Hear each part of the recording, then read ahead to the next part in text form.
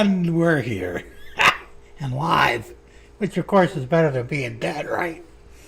Anyway, let's start with who got here first and who got the cookie. Looks like John Nippenberg of Landmark Yards. He got the cookie. Good to see you here, John, and enjoy that cookie. The half cookie goes to Tom Grassi. Excuse me. Get all choked up over here for some reason. Tom, good to see you here. Glad you made it in. Enjoy that half cookie. Quasimodo, he got crumbs. Good to see you, Quasi. And let's see, we got Lionel Trains 94. For all you who don't know, that's Spike Man. He changed his name again. Good to see you here, Thomas. Even if you do keep changing your name. Damn. Got some dust in here today. Dundas Junction Mile Railroad. James, good to see you here. Yeah, second sneeze. I'm going to go for a third one. I guess I did go for a third one. Damn. Gigliotti's, hey Ray. Good to see you here. King Fox Junction.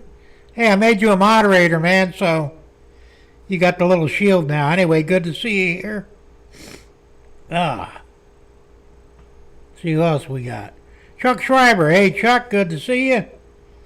Derek Alexander. Hey, Derek. Always good to see you here. See who else we got.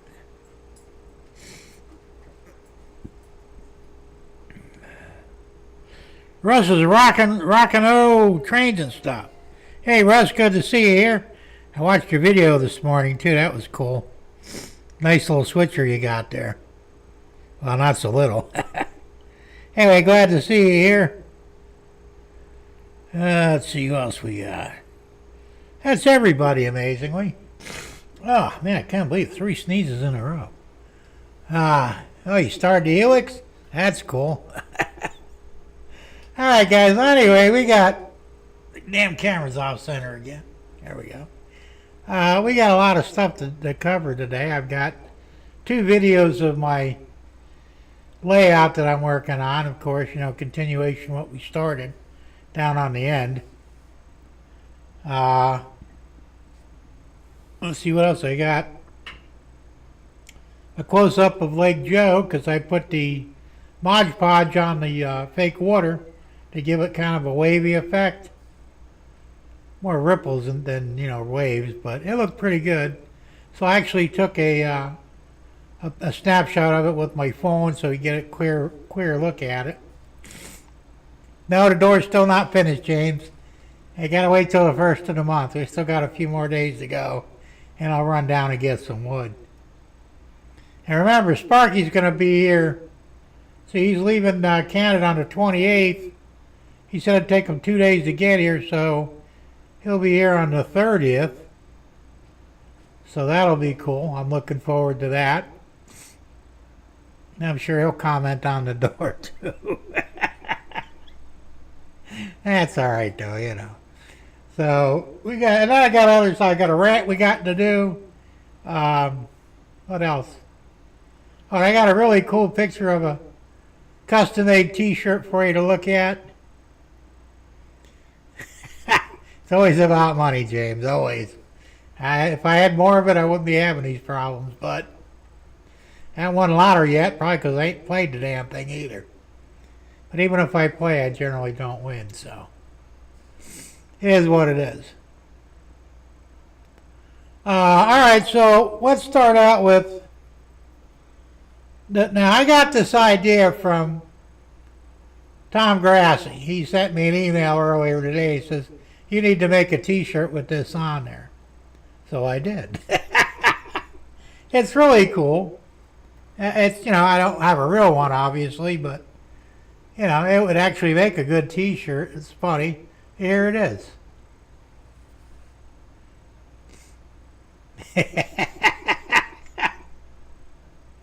I thought it was pretty good. So, hey, Darren Hamill, how you doing? Good to see you here, man. So, anyway, that was a brilliant idea by Tom Grassi.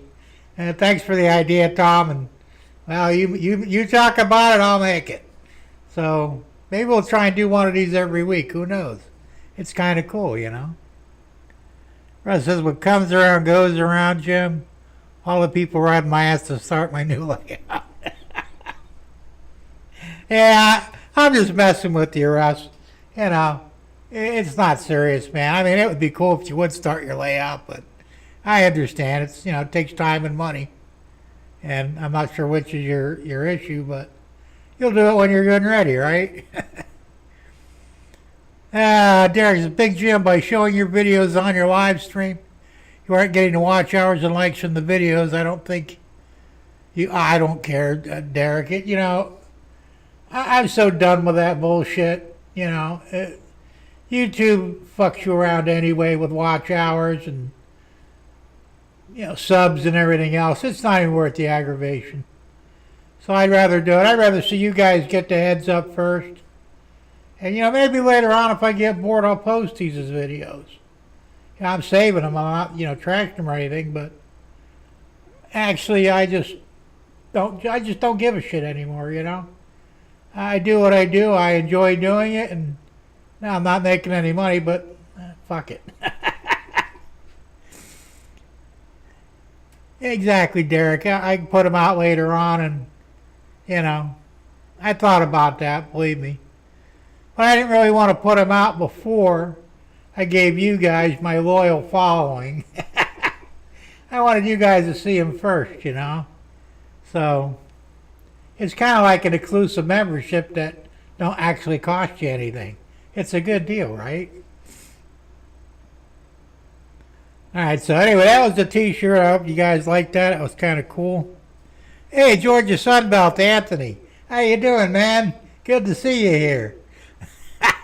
You get moved yet? I mean, I'm pretty sure you were talking about the last time I spoke to you. You should probably be down in, well, you went to Georgia, right? I think. Derek says you might pick up subs. Yeah, I might, but who knows? Hey, Rick Strains, how you doing, Rick? Good to see you here, man. So,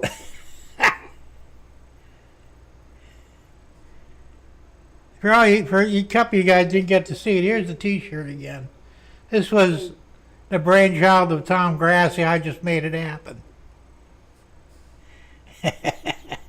I know none of y'all are Democrats, so this shouldn't piss anybody off.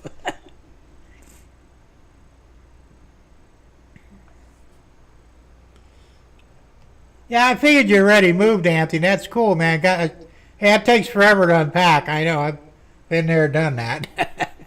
More than once. Hopefully this will be the last time. I don't plan on moving from here. You know, I figure when the time comes, I'm going to die here and be done with it, you know.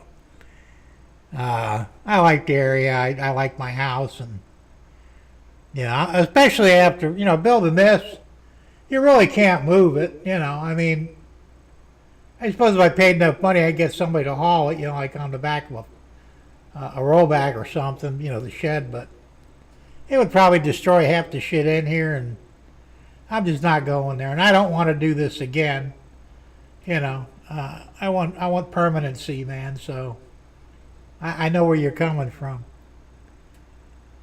All right, so listen. I guess before I go any further. Oh, let me show you, let me show you a picture of what I got back there now. Like I said, I'm not finished yet. Still doing things. I did put some more track down.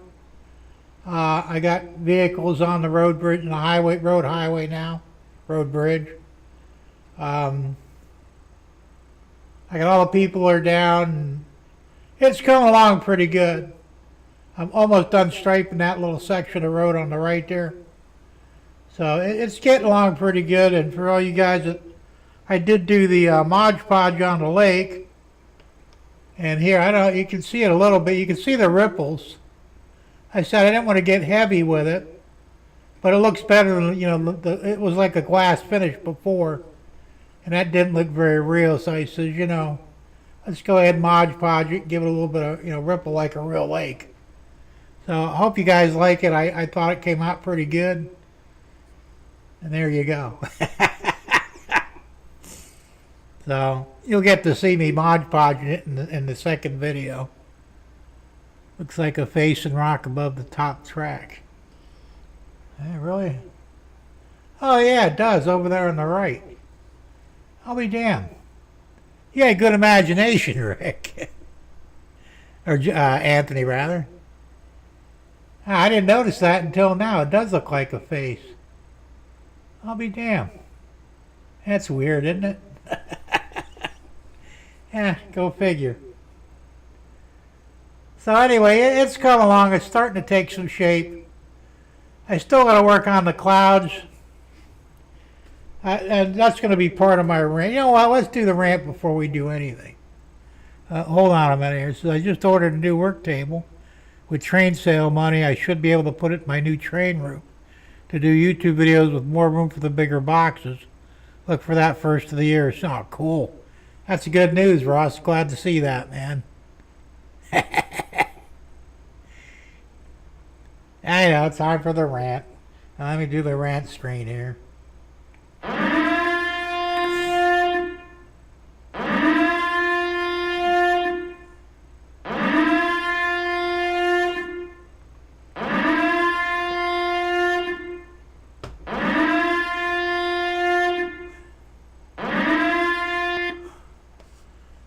I love that thing, man. It's weird. Alright, well, this is what I'm going to talk about here. Now, this is the new one I bought. This is a cordless rechargeable airbrush. The bottom part's the compressor. This one I bought's nice. Has 3 speeds on it.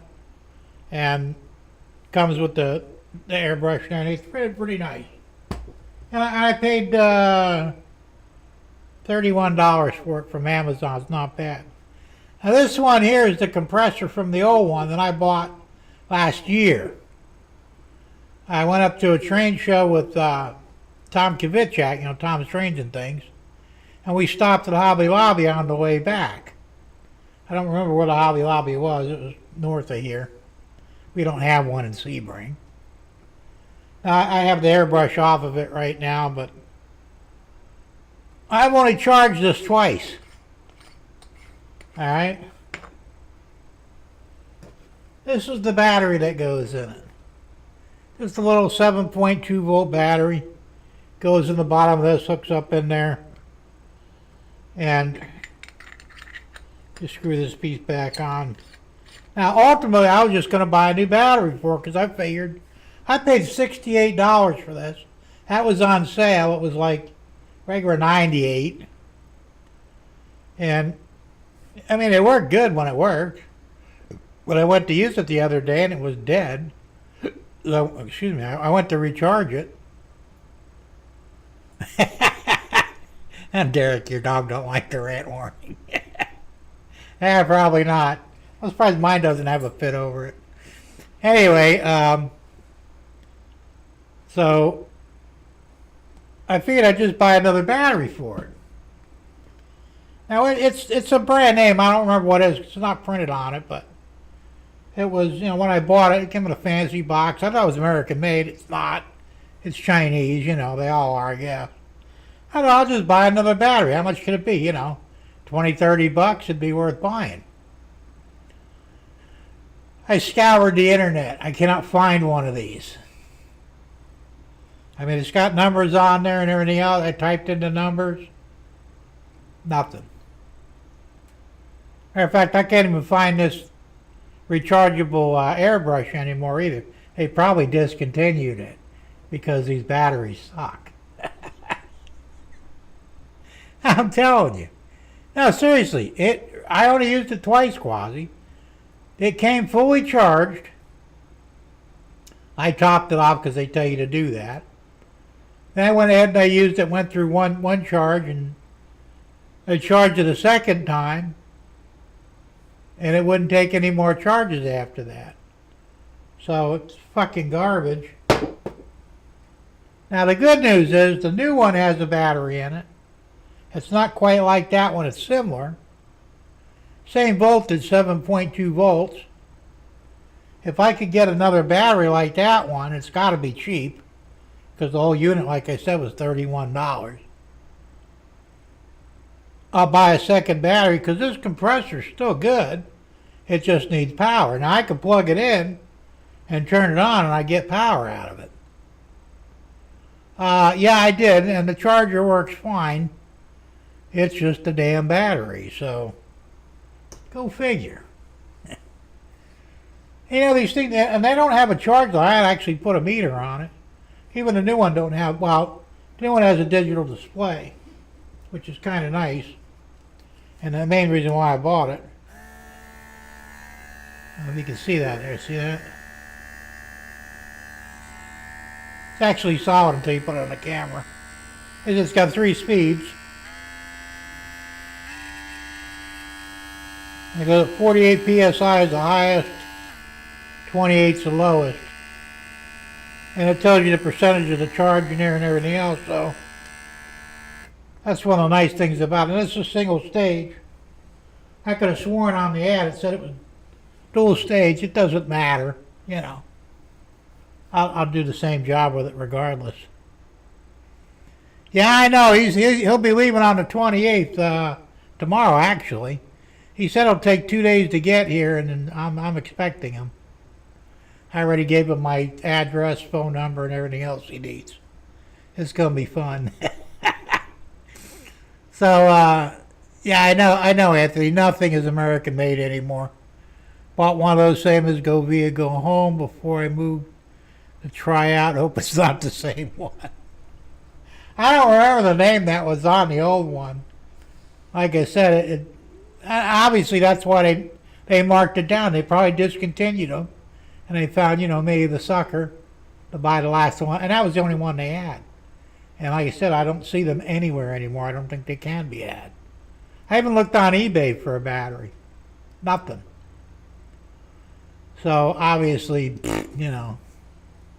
Russ says, must have been defective, Jim. My miniature drill driver from Micromark took a shit on me early this year.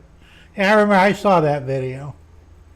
I got a driver too. I don't know. I think it's in the drawer. It'll only hold the charge for about 10 minutes.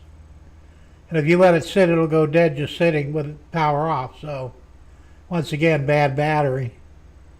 And, you know, I bought that. It was inexpensive. I think I got that on Amazon. I bought that from Temu. Temu, I'm not sure how you say it. I think I only paid like $8 for it. It's a throwaway, you know. I mean, I still use it, but eventually I'm going to get a nicer one that's a little more expensive. Probably get one from Amazon, you know. You know, there's a big black snake in the garage around the freezer. He's slithering through the snake away like it's nothing. Oh, shit. That's in my garage. That's Deb, my wife, wrote that in there. Well, just ignore it. It'll leave. It won't hurt you anyway. It's a black snake. Hey, Waycross Train Spotter. How you doing, Scott? Good to see you here, man. What happens in October? You coming down too? That'd be cool. Yeah, I thought about that, Quaz. You know, I might give it a shot, but I don't think the battery's any good. Like I said, it's, you know, it's a lithium ion. Those lithiums, they're not very reliable when you get down to them. So who knows? Yeah, it's just one of those things. How big is that black snake, Deb? I wonder if it's the one that lives underneath the shed. Not this shed, but the small equipment shed that I got next to this one. He's pretty big. He's about almost 6 foot long, I think, and about that big around. Pretty good size one. But like I said, they don't bother you. And they probably don't care about the snake away either. Remember, they eat rattlesnakes and other harmful snakes that come around, so I'm okay with them. Well, I don't really want them in my garage, though. I'm surprised the cats didn't run them out. They probably will.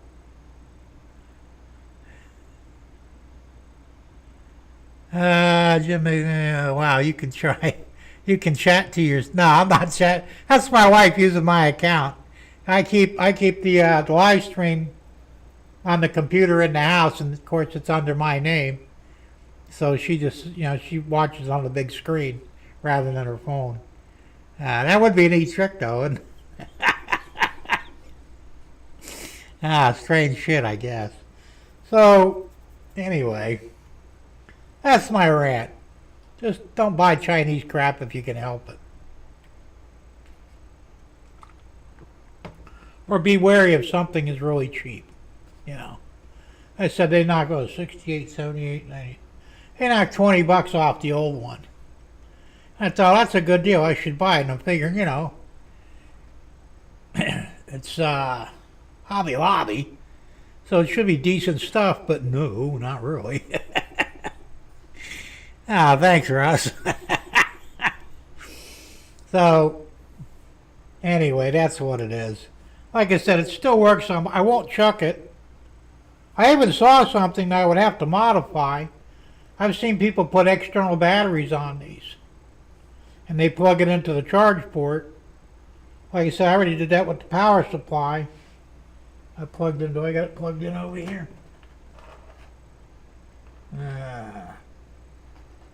No, I know I must have unplugged it, but when I plugged it in, it still worked, with power going directly to it.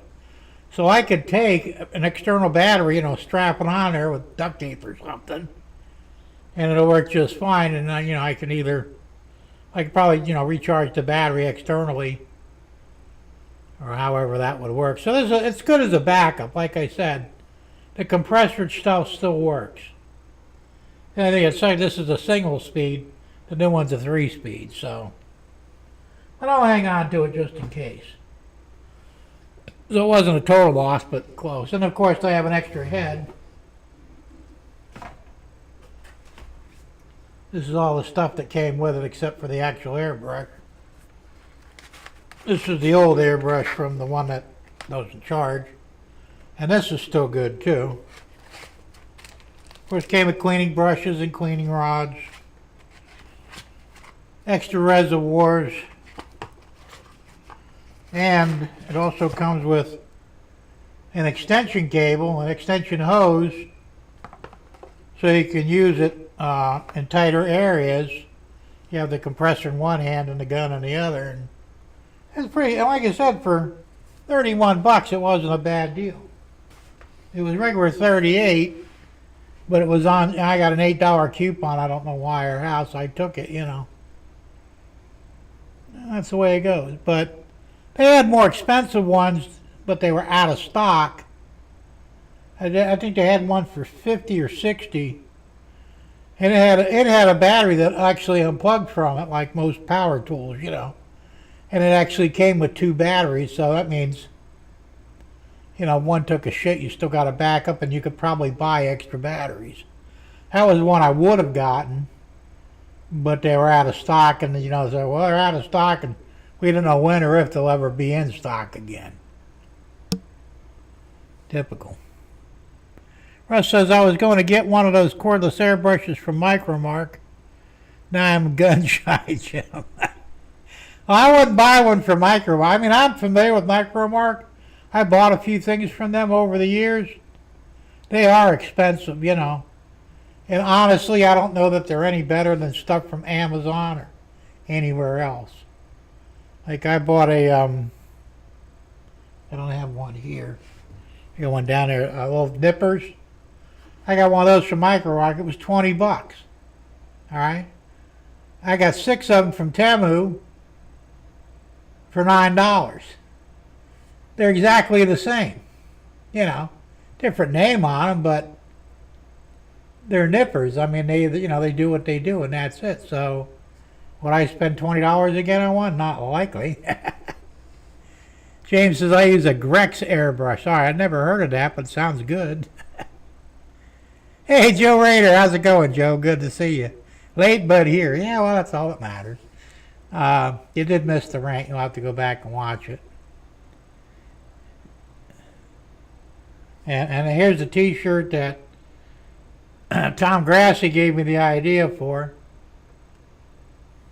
So for all you Republicans and independents out there, you probably get a good laugh out of that.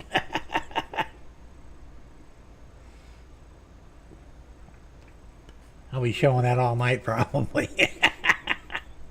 So anyway, yeah, like I said, everything you buy nowadays is a crap shot. It really is. It doesn't matter whether it's from Korea or Vietnam or Japan or China. It probably won't be from America because nobody makes anything here anymore. But, it is what it is. I have an airline from my workshop going under the house. I'm going to tap into it and bring it into the new train room. Oh, an airline, okay. I was thinking airplane for a minute. What the hell you got an airplane under your house for? Well, that's a good idea. And if you got a rubber compressor like in your garage or something, that'd be the way to do it. I was thought about buying a big one. I'd still like to have one for in the garage. But I don't, because the garage is like 200 yards from, well, no, it's about 100 yards from here. No, not quite that far. 50 or 60 yards from here. That's a lot of line to run, and I don't know how I would do it without it being unsightly, Because I could have done that and ran a line into here, and boom, there you go. So, like I said, and cordless is the way to go on a lot of this stuff anyway. I have a wired airbrush compressor that I was using before, but it's a pain in the ass. First, you got to have electricity. You're tethered to a short line. I think the longest line I got is like 10 foot. So, James says that could change. Made in America could come back. Yeah, probably not in my lifetime. I mean, it would be nice, growing up, everything was made here hardly, You hardly ever see anything from China, and generally it was just cheap garbage, kind of like it is now. And China does have some good stuff. And, they don't have the labor problems over there. They don't have unions. They're basically a socialist nation, communist, socialist, whatever. And, we're going to pay you $5 an hour. You're going to like it, or we'll end up disappearing you in the middle of the night. So nobody bitches, and they work, well, they don't get $5 an hour. They probably get about $1 a day. But hell, screw them. Lake Ontario is now like America, really? Is that good or bad? So, I don't know what's going to happen, to be honest with you. I'm not holding my breath. Every time we think we're going to jump ahead and do the right thing, something gets in the way and screws it all up, I said we had President Trump for the people for a while there, and now that he got bought and paid for by another country, which I won't name, you can figure it out. He's no longer, he doesn't give a shit about the American people. It doesn't seem like anyway. It's like, well, what the fuck, And even Florida, I said we had a good governor here. Now we got the governor-elect as the black guy. He's a crook. He's an admitted felon, ex-felon. I don't trust him, And I think he's going to ruin Florida, and there ain't a damn thing we can do about it. I won't vote for him, but, I won't vote for the Democrat either. Hey, Raymond, how you doing? Good to see you here, man. Russ says, and they really treat their people like crap. I don't doubt that. China's communist. Okay, I don't think there's much difference between communism and socialism. If it is, it's a minor detail. They say everything eventually becomes communist, so much better than fuck. Well, yeah, he is. I mean, look, I still like Trump, but like I said, he doesn't seem to be like he's working for us anymore. He seems to be working for that other country. I got a problem with that, but then again, maybe it'll change after we kick Iran's ass. I don't know. And they won't give up either. I don't know why he just doesn't carpet bomb the whole damn country and be done with it, Did you ever see that Monty Python movie. What the hell is the name of it? Shit, I can't remember the name of it now. But like during the time of Camelot and King Arthur and stuff. Oh, the Holy Grail. Monty Python, the Holy Grail. That's what it was. And there's one scene in there where the White Knight tries to cross the bridge, and the Black Knight says, "No, you have to fight me first." So the White Knight whacks off an arm. He says, "Oh, it's just a flesh wound. Come on, I'm not done yet." He whacks off the other arm. "Yeah, another flesh wound. I'm not done fighting." Time he gets through, he knocks off both the guy's arms and legs. He's sitting there on the, kind of sitting on the ground. He says, "Come on, you coward, I'm not done yet." And the White Knight says, "Dude, you got no arms or legs. You can't fight anymore." He says, "I'll bite you to death." You know? That reminds me of Iran. They've already lost their arms and legs and they're still wanting to fight. I don't get it. It's crazy shit, man. James says, "I remember when Craftsman tools became made in China." Do they make them in China now? I wouldn't be surprised. You know, at least Snap-on is still made here, but and I have mostly Snap-on tools, but I can't afford to buy them anymore.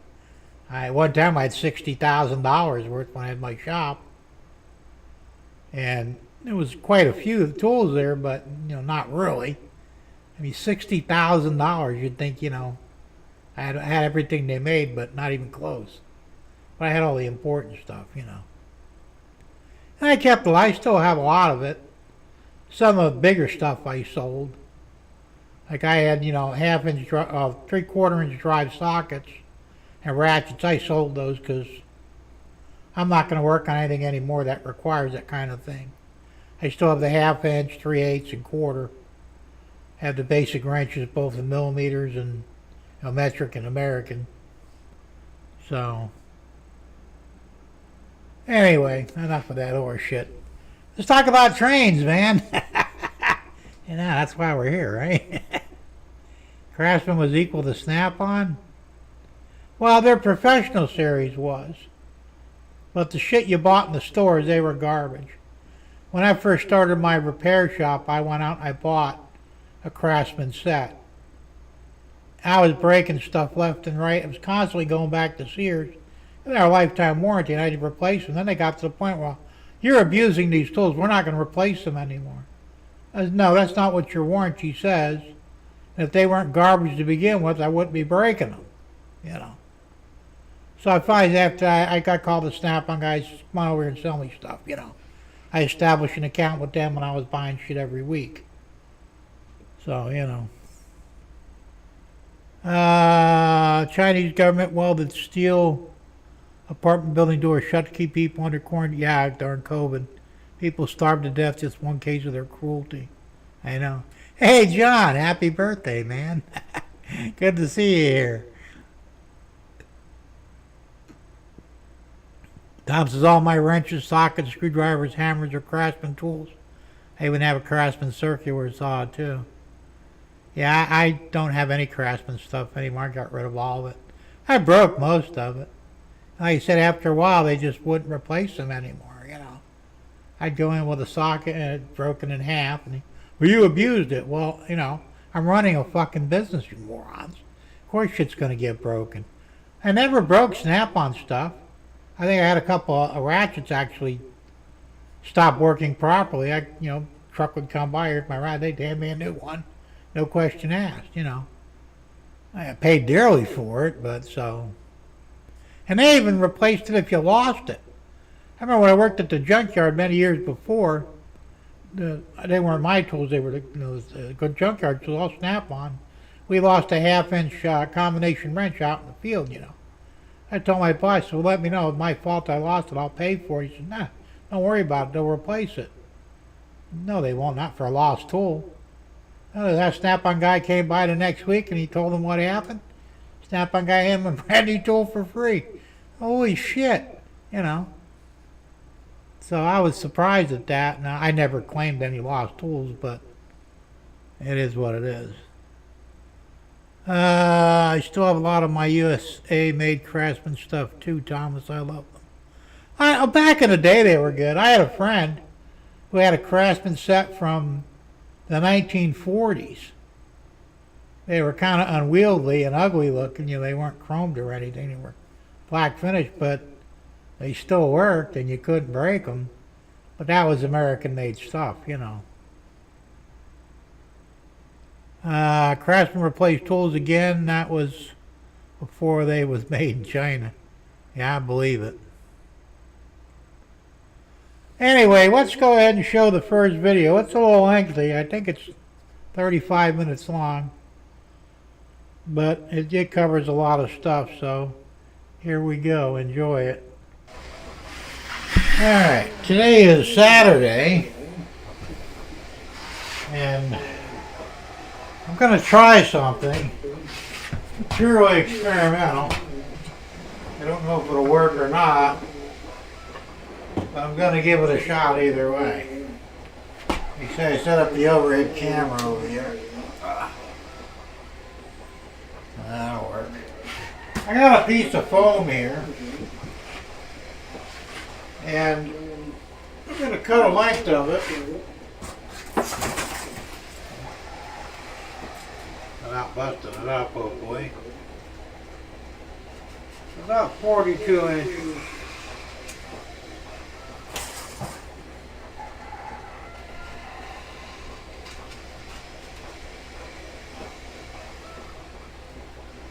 Now I'm also going to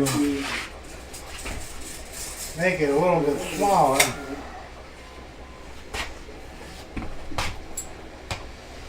And I'm going to put foil on it, and I'm going to put it back in that back corner if it works. And like I said, I don't know if it will or not. It should.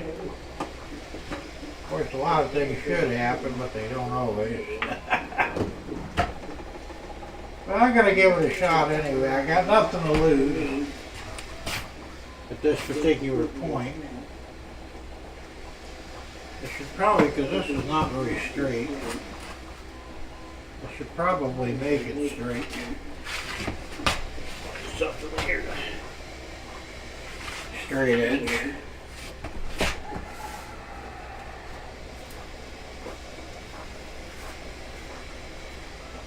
I think that'll work. Mark it out.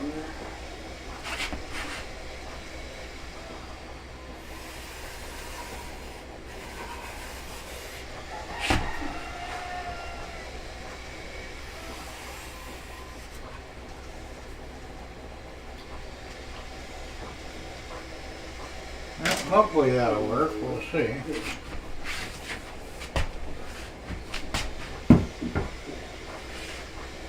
And every time I try and do something experimental, it's always a crap shot to see if it'll work or not, you know. Might work, might not.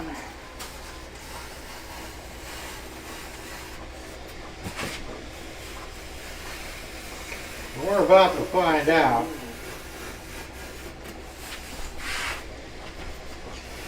It seems like a good idea, whether it is or not. Like I said, hopefully we'll find out.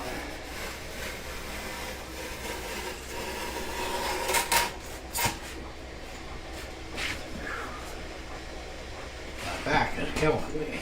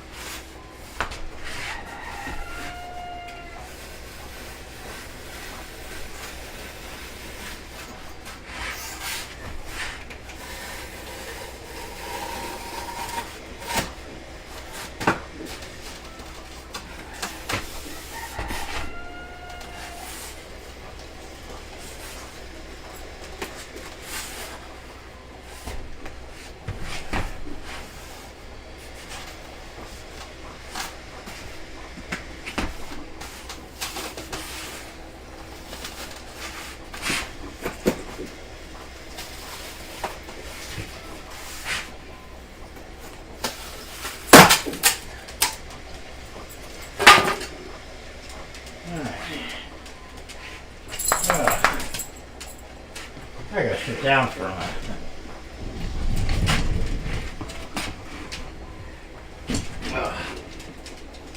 I could probably work sitting down, so.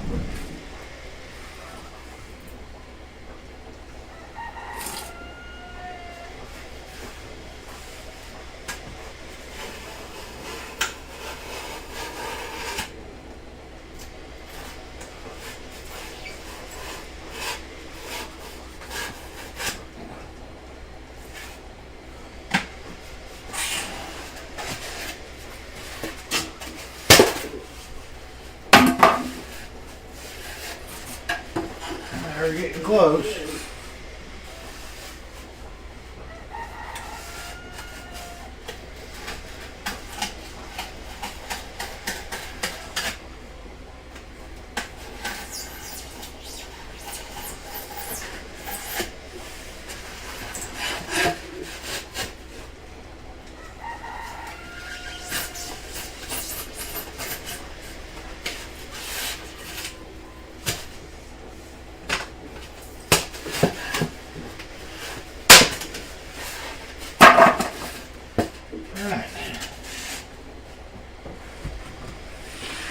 Here's our piece here.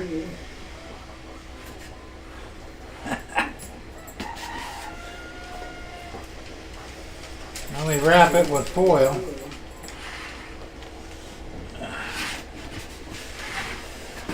Probably do that right out of here. Already got one piece off, so. Like I said, it's not rocket science by any stretch. We're just basically going to wrap this.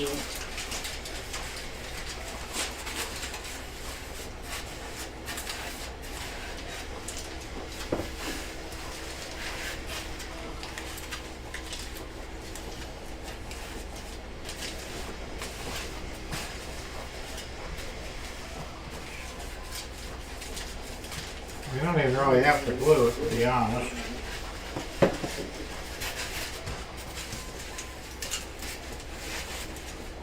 We probably should glue the bottom part anyway.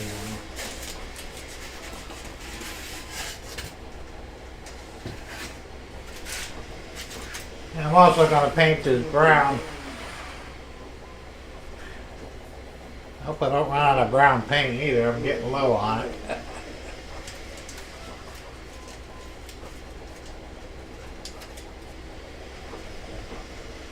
Oh, let's see, we're going to need more foil.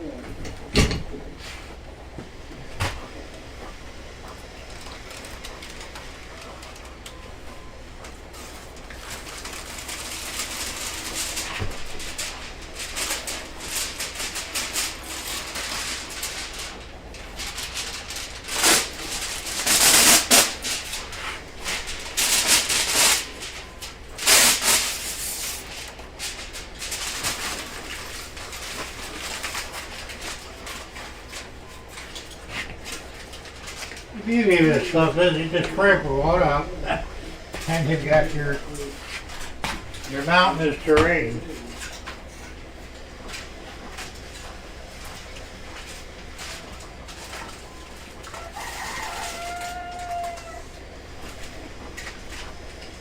Which makes it incredibly easy to work with.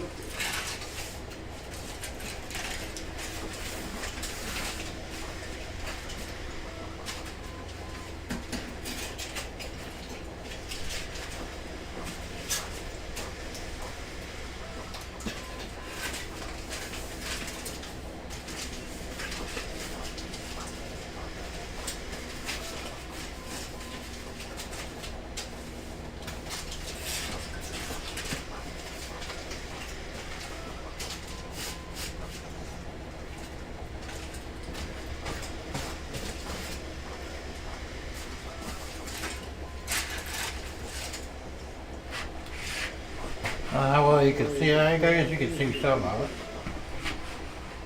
One more piece ought to do it.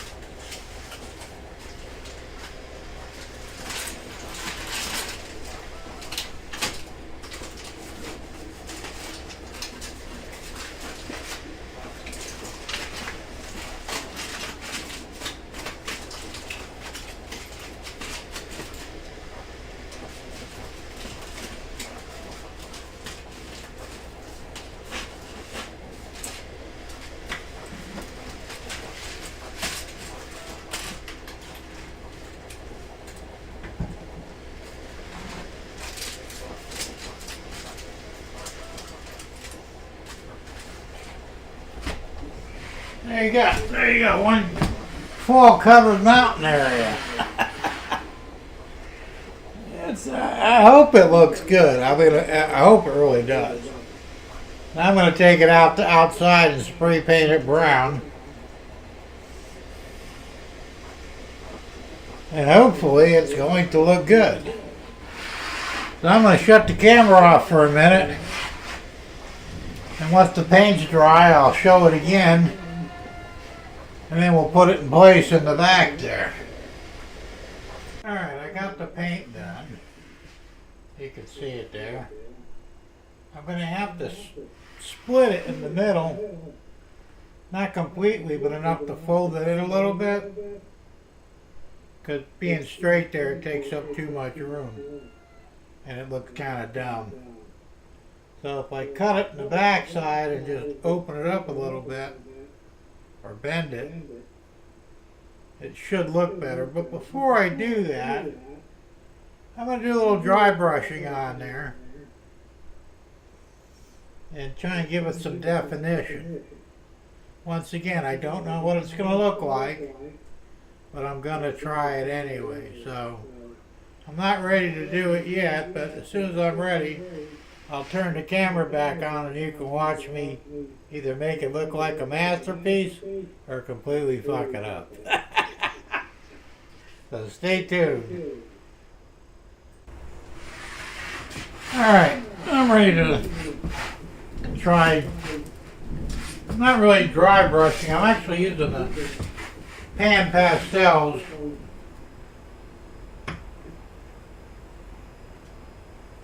The brush didn't work too well. They're just like going over the highlights.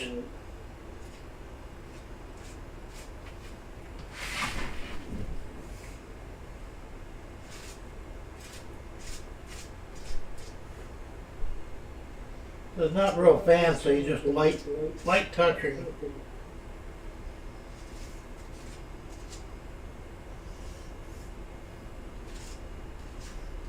Just basically a little highlighting some of the raised areas.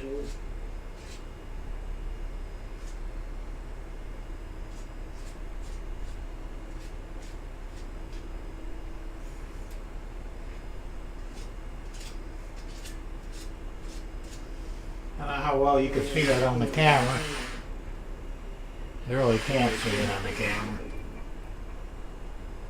Well, you probably get to see it better once it's in place. We'll see.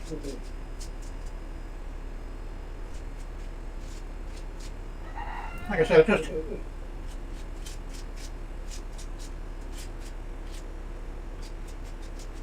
I think that's enough right there.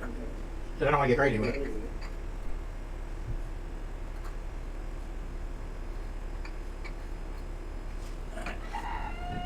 Well, now I've got to go ahead and slice the back. That's going to be a trick. You probably can't see this because the camera doesn't.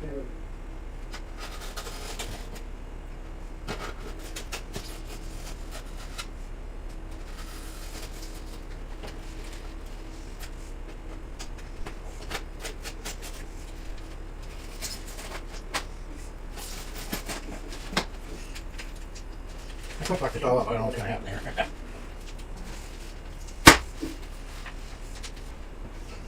Well, we'll see. So like I said, this is what I did. I cracked it in the back. If you can see that or not. Yeah, I guess you can. I'm going to go set it back there. I'm going to turn the camera off and I'll switch cameras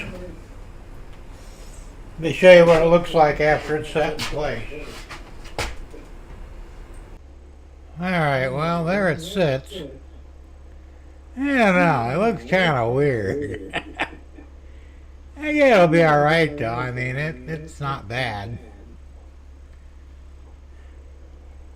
I think once I do everything beside it and above it, it should blend in alright. I mean, it gives it a three-dimensional approach. It's So I'll paint some, I'll do the blue sky above it, get some clouds in there, and maybe even get some beside it each way. We'll see. Like I said, it's not done, so it's hard to really judge it. But it might turn out good anyway. We'll find out, so stay tuned as I make more progress. Alright, I'm going to walk back there and we're going to paint up that cardboard blue. And then I'm going to go and put the mountain area back in. And we'll see what it looks like. I got the roller.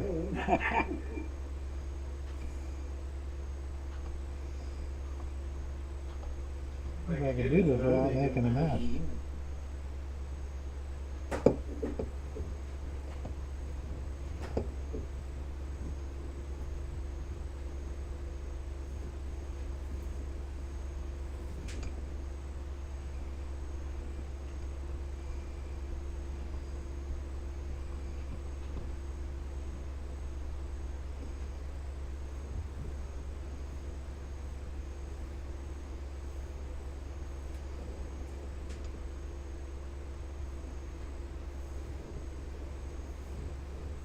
The good news is I don't have to do the whole thing because the mountain's going to cover the probably lower third of it at least.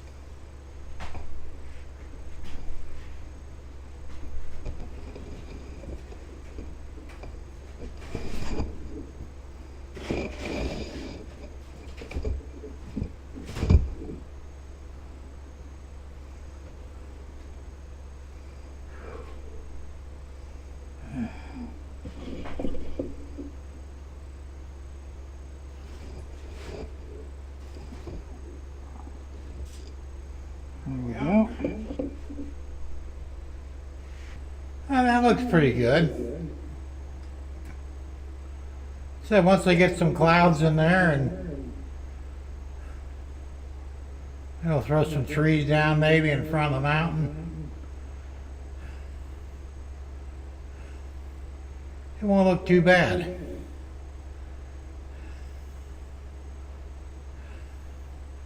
I've got to put more foam to the left there to mate up with the mountain tunnel. And that'll hide that area behind there. Anyway, I'm going to stop the camera for now and we'll get back to it in a little while.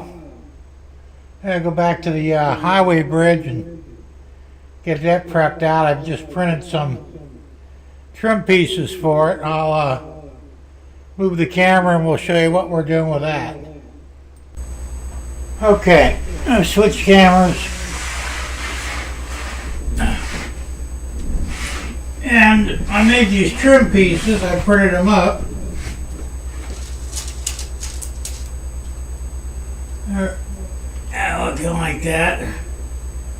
And what we're going to do with these is, we're going to use these to cover the extra braces underneath. So we're just going to put them on there like so. Glue them in place and we're good to go. I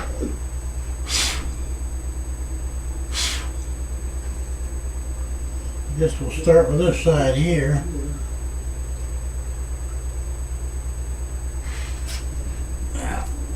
I'm going to use the Bondine for this.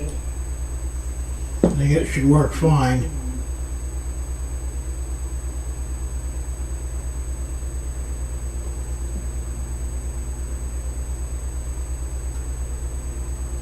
Oh boy.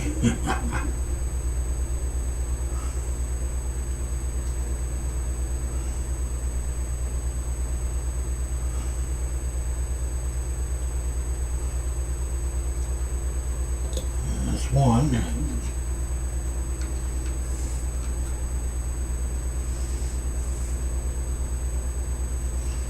That's two. I should probably have something to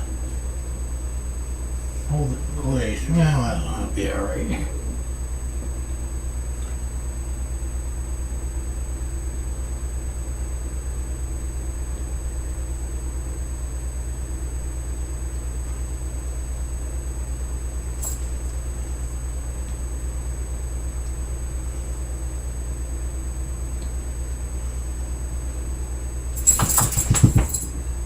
The beauty of the Bondine is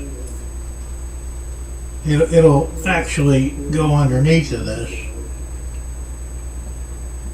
and bond the two materials together.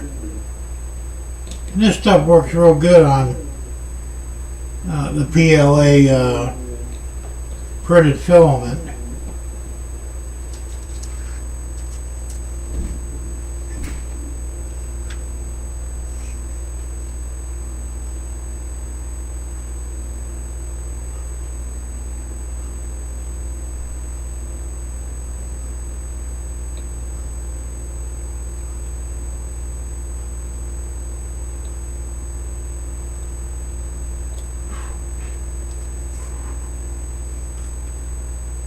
It's even worked out perfectly. I'm going to have to cut it.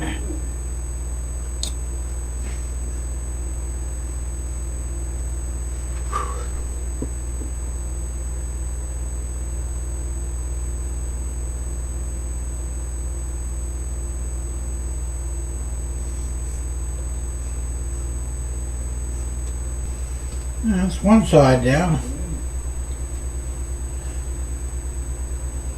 It makes a nice trim on it, so it dresses it up a little bit so you don't see these bottom plates that were sticking out before.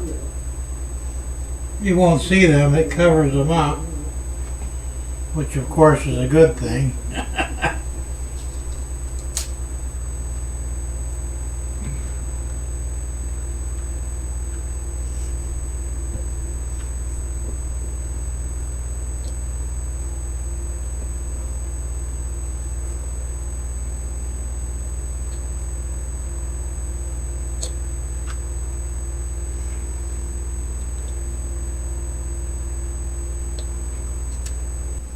And after this was done, I let it dry for a while.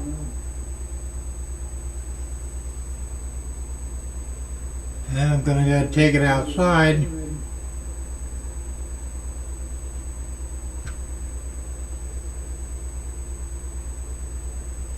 and paint it. I'm going to do it in a light gray, well, actually a primer, which will simulate cement. And then after that dries, we'll put the lines on for the highway. And even though I ordered some new highways and byways striping, I remembered I had some left over. That's these right here. I got some white. Got plenty of yellow. There's more than enough to do this. So I could actually get this thing completely finished and get it put up on there, and I've already got the middle support done that I printed. You'll see that when we put this in place. So all the ways around, it's actually looking pretty good. I'm going to let that dry up for a little bit, then we're going to flip it over and do the top side of it. And then we'll get it outside and get it painted up, and we'll go from there. So I'm going to go ahead and turn the camera off for a bit. And we'll turn it back on once it's painted and back in here.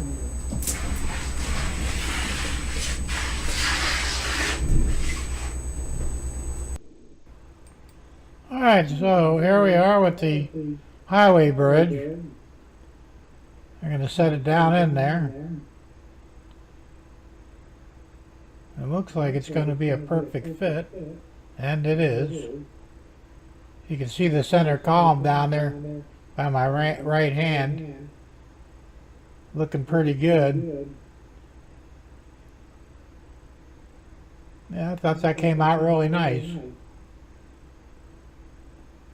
Now, I've got to get the cards and stuff to put on there, but there's still more going on. Oh yeah, and I ran out of white striping. So when the new highways and byways stripes come in, I'll add down on the other end. And I've got a little section of road to put in, as you can see there. We'll get that striped and laid in. And we'll be done. Well, with that particular part of the scene anyway. So that's going to be it for now. I'll end on this video. Next video will show more stuff. So, you know, stay tuned. And look forward to what we're going to be doing. All right. I was shorter than I thought. I was a little over 20 minutes. I think the next one's 35 minutes. Before I do that, though,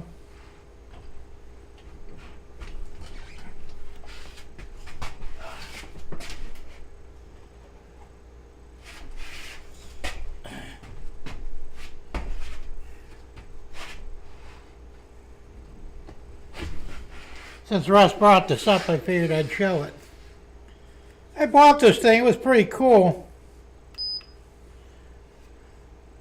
It measures the angle. Of course, it's LED, so you're not going to get on the camera, it doesn't give a straight reading, but as you tilt it, it reads the degrees of angle of the up and down. And plus it's got glass bubbles on there as well. It does a whole bunch of different things. It'll do got different modes, reference points, a hold button. It's pretty slick. I don't remember what I paid for it, but it wasn't that expensive, and it's also magnetic on the bottom. But if you want to figure out what your angles are, you know, your degrees, this is a handy thing to have. So I don't think it was. I think it was like $20 or less, somewhere around. It wasn't very expensive at all. I was kind of surprised. That's why I bought it. It really came in handy for some of the things I was doing. Oh, hey Floyd, how you doing? Good to see you here. So anyway, let's do the second video and get it out of the way. Then we'll go on to other things. Now, mostly this is the people I put down and some other things I did. Like I said, it's a little boring. If it gets too boring, say something. I'll speed it up a little bit. And I gotta get all the stuff sorted out over here.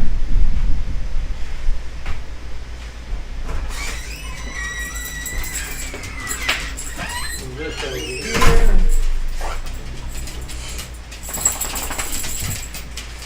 And now we can get stuff. And there's Pogo. Yay!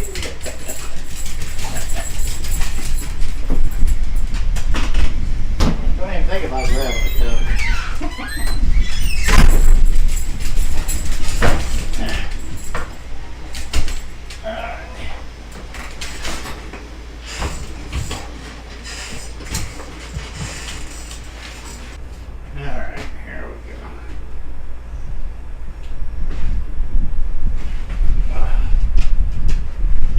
It does what I want it to do. More or less. I think we can move this too right down. What do we got? We got a lot of people here. This is only one bag. There's still another bag.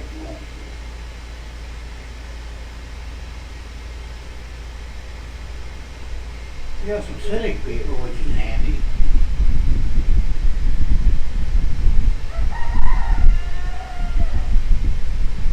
Glue those in, we just basically set them. Here's a couple.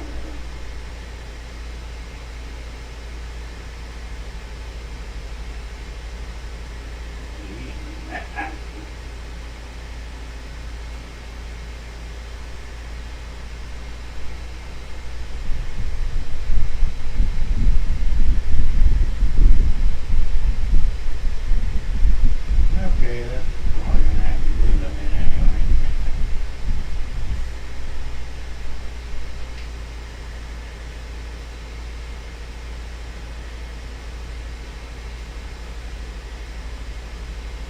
I'll tell you what, nothing's ever easy. Guess if it was, the hobby wouldn't be that interesting, would it?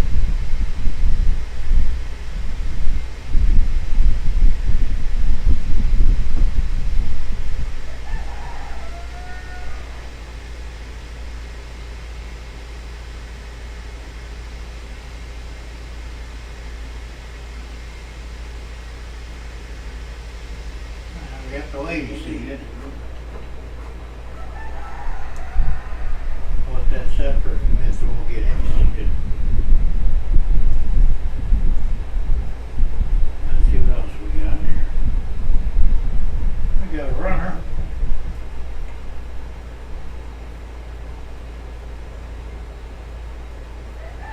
The smart thing to do would be to put a piece of paper right there. Use this here.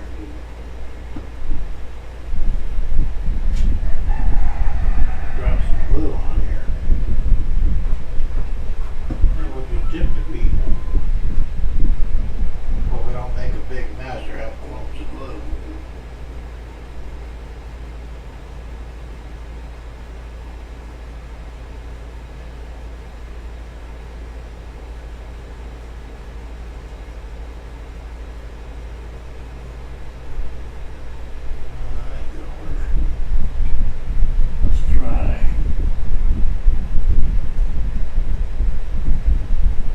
Sometimes this stuff isn't as easy as you think it would be.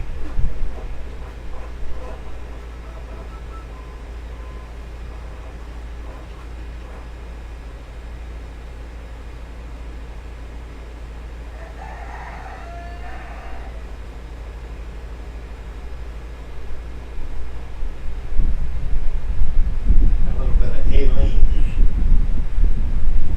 tacky glue.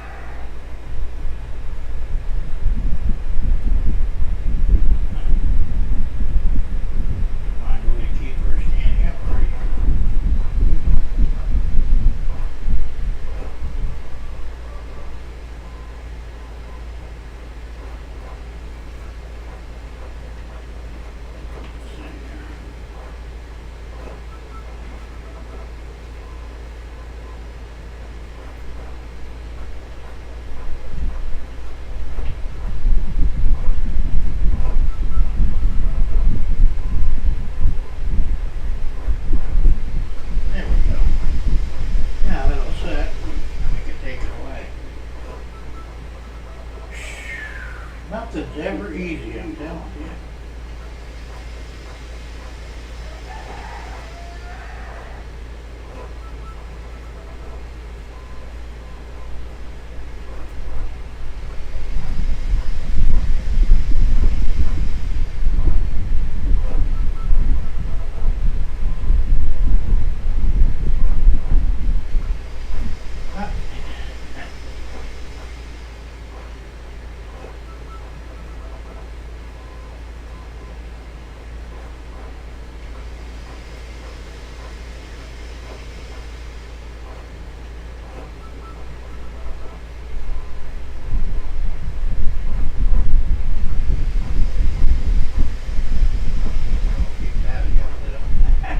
Till it says. I'll tell you, it's great, isn't it?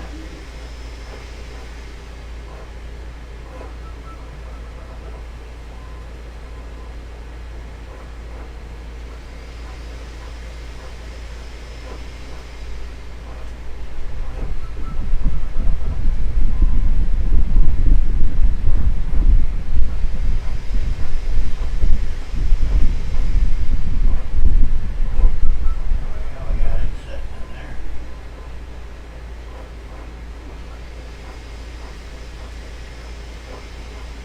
And the good news is this one's laying down.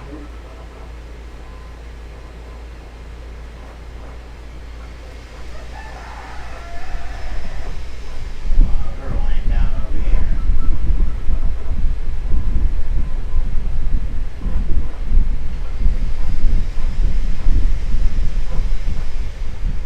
There, he appears to be laying down too.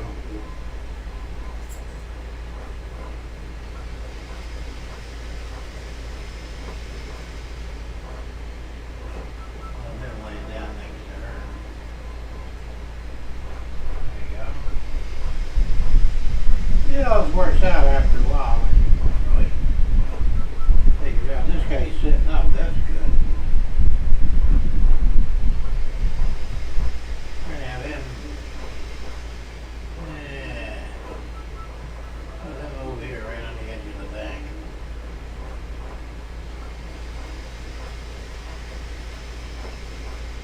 That's pretty cool, yeah.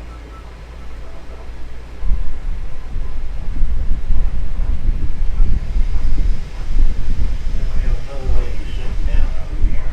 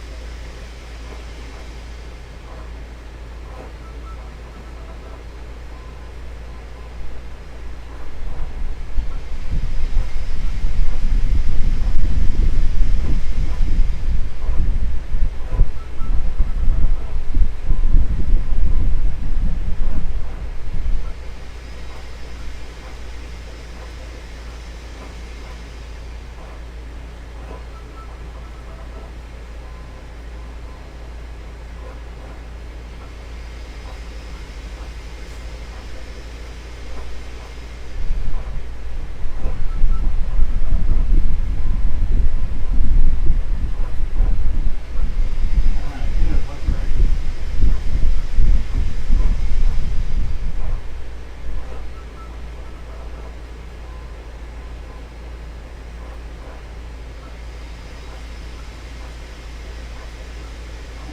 Her legs are just a hair bit too long. We'll fix that real quick.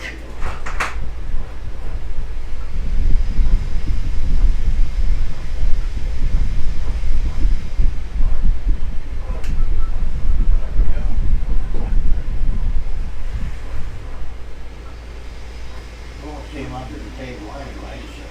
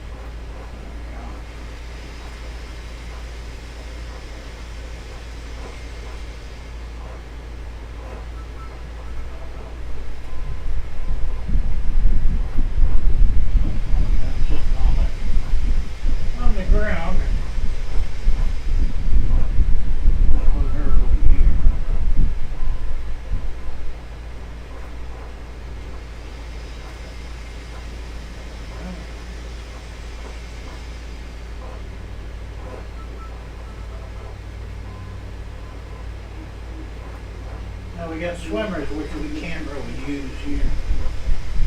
We're gonna put them aside.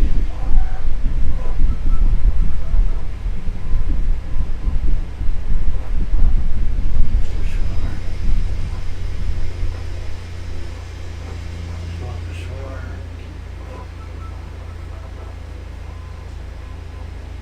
Think this one's a swimmer too.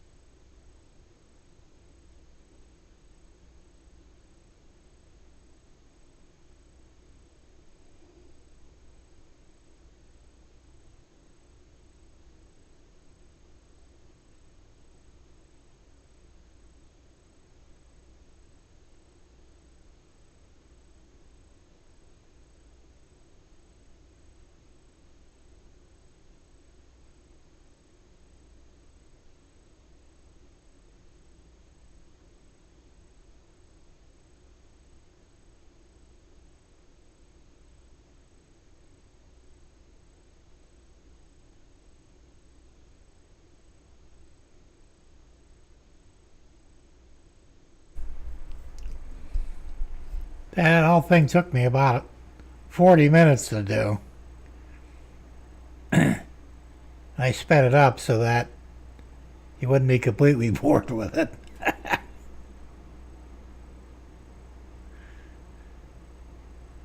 It came out really good though. I was hoping that it would. The last time I did waves on fake water, back in Naples on my old layout, and I used the airbrush without anything in it, just the air to blow on the Mod Podge to give it that wavy effect. And this time I found out I could use a brush to do basically the same thing. So, and like I said, I'm real happy with how it came out. I didn't want to get crazy with it anyway, you know. It's just a lake after all, not like an ocean or a gulf or anything.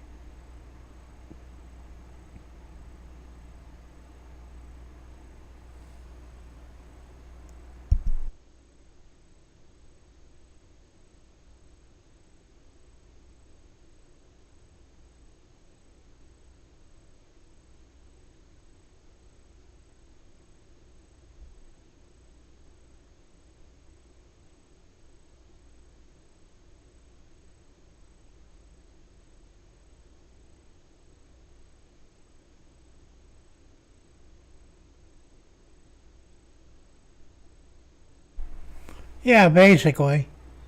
I said, you know, we have lakes all over Sebring here, so I went and actually looked at the lake, and it looked kind of like what I did here. You know, the only time the lake gets rough is when there's a storm approaching. The wind really kicks up the water pretty good, but normally it looks like this, you know, on a good day. So I'm happy with the outcome. It came out well.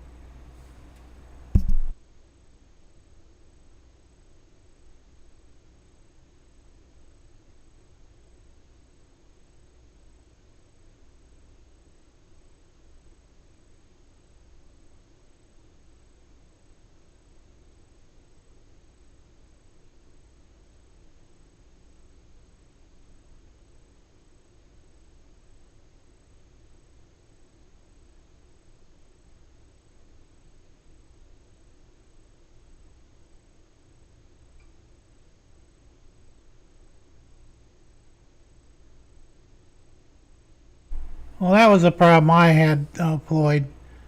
It looked like a piece of glass, and I didn't like it. I wanted to make it look more natural, and I just dotted on with that, and that's the matte finish Mod Podge. I don't know how it would work with the gloss, but the matte works perfect for that, and it gives the water a more realistic effect, if you ask me.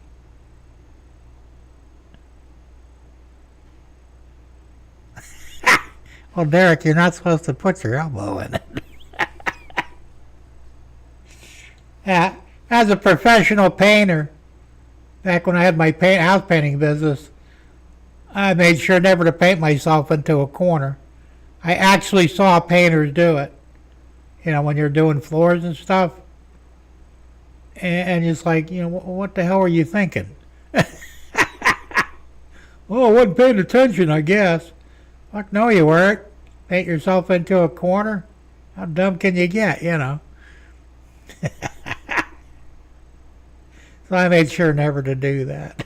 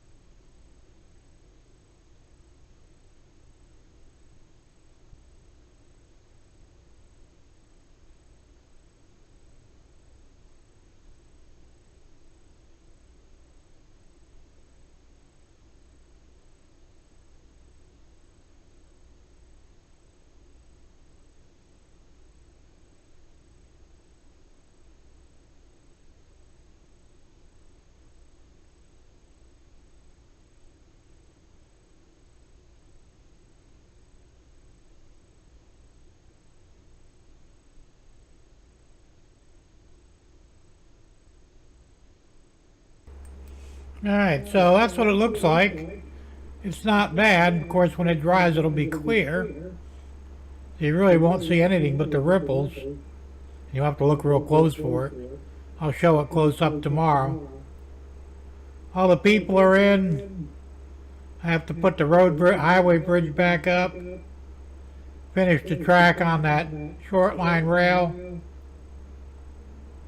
And get some cars and trucks on the highway bridge. Finish striping that one little section of road. And we're good to go. And I'll do all that tomorrow. In the meantime, it's pretty damn late. It's almost 7 o'clock. I want to go get some food and relax for the night. So we'll see you again tomorrow.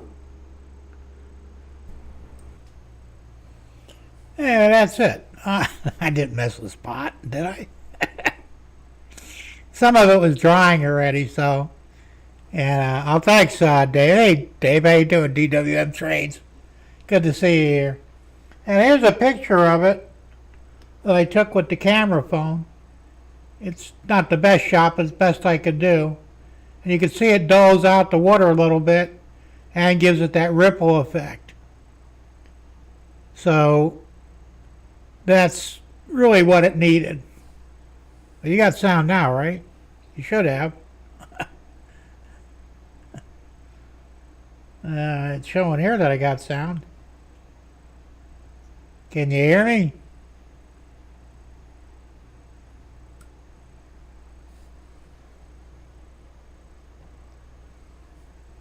Audio is fine here, okay.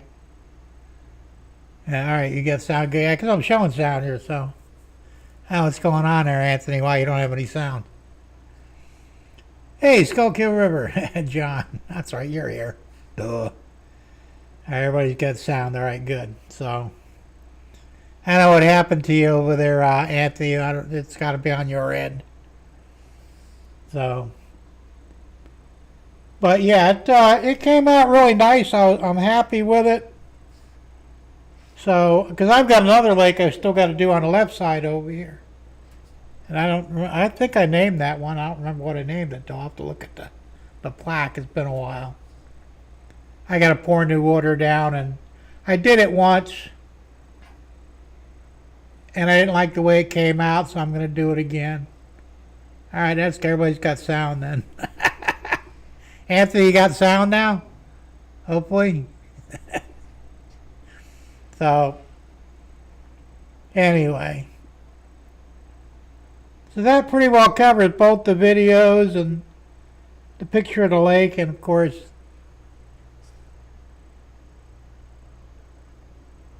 you know, the t-shirt. Tom Grassy, Tom. I'm glad you came up with that. It's really cool. And I wasn't sure I could pull it off, but I did. Anthony forgot he turned the sound down while the video was on. That's possible. So, I'm telling you, don't worry about it. I do all kinds of weird shit myself. Amazing what a reboot does, yeah.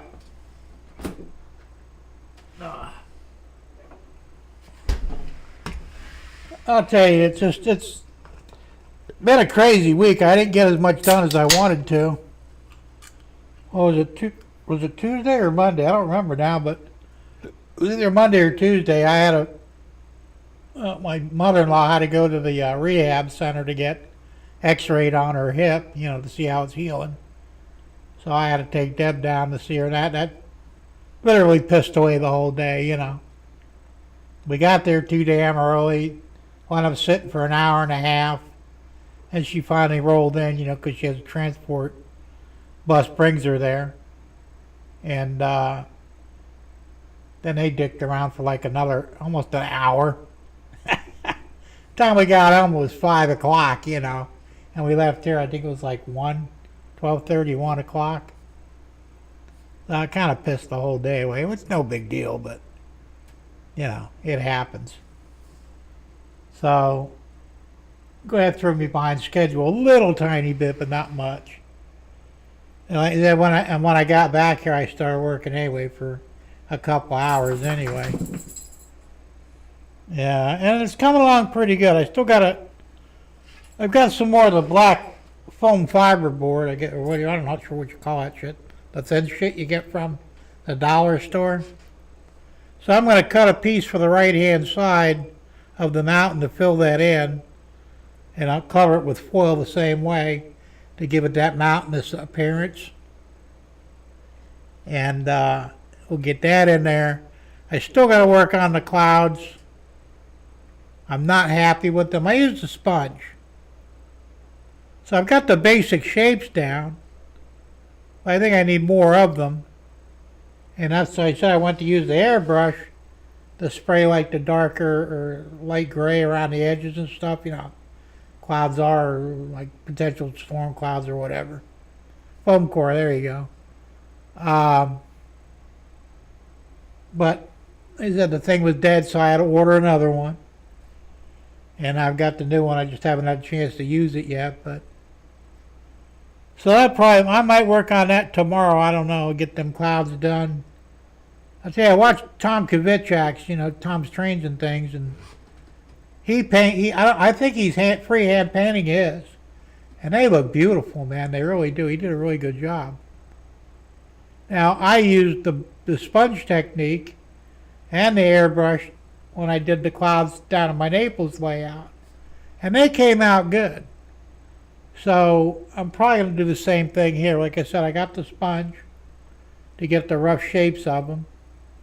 I think I need more, though. There's just not enough of them. And then I need to, outline them to give them a three-dimensional effect somewhat. And I think they'll be fine, and that's going to fill in that area pretty good back there. Now I'll have to do the left side of the mountain too at some point. I'll get to that this week, I'm sure, maybe. Like I said, Sparky's going to be here. I think he's leaving on the 28th tomorrow. He should be here. He said 2 days. So he'll probably show up either, let's see, Thursday, Friday, late Sunday. Or, yeah, probably late Sunday, which is no big deal. Like I said, I've got the spare bedroom that he could sleep in, so of course, then we'll be running around doing things too. He'll spend time over here, and we're going to go see Tom down the road, Tom's Trains and Things. So we'll have some fun. I don't know how long he's staying here, it's whatever, but so I'm sure we're going to be packing a lot of stuff during that time. So, like I said, between him spending some time here, going over to see Tom. That's a long trip from yeah, it is. Well, that's what he said. He said 2 days. So I think, where is he? He's from Ontario, isn't he? I thought. As I know, he's not that far over the border, I don't believe. So, either that or he's from Ottawa. I don't remember which it is, but he said he could do it in 2 days, so I imagine he's driving straight through. Yeah, 28 hours straight through. That makes sense. So, yeah, it's going to be a little over 2 days, unless he drives like I do. Cambridge, okay, I'm not sure where Cambridge is, but that's got to be is that close to Michigan or New York? Like I said, I'm not familiar with Canadian territory, so I don't really know where it is, but anyway, I'm looking forward to it. It's going to be fun, Of course, anytime I have somebody come visit, that's cool, And I've had frickin' Dave Thurber here, and Tom Grassie's been here. Near Kitchener, fuck. Kitchener's no helpful to me than Cambridge.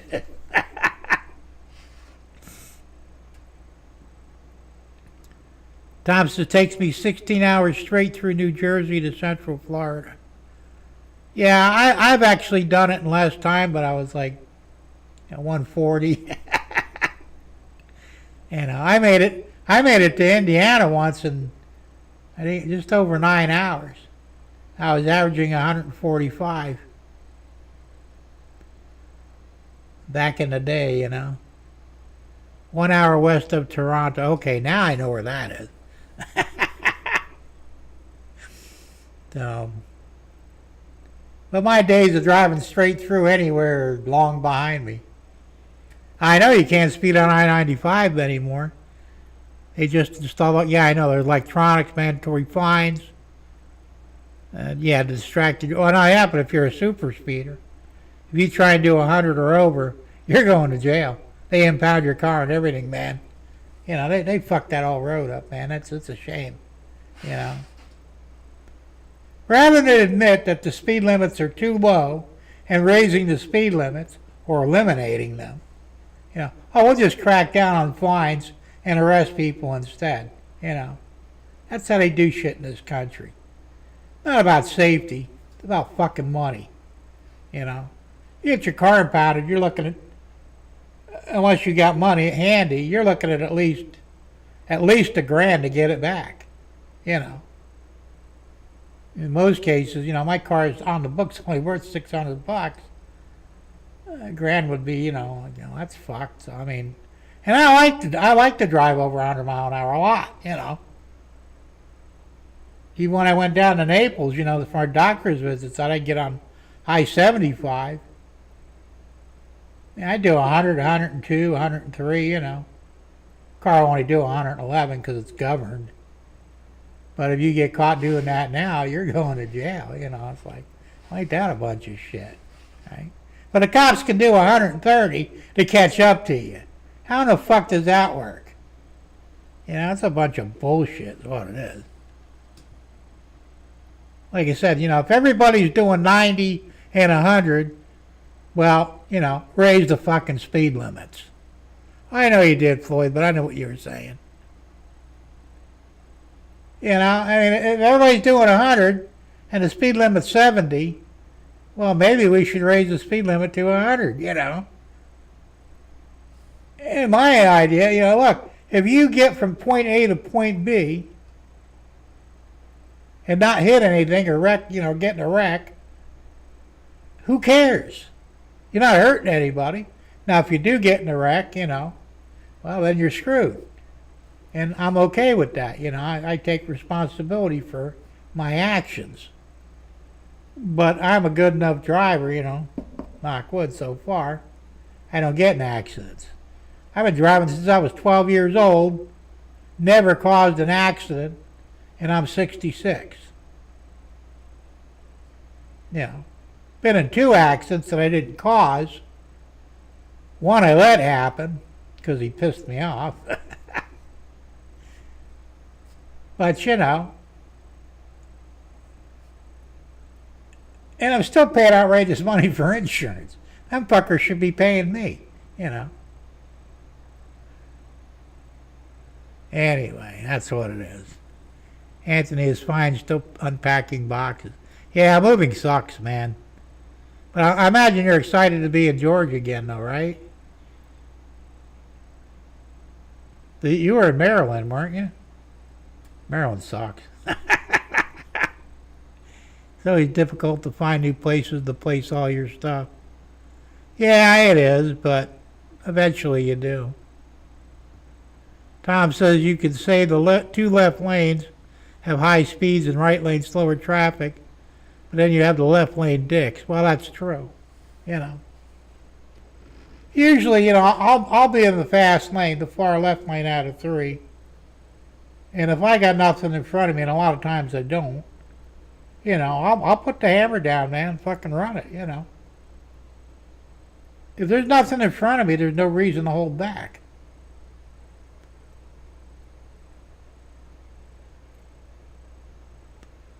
This is only 20 minutes away from my daughter and son-in-law. Maryland does suck. I've gone through that. I've never lived there. I'm from Jersey originally, and honestly, Jersey sucks too. I think all the northern states do actually. They're just, they got idiots running them, and they're just too damn expensive. Crazy taxes and fuck that, man. Wish I could type without spelling mistakes. Well, you'd be in the minority because we all make spelling mistakes. I like to blame it on my keyboard. Damn it, you know.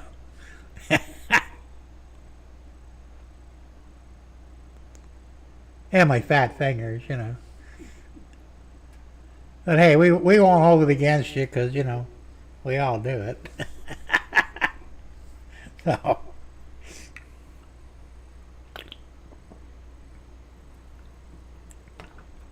we'd have to get you to come down here someday, Anthony, you know, hang out with me for a bit. Or maybe I can even go up there. Georgia's not that far away. Are you in northern or southern Georgia?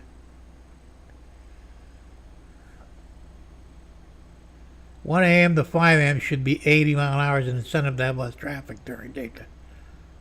Damn autocorrect. It should be higher than that. It should be 100, you know, or no speed limit. Like I said, I've gone up, you know, I've driven up, like I said, to Indiana, and a good part of that was, you know, at night. And there wasn't much traffic on the road. In some areas, there wasn't any. So like, the only person you could really hurt is yourself, and, you know, that's on you. You know, I've done, you know, up 145, man. I didn't care, you know. I had a blast. Something would have went wrong, well, I wouldn't be here talking to you probably, but, you know, nothing went wrong, so. And, of course, traffic makes a difference, too. You know, if you're bumper to bumper, you're not going to be doing 70 miles an hour anyway, you know. I mean, I've been on 75, is coming up here, you know, and some idiot would get in a wreck. Track would be backed up for 20 miles. We're crawling at 2 miles an hour. Yeah, there's nothing you can do about it. Mid-Southwest Georgia, 45 miles from Atlanta, heading down. Oh, that's cool. That's not far away.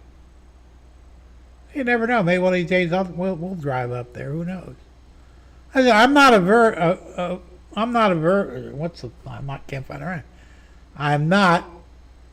aversive, is that the word?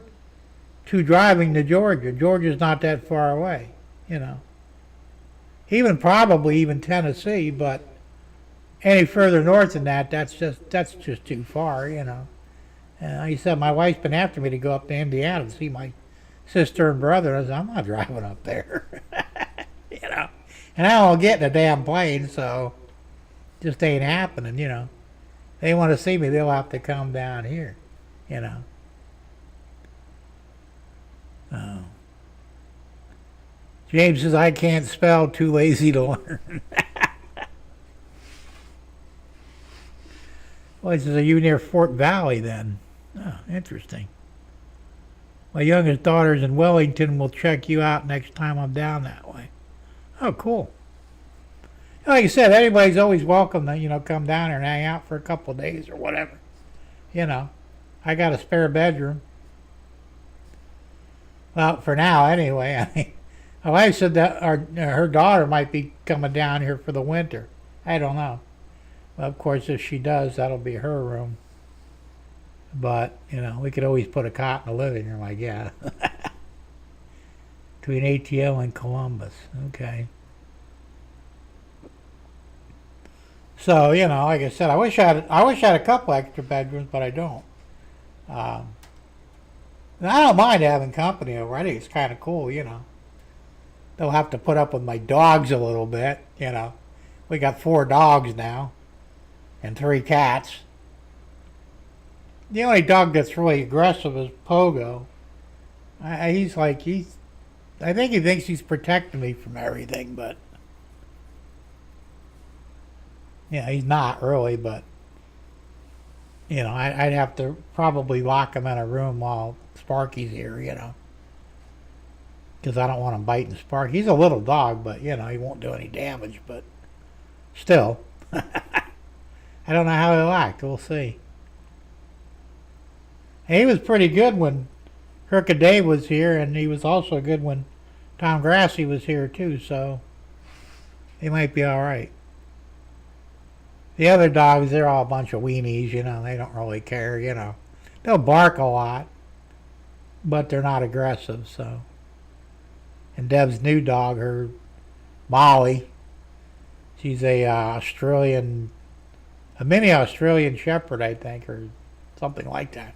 Small dog, actually a little bit smaller than Pogo, and she's 6 months old, and she just, I told Deb to get her certified and have her as a what do they call them, companion dog, comfort dog, or whatever. It's easy to do, so.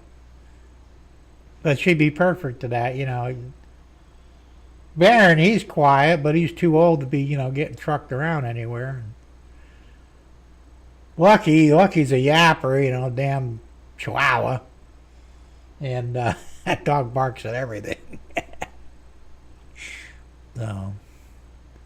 Floyd says, I used to deliver to Bluebird in Fort Valley, Georgia. That's cool. Anthony says, I'm in Newnan, Georgia. Okay. I have no idea where much of anything is in Georgia, but I know where Atlanta is, And what's the other one? Shit, what the hell's the name of that? I got a ticket there once. I was scared to death, too, because they said there was a bad place to get a ticket. Macon County, that's where it was. Yeah, I got lucky, though. The cop was pretty nice, and he only clocked me doing 10 over. I was actually doing over 100 in a 55 zone. I was back when the speed limits were 55. I saw him way down the road. I don't know how I saw him, but it's like, oh, shit. So I didn't want to be obvious and slam on the brakes, so I kind of just coasted down. He wound up clocking me at 76 and a 55. So what was I doing, 21 over or something like that? And the ticket was only $60. And I know you don't have to pay them anymore. I'm pulling out my money. He says, sir, are you trying to bribe me? No, am I supposed to pay now, right? He says, we don't do that anymore. Oh, I'm sorry, I didn't know that. Because there was a time where you had to pay them on the spot, or they'd take your ass to jail for the night, And I always had $1,000 in cash on me for things like that if it happened, so. I'm lucky I didn't get arrested for trying to bribe him. I wasn't trying to bribe him. I honestly thought you had to pay right there, Joe says, I have 5 people coming for the weekend in October. Going to be a fun time. Yeah, it will. Fort Valley's a little southwest of Macon. Okay. Yeah, I usually take the, no, that's Atlanta. I take the truck route around Atlanta. I've gone through Atlanta a couple of times. The one time I was in my Fiero. I was doing 140, 3 o'clock in the morning through downtown Atlanta on I-75 in a pack with about 20 other cars. We look like a bunch of NASCAR racers, man. We're like literally inches off each other's bumpers. Like 6 lanes of... We're just flying, man. Thank God the cops weren't out that night. We'd all went to jail. All right, James. Have a good one, man. Thanks for popping in, and have a good weekend. Be safe, and we'll see you next week. So, Ohio Canadians must pay on the spot. Do they really? Yeah, I said Macon, Georgia used to be the same way. Maybe the whole state did. I don't know. But there were always, there were all kinds of stories about Macon, Georgia, and how, they'd railroad out-of-staters, and of course I was an out-of-stater. And I was a little scared, when I got pulled over. But, I'm always respectful of the cops. Well, except for that one time in South Carolina. The cop fucking lied. Told me I was doing 30 over and I was only doing 10 over. Had the cruise control set at a digital speedometer, which was certified. Well, I clocked you doing 30 over. No, you didn't, you lying piece of shit. I got out to come out. You couldn't do that today. They'd shoot you, but this was about, 15, 18 years ago? It was back a ways. I had my kid in the car with me. He was 4 at the time. He was crying, he thought I was going to get killed or something, I guess. I mean, I was ready to fucking, I almost wanted to hit that fucking guy. I was so pissed, And I called him everything but a white man. You lying piece of shit motherfucker, wearing that goddamn gun and badge and lying like that. What the fuck is wrong with you? I went off on this fucker, And I never paid the fine, and I didn't know they were connected to Florida. I got the notice in Florida, I got pulled over, and, your license is no good. Sure it is, right here. No, it's been suspended. For how long? 2 years? That's impossible. I got new tags on there last year. How would I get tags if it was suspended? We don't really know, but that's what it's showing. It's suspended. So I had to pay. It was a $300 fine, So I had to actually wire the money up to South Carolina, which got there in a few hours, and went to the DMV, and they reinstated my license, and we were good to go. But what a bunch of shit. If you were headed here, you'd get on off I-75 in Griffin, Georgia, and head a little. Oh, okay. And Dave says, I have to beg out too. The layout's looking real good, Jim. Oh, thank you, man. You have a safe weekend too, and well, hopefully we'll see you next week. Thanks for popping in, man.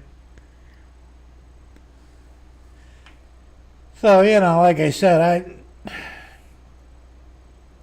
I only took a couple of tickets to court, and I won, believe it or not. That was down in Naples. But I had a state trooper friend. I got ticketed for having a bald tire. It wasn't bald, but, he did the quarter in there or whatever. He said, that tire's no good. And I said, fuck you, So they wrote me out a ticket, and I took it to court. Before I went to court, I got my state trooper friend to look at the tire, signed off on it, and showed it to the judge. Case was thrown out right then and there.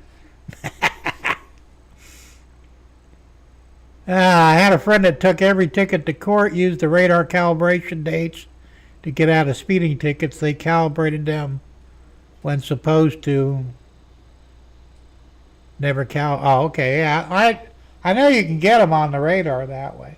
Or if they don't give you a readout, they're supposed to give you a printout. A lot of times they don't, and that, if you take it to court, you could beat it just on that. At least back in the day, I don't know about now, but like I said, normally, I speed, and I figured, you take a chance when you do it. If you get caught, you get caught, I just got mad when the cop lied, like you said, telling me I was doing 30 over. He was following me for 50 miles. And then said I was in a work zone. There was no work zone. And, you're a lying piece of shit, you motherfucker, And it was a trooper, He was shaking. He probably thought I was going to fucking beat the hell out of him or something. But that would have got me arrested, so I don't do that. But I wanted to. Floyd says, yes, Jim, your layout that you're working on looks real good. Thank you for appreciate the like, man. That's cool to hear that.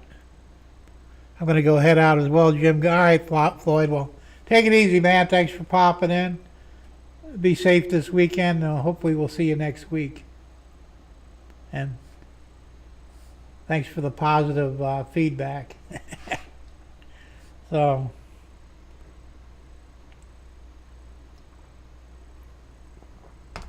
I don't know what, like I said, I got more things I want to do back there. Most of the scene is done, but there's like little things like in the backgrounds and whatever that need to be worked on. And then eventually it'll be finished. And once that's finished, I don't know what I'm going to do next. I probably should work on the tip out for the helix and then get the helix done. And I might, like I said, I'm still kind of. You got to take off too, John. All right, thanks for popping in, man. Be safe, have a good weekend, and hopefully we'll see you next week. So, I don't know what's going to happen with my property taxes. I applied for discount, being my age and disabled and all that. Yeah, Floyd, he's got Jimmy Hoffa buried in that mountain, and his face is starting to bleed through. That's weird. Anthony saw that. I didn't until he pointed out. Oh, hell yeah, there's a face in there. That's weird. You know what the odds are of that happening? I mean, just basically crinkled the paper and the foil and put it on, right? Oh yeah, happy birthday, John. So I don't know what's going to happen. I read up on it, and based on my, I'm over 65. I'm disabled. I applied for the disabled and the 65 and over discount, and that's supposed to give me another $50,000 on the non-school exemption. So in theory, yeah, my Mount Rushmore. In theory, I probably should only have to pay maybe $600. Hopefully. Rather than the $13 that I paid last year. Now, I just got the trim notice in, and they're projecting that the taxes are going to go down a little bit because values around here dropped a little. Not much, like $15, But hey, I'll take what I can get, But the trim notice won't show my discount. Now the actual tax notice, which we get in November, will show my discount. So honestly, I don't know where I'm going to be until I get that notice. So in the meantime, I'm still saving money. I'm not sure how much to save. I'm trying to put $100 a month in. And like I said, I'm hoping the 600, or maybe less, who knows, will be sufficient. Now, we also got Amendment 3 in November that we're going to vote on. If that passes, that'll raise the homestead exemption to $150,000 for non-school taxes. Supposedly, that'll almost zero out my taxes. Not quite, but close. We'll see. But like I said, that's kind of holding me back from really going crazy with the money, Once I get the bill and I see what I got to pay, and if it isn't that much, I'll have more money to spend in here, So, because there's a lot I've got to get done yet. And, like I said, even just a trim for that doorway, probably going to set me back about $60, $70. Because shit's expensive now. Yeah. The good news is I got white paint, so I can paint it with no problem.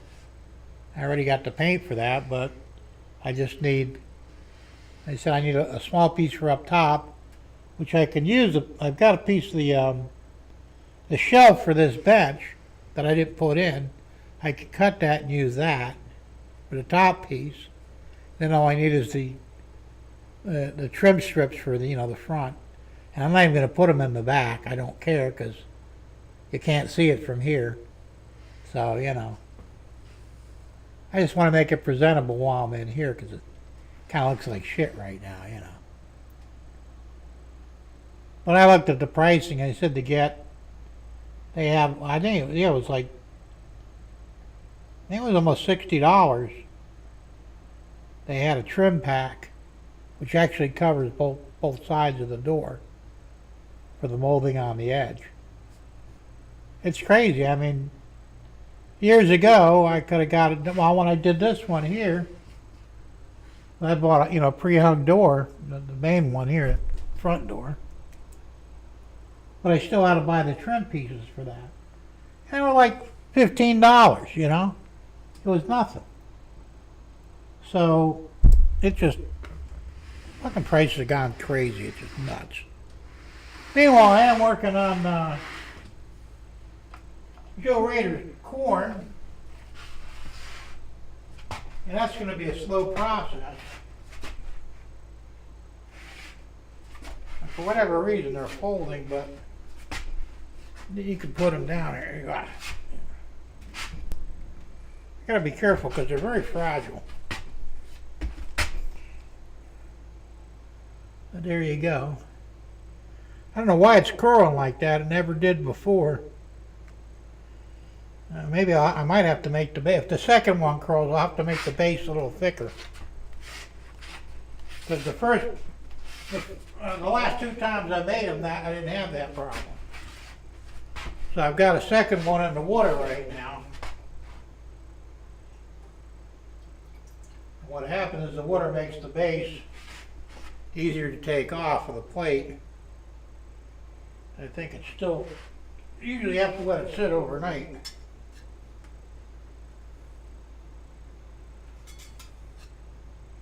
Yeah, it's got to sit overnight. So realistically, I might have to bring out the other resin printer so I could do twice as much.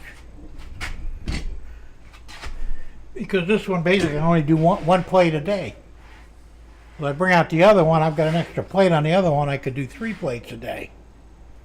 I'll still have to soak them, but that's fine. So we'll see how that goes, but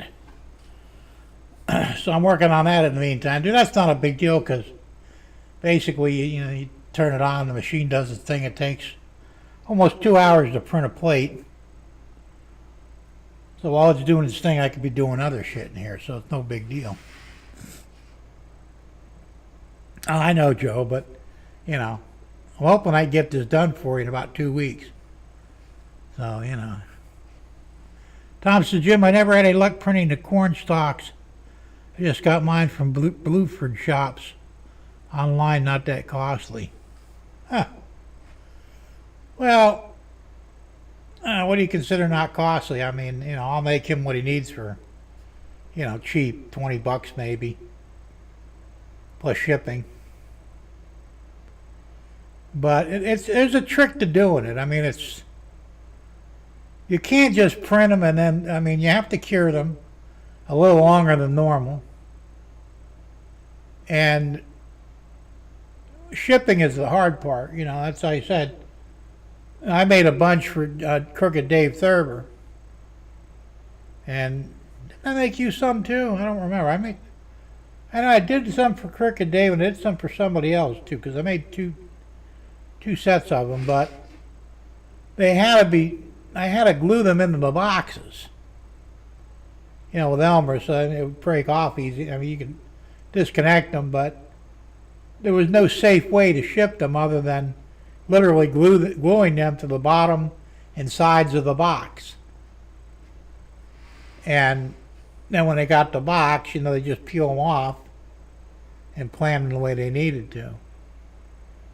But there was no other way to do it, I mean, like you said, Dave Thurber, he bought a lot off of me. I think I made him, they were bigger plates too. They were 4 by 5 inches. The actual size of the build plate. And I think I made him 30 or 40 of them. So, and like you said, he had to hand paint them and stuff. And that's another, they're tricky to paint, But still, they look good, So, I didn't know you could buy them. I didn't know anybody actually made them. That's pretty cool. 400 corn stalks, 23.7 square inches, $33.95. That's not bad. That's probably about what I'm charging. I don't know. Where'd you get them from? Blueford shops? Where's that at?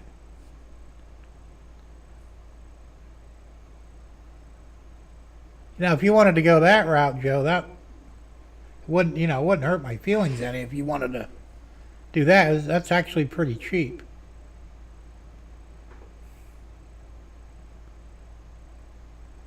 Online, okay. Put some pigs in my barnyard today. Got the barbed wire fence put up yesterday. Cool. See, I could print up pigs and stuff too. I mean, farm animals, no big deal. I printed myself up a bunch of cattle and horses.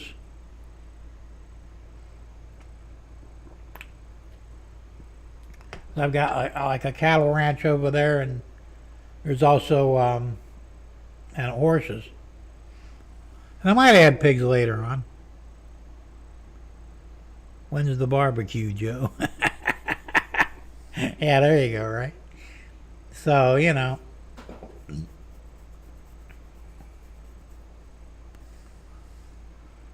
Blueford shops are out of stock currently. They're having tariff issues getting materials. Well, guess that puts them out of the picture then. So, figures. Well, they're getting all their shit from China.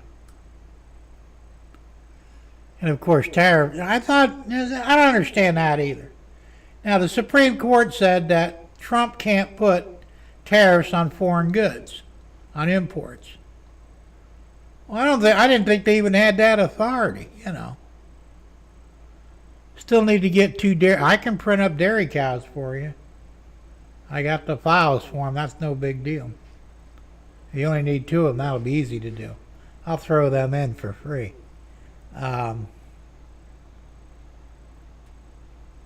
They told him he can't charge tariffs, so they made him refund the money, which is bullshit. Because when this country was founded, the tariffs kept everybody from getting taxed, and that's how they did shit. I had no problem, Joe. Like I said, I got the files for them. You'll have to paint them, but I've got. Like I said, I printed my side. I think 30 fucking cattle,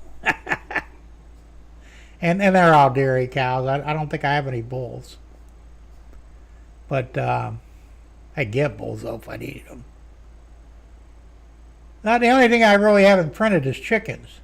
I did buy many ready-made chickens, and those were from I can't remember who made them now, but it's a German company. It was just a little thing. There's like 8 chickens in there. Hey, the fucking things are tiny, I did print a bird once, and I've got it in a tree on my property over there, And you can hardly tell it's a bird. But, what the hell. That's like I said, they all go crazy with some of the small shit, I've got dogs too that were I bought. I could print my own now, but Blueford makes nice cabooses and cars. I didn't know they made cord stuff. Oh, okay. Well, now you do, or they did. I never heard of them, but So, like I said, I don't know what the hell the deal is with this tariff shit. I mean, I say, look, if we're buying 90% of our goods from China, we should charge them tariffs. If they raise the prices, we don't buy their shit. So they'll have no choice but to pay the tariffs and still keep the price low, which they can do because, the shit's so cheap anyway, and they have cheap labor over there. So I thought what Trump did was actually pretty damn smart. Their own Supreme Court, stuck their foot in his ass and said, no, you can't do that. And some of the shit that they come up with don't make sense anyway. Sometimes they hit something right on the, on the right end. Other times they're like, why'd you do that,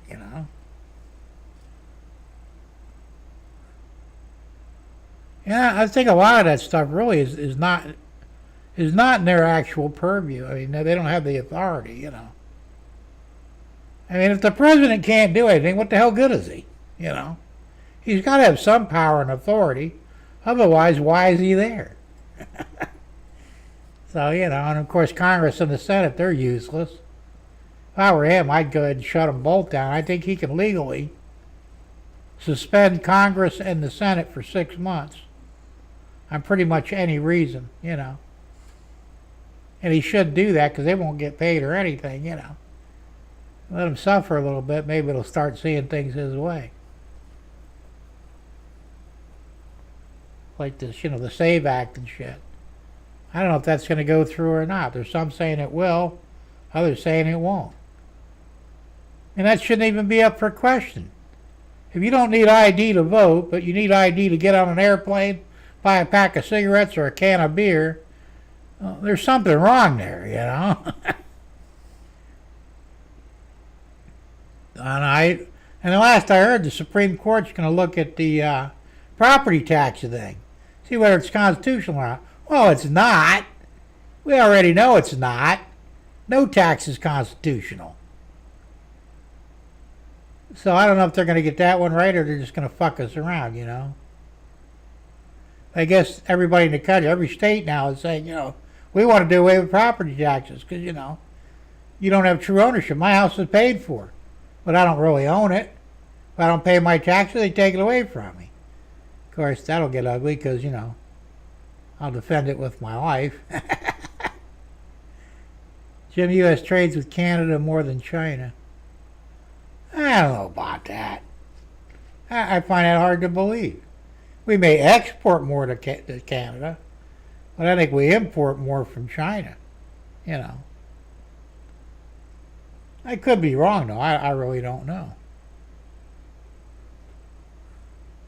And Canada threw some tariffs on us, too. They were charging us, what, 50% or 150% on syrup, maple syrup. They got mad at us because we decided to tariff them on whiskey. Oh, fuck them. You know, what's good for the goose is good for the gander. Brown and white for Rocky Road ice cream. There you go. LOL. So, I think so. I did brown and white on my cows, I think. Which is a standard color, you know. I said it came out pretty good, actually. They said they look like cows, and, you know, they got the udders and everything, and painted them up real nice, and boom, they're ready to rock and roll. I don't remember if I painted their eyes black or not. I might have. I don't remember. I have to go look at one up while I'm getting up right now. But, like I said, I don't paint any of the stuff I sell. That's on you. But, yeah, I think tomorrow I'll drag out the other. It's easier for me to use the resin printers out here because I could sit down. Where I have to stand up in the other room and it's hard to see the readout screen. So I'll just bring it out here and it's easier to work on them out here. 50% tariff on our alcohol exports, punishing their own people big. I know. But, you know, if they're gonna bend us over, shouldn't we do the same? You know.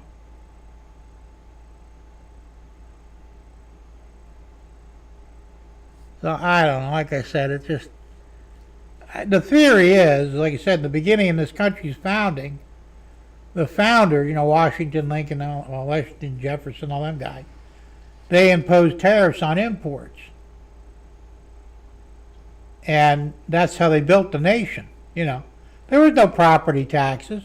There was no sales tax. There was no fucking license fees and none of that shit, you know. My dad was born in 1919. He got a driver's license like 13 years old. It was just a paper license. Didn't have his picture on it.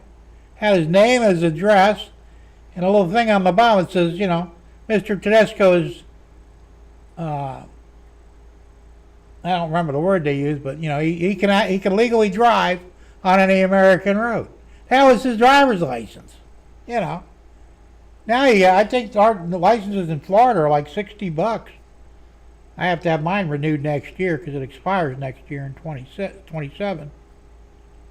So, you know, in September 27, I'll have to go down and get a new license. My carry permit expires too. I don't think that's quite as expensive, but the driver's license, you know, $60, a lot of fucking money. It's a tax. Same with the license plates every year. I got to renew mine next month in September because it's my birthday. It's $97.50 to cover both the car and the truck. That's together. They're $40-some a piece. Like, what the fuck, you know? And then they're talking about doing away with the stickers on the plates. Well, what the fuck are we paying for then? You know? It's all bullshit. Jim, I saw a chart yesterday, Canada.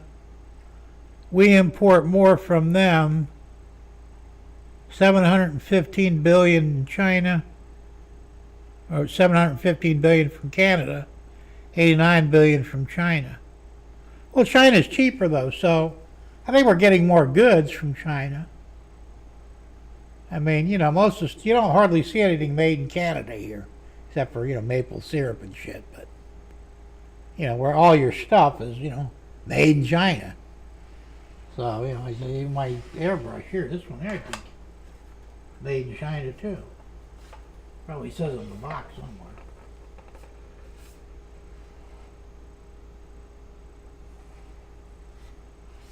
That really doesn't. I'm surprised.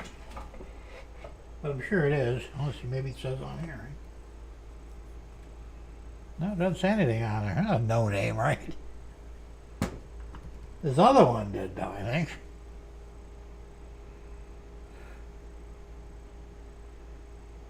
Yeah. Wenzhou Harfang Machinery Company Limited. That's in China. Well, I mean, literally everything is made in China. My phone, I actually bought these from China. The Fossa bot. So, it is what it is. What the hell happened there? There we go. So, a lot of wood and oil. I know, that's right. We do get a lot of wood. And look at the price of wood. They're probably tariffing the shit out of us, right? It might seem like more from China, but it's not even close to what. You might be right. I don't know, I guess. Either way, like I said, if they're going to tariff us, why can't we tariff them? We export things to Canada.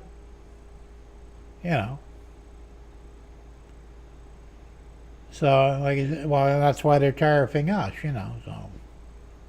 I don't know, I think realistically we should make our own shit and not have to worry about it. Hoping Alberta and Saskatchewan become 51st and 57th. I heard they were talking about it. They want to break away from Canada. And I'm okay with it. Of course, Trump is, unfortunately, Trump seems like he's trying to take over the whole damn planet. He's talking about, annexing Cuba, where Cuba will become our territory. And we're ready to, bring war over there, if they want to resist us. Then he wanted to take Greenland and claim that. That still may happen. The Dutch are not happy about that, but the people of Greenland said, yeah, we want to be American. So I don't know, and then he's talking about taking over the Strait of Hormuz in the Middle East and claiming that. And like I said with that is he can do what he wants. I don't think he can hold it, because I think ultimately the Middle Easterners will say, fuck you. They'll take it back anyway. Iran won't get it. But Saudi Arabia and Oman and all them other places, they'll just take it, Google currently says Canada $382 billion, China $300 billion. Our biggest imports are from Mexico. And that's possible too. Yeah, the people in Alberta are pissed with Mark Carney. He's an idiot. Well, he is,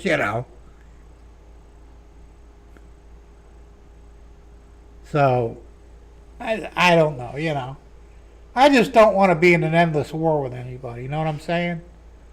And if we have to declare war on people to take them over, then maybe it's not really worth it, I mean, I understand what's going on in Iran, sorta.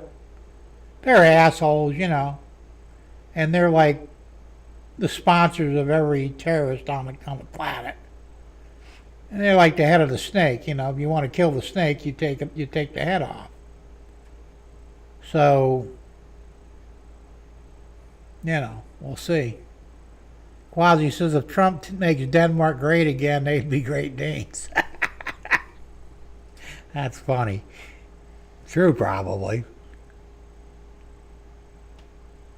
Google sucks for information. Be careful what information you get out of that site.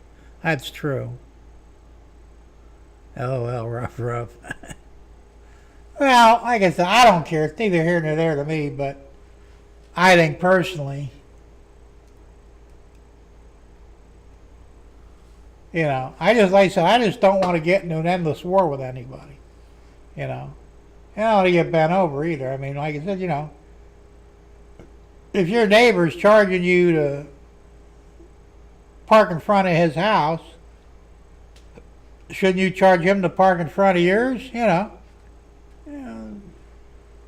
Turnabout's fair play, right? That's a bad. I can't think of the fucking word, but but it's not like that, though. I mean, so if Canada wants to do business with us, but they want to put tariffs on their maple syrup, for example, or their wood, why can't we put tariffs on the liquor we send up there? Analogy, that's the word. Couldn't think of it. That mind's going. And he'd rename Greenland Orange Land. I don't know. He doesn't have orange hair anymore. It's kind of more gray now than anything else. And they say it's not even his real hair. It's a toupee. Supposedly, I heard a rumor that he was in a windstorm one day and his toupee blew off and he's bald. I don't know. I mean, look, the guy's, he's a narcissist, He's a billionaire, multi-billionaire. And, with that comes the good with the bad, or the bad with the good, I should say. They're pissed off because he's putting his name on everything. I don't really give a shit personally, Didn't he put his name on the Miami airport? I think it was Miami. It was Kennedy International. Now it's Trump International. Of course, the Democrats are all pissed off about it, I don't really give a fuck, Put your name on whatever the fuck you want. Then he put his name on the Kennedy Center. And then the Supreme Court made him take it off. And it's like, really? Who cares, Have you seen the $1 Trump coin and the $100 bill? I saw the $1 Trump coin. I wasn't aware of the $100 bill. I know he's supposed to sign. Is it the $20 bills or the $1? He's supposed to sign one of the bills. Well, all of them, they're going to put his signature on there. So it's like Trump money, I mean, look, the guy's infatuated with his name, He's that way. He's a narcissist, I don't really give a shit. Well, the only thing I really care about, it's a $100 bill, okay. The only thing I care about is he doing anything for us, the people, If you're doing something good for the people, what you do on your own dime is your problem, I don't really give a shit. Palm Beach Gardens Airport, he didn't request that unless it was done in secret. Oh, really? I didn't know that. Yeah, the Democrats have TDS about his name on things, but they have no problem building statues of criminals, like George Floyd. I heard they're starting to tear them down. A lot of the cities say, what the hell were we thinking, Not because he's black, but because he's a fucking criminal, And the cop didn't kill him. He died of an overdose. What the hell? But, I don't know, like I said, anybody that tears down historical statues should be executed, And the Democrats are notorious for that, They're tearing down statues of Lincoln, because I thought he freed the slaves, I don't know, they're trying to say he's a slave owner. Of course, Jefferson and Washington, they were all slave owners. That was 200 fucking years ago, It's done. We don't do that anymore. Get over it, How many fucking white slaves were there in the turn of the 19th century, or 20th century? When the Irish came over here, they were treated like slaves. They were abused, killed off a lot of times. I mean, they were treated almost as bad as the blacks. They're crying about it, Was it wrong? Absolutely. But, we fixed it. And like I said, I heard the flag, can't have the Confederate flag because it's racist. No, it's not. It's a fucking flag, you know. Defacing World War II memorial. Absolutely, you know. That's what I'm saying. If I ever see one, I will go to the local Home Depot, get a rope, and take it down myself. Oh, on George Floyd, yeah. Right? But even I wouldn't even do. I mean, I think it's wrong to put it up there, but you know, the only thing I'm for is knocking down the flock cameras. You know, because they're illegal, and I don't know why the Supreme Court isn't ruling on that. You know, violates the Fourth, Fifth Amendment, First Amendment, Fourth Amendment, Fifth Amendment. You know, we don't live in a surveillance state, and it's like, you know, knock them down, and you know. One fucking county commissioner, I can't remember where it was, but he said, you know, he said, personally, sir, I would have the CEO hanged for treason for putting up them cameras in the first place. They couldn't believe he said it. He was just saying what we're all thinking, you know. I mean, I don't approve of a lot of shit that happens in this country, you know. I think we should be able to fix it. But the government's just not going to do it, you know. You know, they're letting known socialists run for office, and if they win, they let them take the office over. Like Ma'am Danny up in New York City. He's a democratic socialist. He's a socialist, period. You know. He's no better than Stalin or any of them other fucking crazy people. Why isn't Trump going in there and arresting him, you know? Why was he allowed to run in the first place? A couple of cops here in Newnan was charged with using flock cameras to spy on lives in their... And it's happening in every state, Anthony. There's like 17 cases here in Florida. They're still doing it. Even though they get caught, I guess somebody figures they can get away with it, you know, but they don't. Then there was that one woman, I think that was here in Florida too. Flock said her car was stolen. Cops arrested her at gunpoint, threw her in prison, well, in jail, and then they finally figured out the car wasn't stolen, it was hers. Now she's going to sue the shit out of them, and good for her, you know. Okay, battery dying on the laptop. See y'all next week. All right, Joe, thanks for popping in, man. I'll stay on top of these cornrows here and get that out to you pretty soon. And the cows.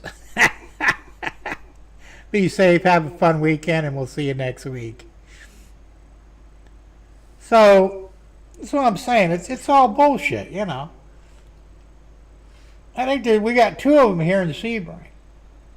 Both of them are on back road, or one's on a back road, 98, which is a 2-lane road, you know, or single lane really, you know, one each way. And then Deb said she saw one behind the Michael's Plaza, Michael's Hobby Store.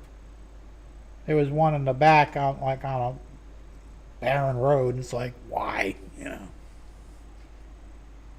And maybe that's, you know, Highland County just doesn't want to deal with it, so they're putting them in places nobody will use them, you know.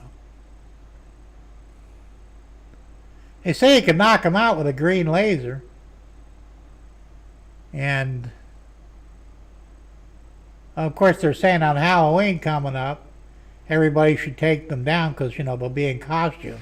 Make sure you wear a full face mask and take them down, and, you know. And I believe it's going to happen. There was a guy, where the hell was that? It was somewhere.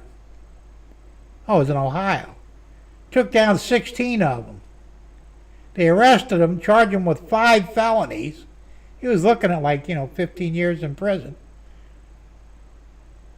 They called a grand jury to indict him. They refused. He had to go free. Like, good deal, you know. We all know it's illegal and it's bullshit. So, you know. Dyke cop tracked its ex 166 times. That's crazy. You know. And you know they're going to... This is the problem with surveillance cameras. The more there are, the more they're going to be abused, you know. Like now I have Wi-Fi cameras outside, the perimeter of my house and shit. I've got one in here. And it's hard to see when you come in. By the time you notice it, you've already been recorded. And that's, of course, for, any possible theft. I don't have them in my main house because, they're Wi-Fi. They can be hacked easy. I don't have a Ring camera either because same reason. But outside, I'm okay with them. You want to hack my cameras and look at shit, knock yourself out. You ain't going to see nothing except the perimeter of the property, But I won't have them in the house for that reason because, what I do in my house is my fucking business and nobody else's. Because like I said, they will spy on you,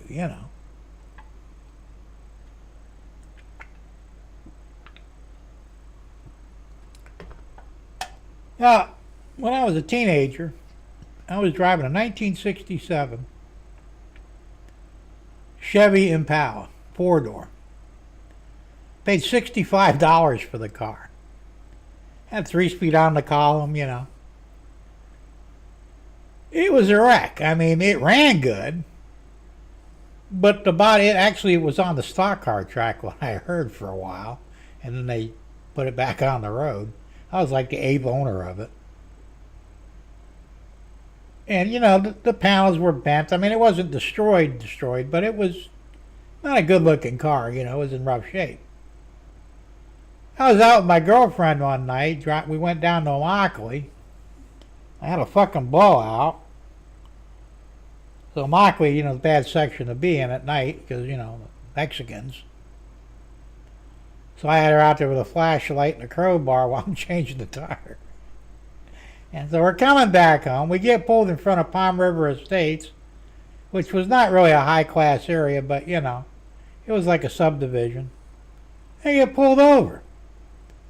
Guy goes, what are you doing out there? I said, well, we went to Immokalee, had a tire blowout, and now we're going back home, The tire was in the back seat, You could see it was blowing out. My hands were all dirty, of course, So he goes, well, we got to report that this vehicle is stolen. And I looked at him, I says, now, let me ask you a question. If I was going to steal a car, you think I'd steal this piece of shit?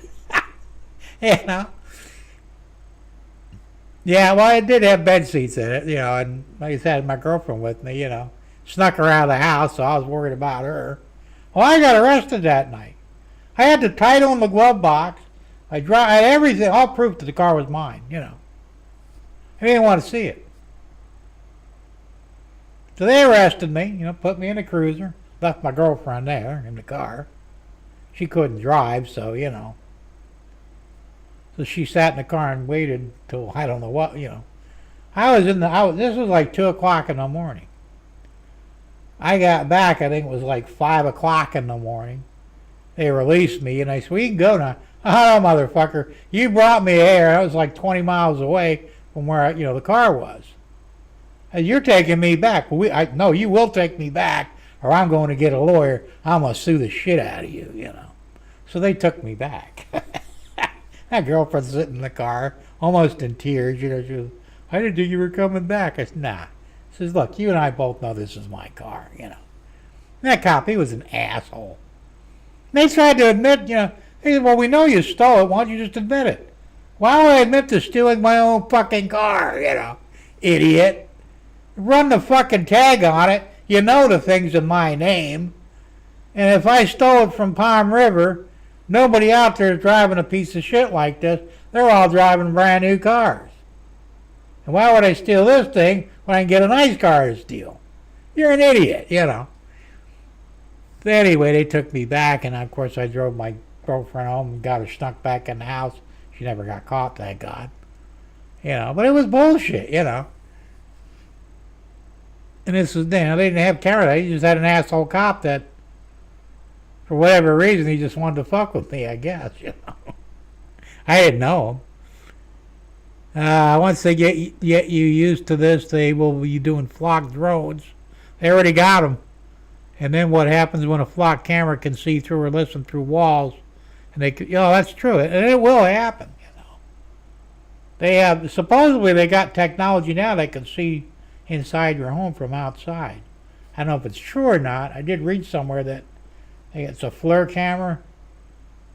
It can see through walls. It can't like bring up a full color picture, but it can like read heat signatures. It's all bullshit, you know?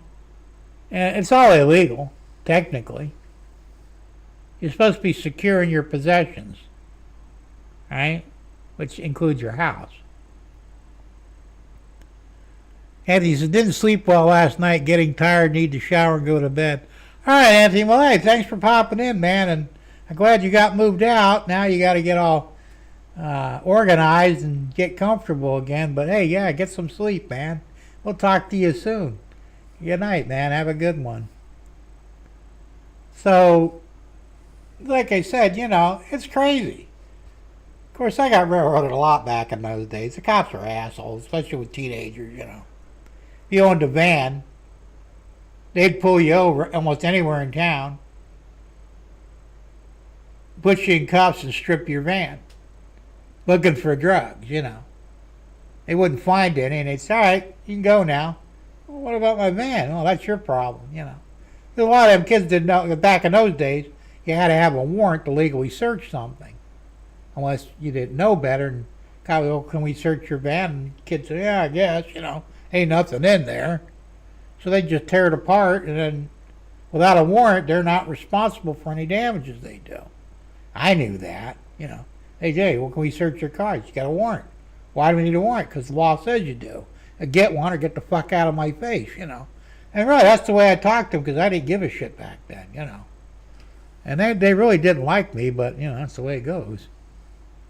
Big Jim, if they drove you back to your car and let you drive it again, that's proof that, well, yeah, they figured out it was my car, you know. But they could have solved all that. I had the title right in the glove box, had my registration. I know he ran my tag, you know, through his radio, and it was bullshit, you know. I don't know, either he was stupid or he just wanted to fuck with somebody that night, you know. And I happened to be the lucky one, you know. Like, you know, it's just, I could tell you stories for months. I won't do it, but I could, of how I got fucked around by the cops back when I was a teenager, you know. I beat them every time, except for the last time that, you know, that they got me for disobeying a lawful order of a police officer, because they were rousting my friend who was driving. They tried to say he was drunk. Neither one of us had drank that whole day. But the new DUI laws came in, and they were just trying to pop people left and right. My friend Wayne, he's dead now, but it was a beat up Ford Galaxy 500, you know, and the passenger door was smashed. You couldn't open it, so you had to climb in through the window, you know. But I mean, they had him out there pitch black, threw some coins on the road, like 10 feet in front of him. He was supposed to identify them heads or tails up. Hell, you couldn't see anything on the ground. There was no lights or nothing, you know. They didn't shine their lights on or anything. So I said, you know, that's not a legal sobriety test. Shut up and get back in the car. You're going to jail. So I climbed out of the car, went up to him, put my hands on my back, said, let's go, motherfuckers. Are you stupid? Are you stupid? Go ahead and arrest me. I'll fucking own you before the night's out, you know. What you're doing is illegal when you fucking know it, you know. So they did. They put the cuffs on me, read me my rights. Of course, the lawyer told me some time back, never admit that you know your rights. That pissed them off even more. So, but back then, like I said, things were different. You know, this is like, you know, 40 years ago or so. You know, I think I was 17 or 18 years old. And they couldn't search me. They couldn't do anything except arrest me. So, you know, they strapped me in the front seat of the cruiser. There were two troopers. One was an auxiliary, one was a real one. The auxiliary had his gun held to my head. And I looked at him, strapped in, handcuffed behind my back. And I looked at him, I said, look, I'm not going anywhere. I volunteered for this, remember? Put your fucking gun away before I get hurt. Which he did, you know. He says, well, why are you giving the officer a hard time? Because he's an asshole, and you know what he's doing is illegal. That's not a legal sobriety test, and I guarantee you, neither one of us have been drinking in the last 24 hours, probably more so. The reason you pulled them over because the car was wrecked on the passenger side.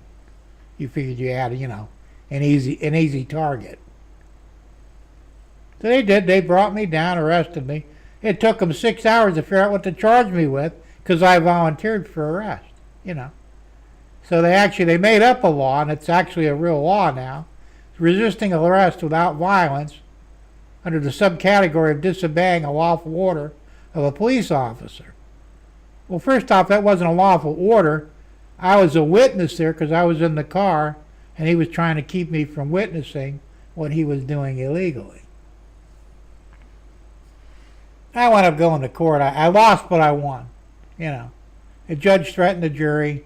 Jury came back, said, because I got a jury trial. Came back, found me guilty. And I just said, I'm going to get a lawyer. I'm going to appeal this. And I said, I'm going to sue everybody. So, the judge said, well, I haven't given sentence yet. I said, well, whatever, I was looking, possible year in jail. So, came back a half an hour later, for the sentencing. He says, adjudication withheld. Give him back his bond money. And get out of here, So, I'm guilty, but I'm not, And they were afraid that I would sue them. They knew they couldn't legally find me guilty anyway, even though the jury said I was. But like I said, the instructions, they were a threat to the jurors.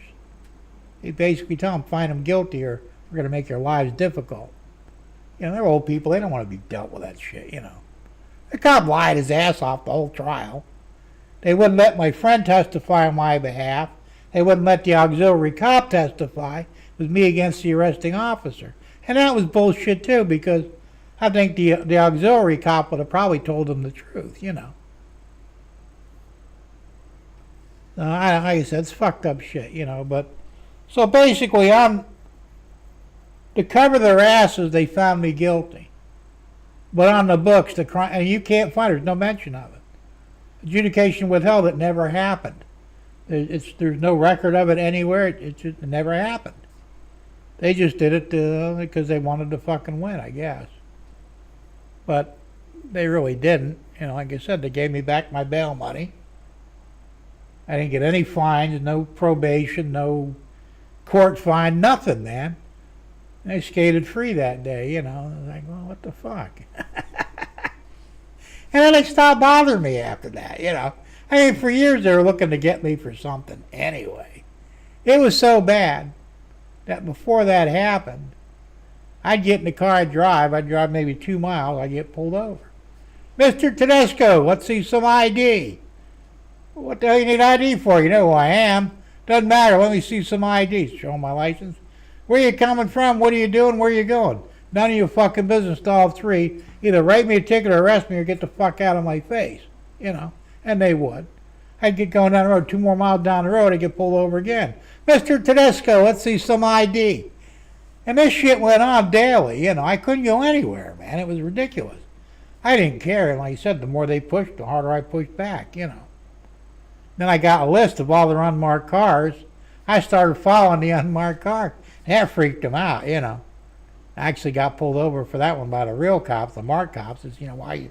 I said, what's they doing unmarked? Why are they worried about it? They ain't doing nothing wrong, Now what you tell me? It works both ways, Well, don't do that anymore. Fuck you. Get away from me, And it all started because at 15 years old, I got arrested. Me and my friend got arrested for stealing a junk battery charger from a junk shop, which we didn't steal it. It was buried underneath bricks in the back of the place, and I saw it. I asked him, I said, can we have that? He said, yeah, take it. We don't care. Well, we took it, walking down the road with it, here comes the cops. Oh, you got stolen merchandise? No, the guy said we can have it. Well, that's not what he said. He called it in and reported that you stole it. Well, he's a liar. Well, that thing's worth a couple $1,000. No, it's not. Doesn't even work, There's no cords on it. You know, the battery cables were missing. The plug was missing. It was just a shell, you know. We wouldn't take it home and, you know, take it apart and whatever, you know. So we got arrested. Of course, parents are called down there. My mother, she freaked out, you know. What the hell happened? I told her what happened. And they told her, well, you know, he's guilty of a felony. Felony theft of a battery charge worth over $1,000. So I want to see it. They didn't want to show it to her, right? And I said, no, you either show it to me or I'm going to get a lawyer right now and there's going to be some lawsuits, right? So, through their lawsuit, they got nervous. They went and dragged it out there. She looked at it. She said, that piece of shit doesn't even work. It ain't worth $1,000. Probably ain't worth $10. So they decided to drop charges against us and set us free, you know. But the cop was really mad because I gave him a bunch of grief from the minute we got arrested, you know. And they said we got handcuffed, thrown in the back of the cruiser, and he stands on the gas and says, sir, I get motion sickness. Could you slow down, please? You know. And that pissed him off. But because he had to slow down, you know, no reason for him to drive fast. And I said, you know, just, I was an asshole, but a polite one, you know. So. And of course, like I said, my mother, she didn't put up with nobody's shit, you know. And she had no fear of the cops at all. She was worse than me.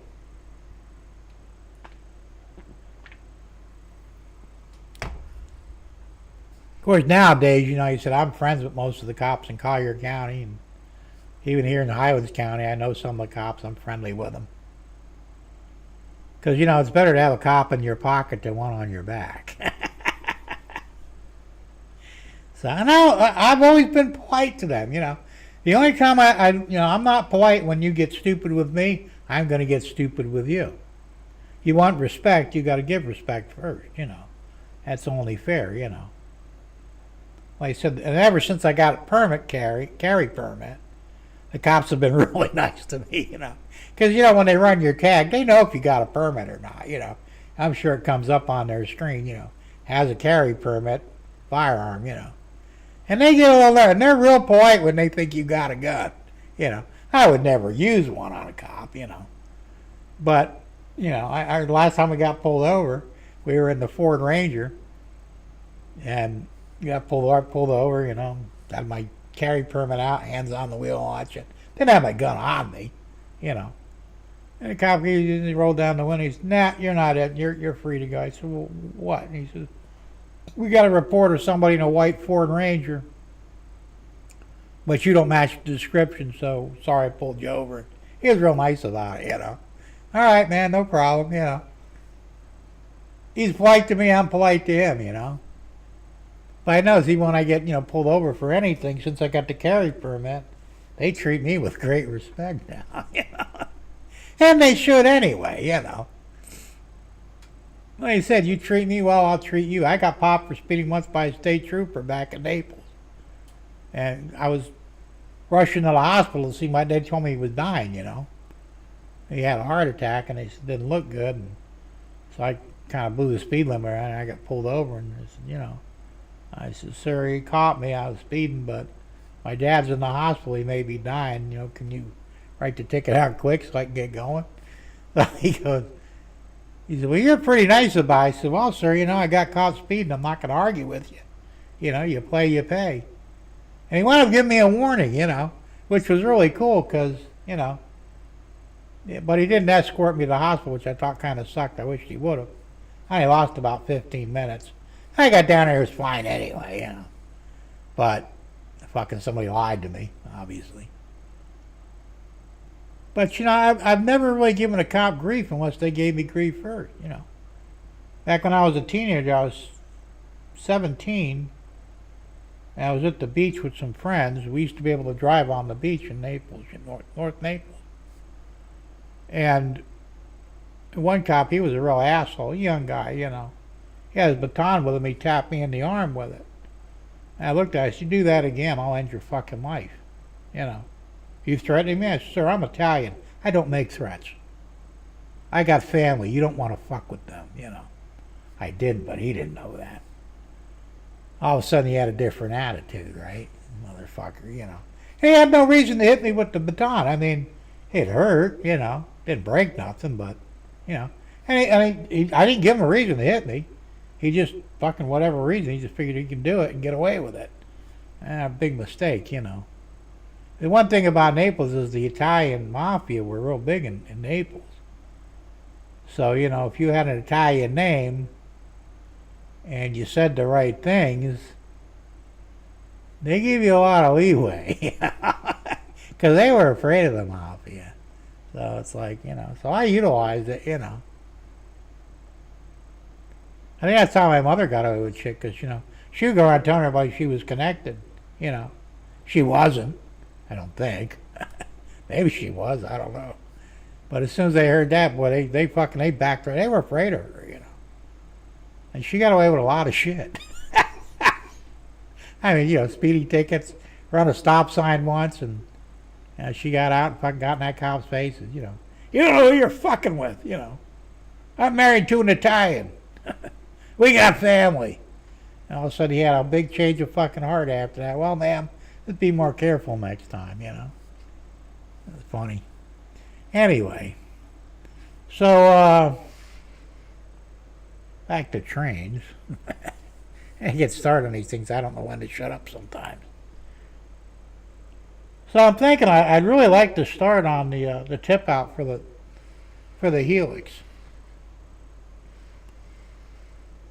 It's not a big deal. I mean, whatever the lumber costs, it's going to be mostly 2x4s and plywood. I'll build a 2x4 frame and, really bolt it securely to the side of the shed. And then the doors, I figured I was going to do 3 doors that swung open, but I think I need to do both sides and the outside front. That could be fixed. It'll have to be weatherproof too, but I'll have both sides, like maybe, either swing out or swing up, or I'm not sure how I'm going to do it yet. So I'll have access to the Helix. And really, all I got to do is put 2 small holes on the inner and outer wall in here to run the track through. So I don't think it'll be that big of a job, but, we'll see. But I'd like to do that and get that out of the way, because like I told you last week, I've got no way to connect the top to the bottom until I get the Helix done. If the Helix is in and powered, I could power the top, because as I said, I've got the bus lines already ran. I just got to hook them in. And then I could actually have, trains running up top as well. Not that it's a big priority right now, but it'd be nice. I still got to do the train man, or whatever it's called, motor man. For the passenger line, I've got to get that installed. Maybe I'll do that next. I don't know. I guess it just depends what I want to do, and I don't need to buy anything for that because I already have everything. Where I'll have to spend money on the Helix and the tip out. So I don't know what I'll do. Like I said, depending upon how the taxes go, is really going to determine what I do for the next big project. So we'll see. Because, and really I got to stop spending so much money. A lot of it's nickel and dime, but it adds up,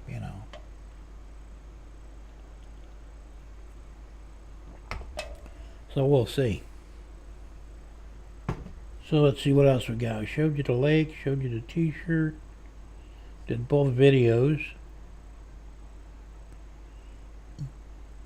I got another short video that I was going to show, but I couldn't get it set up in time, so I'll have to wait till next week. It's pretty cool. It's got a lot to do with the history of couplers. And they talk about who invented the knuckle coupler and what makes it so perfect. I mean, it's really interesting. It's only about 3 minutes long. But it's really neat, Somebody showed a motor man on a shelf layout, and it was able to throw a turnout and go down 2 different legs of... Yeah, well, they can. There's a lot you can do with it. Now, I don't have any turnouts that I need to control on the above ground track. I just basically needed to go back and forth and, sit at each station for maybe 2 minutes or 3 minutes, something like that, board and unboard, hit the horn, go to the next station, repeat, rinse and repeat, and then, basically do that. So it's a lot simpler, I just got to figure. I know you can set the speeds. I think you can, because I don't want it coming in at 25 speed steps, which it'll be running at on the open end once it leaves the station. So coming in, I'd like to knock it down to maybe 5 speed steps until eventually it stops where it needs to. I have to read it more thoroughly. Thought you had an accident moving the truck around. Now I just got distracted, That happens. But I know the motorman is capable of doing a lot of stuff. The only problem is that you can't run 2 separate trains with it, which kind of sucks. It's a shame, I got to talking to my wife. There you go. Well, that counts, right? So, because it would have been nice if I could have used one motorman for both the short line and the above ground passenger line, but I can't. So I have to buy a second motorman to run the sugar line, because it's going to work similar to the same way the passenger line does. It's going to go around back and forth, and I'll probably have it sit at a station for like maybe 10 minutes or something, Come back over here, same deal. Go back. It's just going to go back and forth like that. So I have to get a completely separate motorman for that one. But no big deal, like I said, I'm of course getting the first one set up will probably be a real trip, but it's got good instructions and it doesn't look that difficult to program, so it's just a matter of setting the sensors where you need them.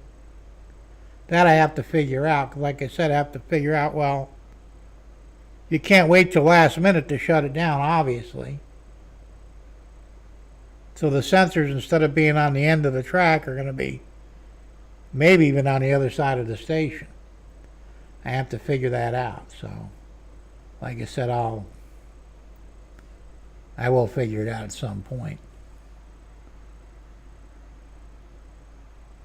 Anthony left already, man. He's been gone a while.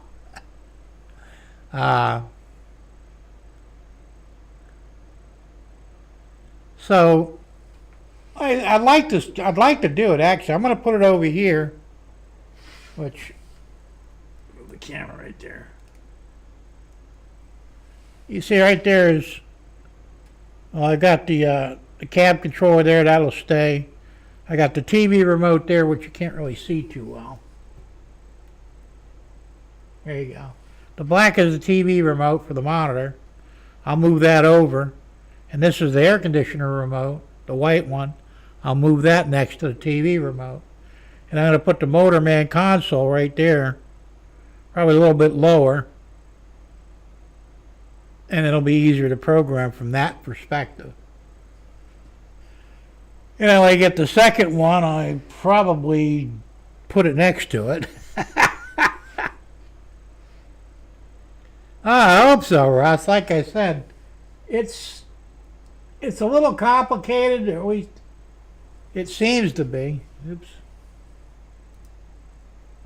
It seems to be a little complicated, but it probably isn't, There's good documentation on it, so it shouldn't be too hard to figure out. And it will be neat when it's done, because like I said, it's the only automation I'm really going to have on the whole layout will be the sugar line and the above rail passenger line. Everything else can be manually controlled, and I'm okay with that, I could do automation, but I don't really want to. Yeah, I mean, that I leave to Tom Grassi. He's the automation guy, and he's done some really cool things with his layout. I'm not going to duplicate it. I don't really want the headaches, and I think to some degree it is somewhat of a headache, Where manual stuff, you got on and off or, left and right or whatever, and you flip a switch, I'm okay with that. Now, I've got JMRI and I've got the interface to hook it up to the layout, but I don't really want to do it, I don't want to add more monitors either because I really don't have any room for them. So I've got two monitors now. I got the big one in front of me. That's 40-inch. And I've got I think it's a 13-inch down here. I basically use that one there. I use that for when I'm, when we're running trains.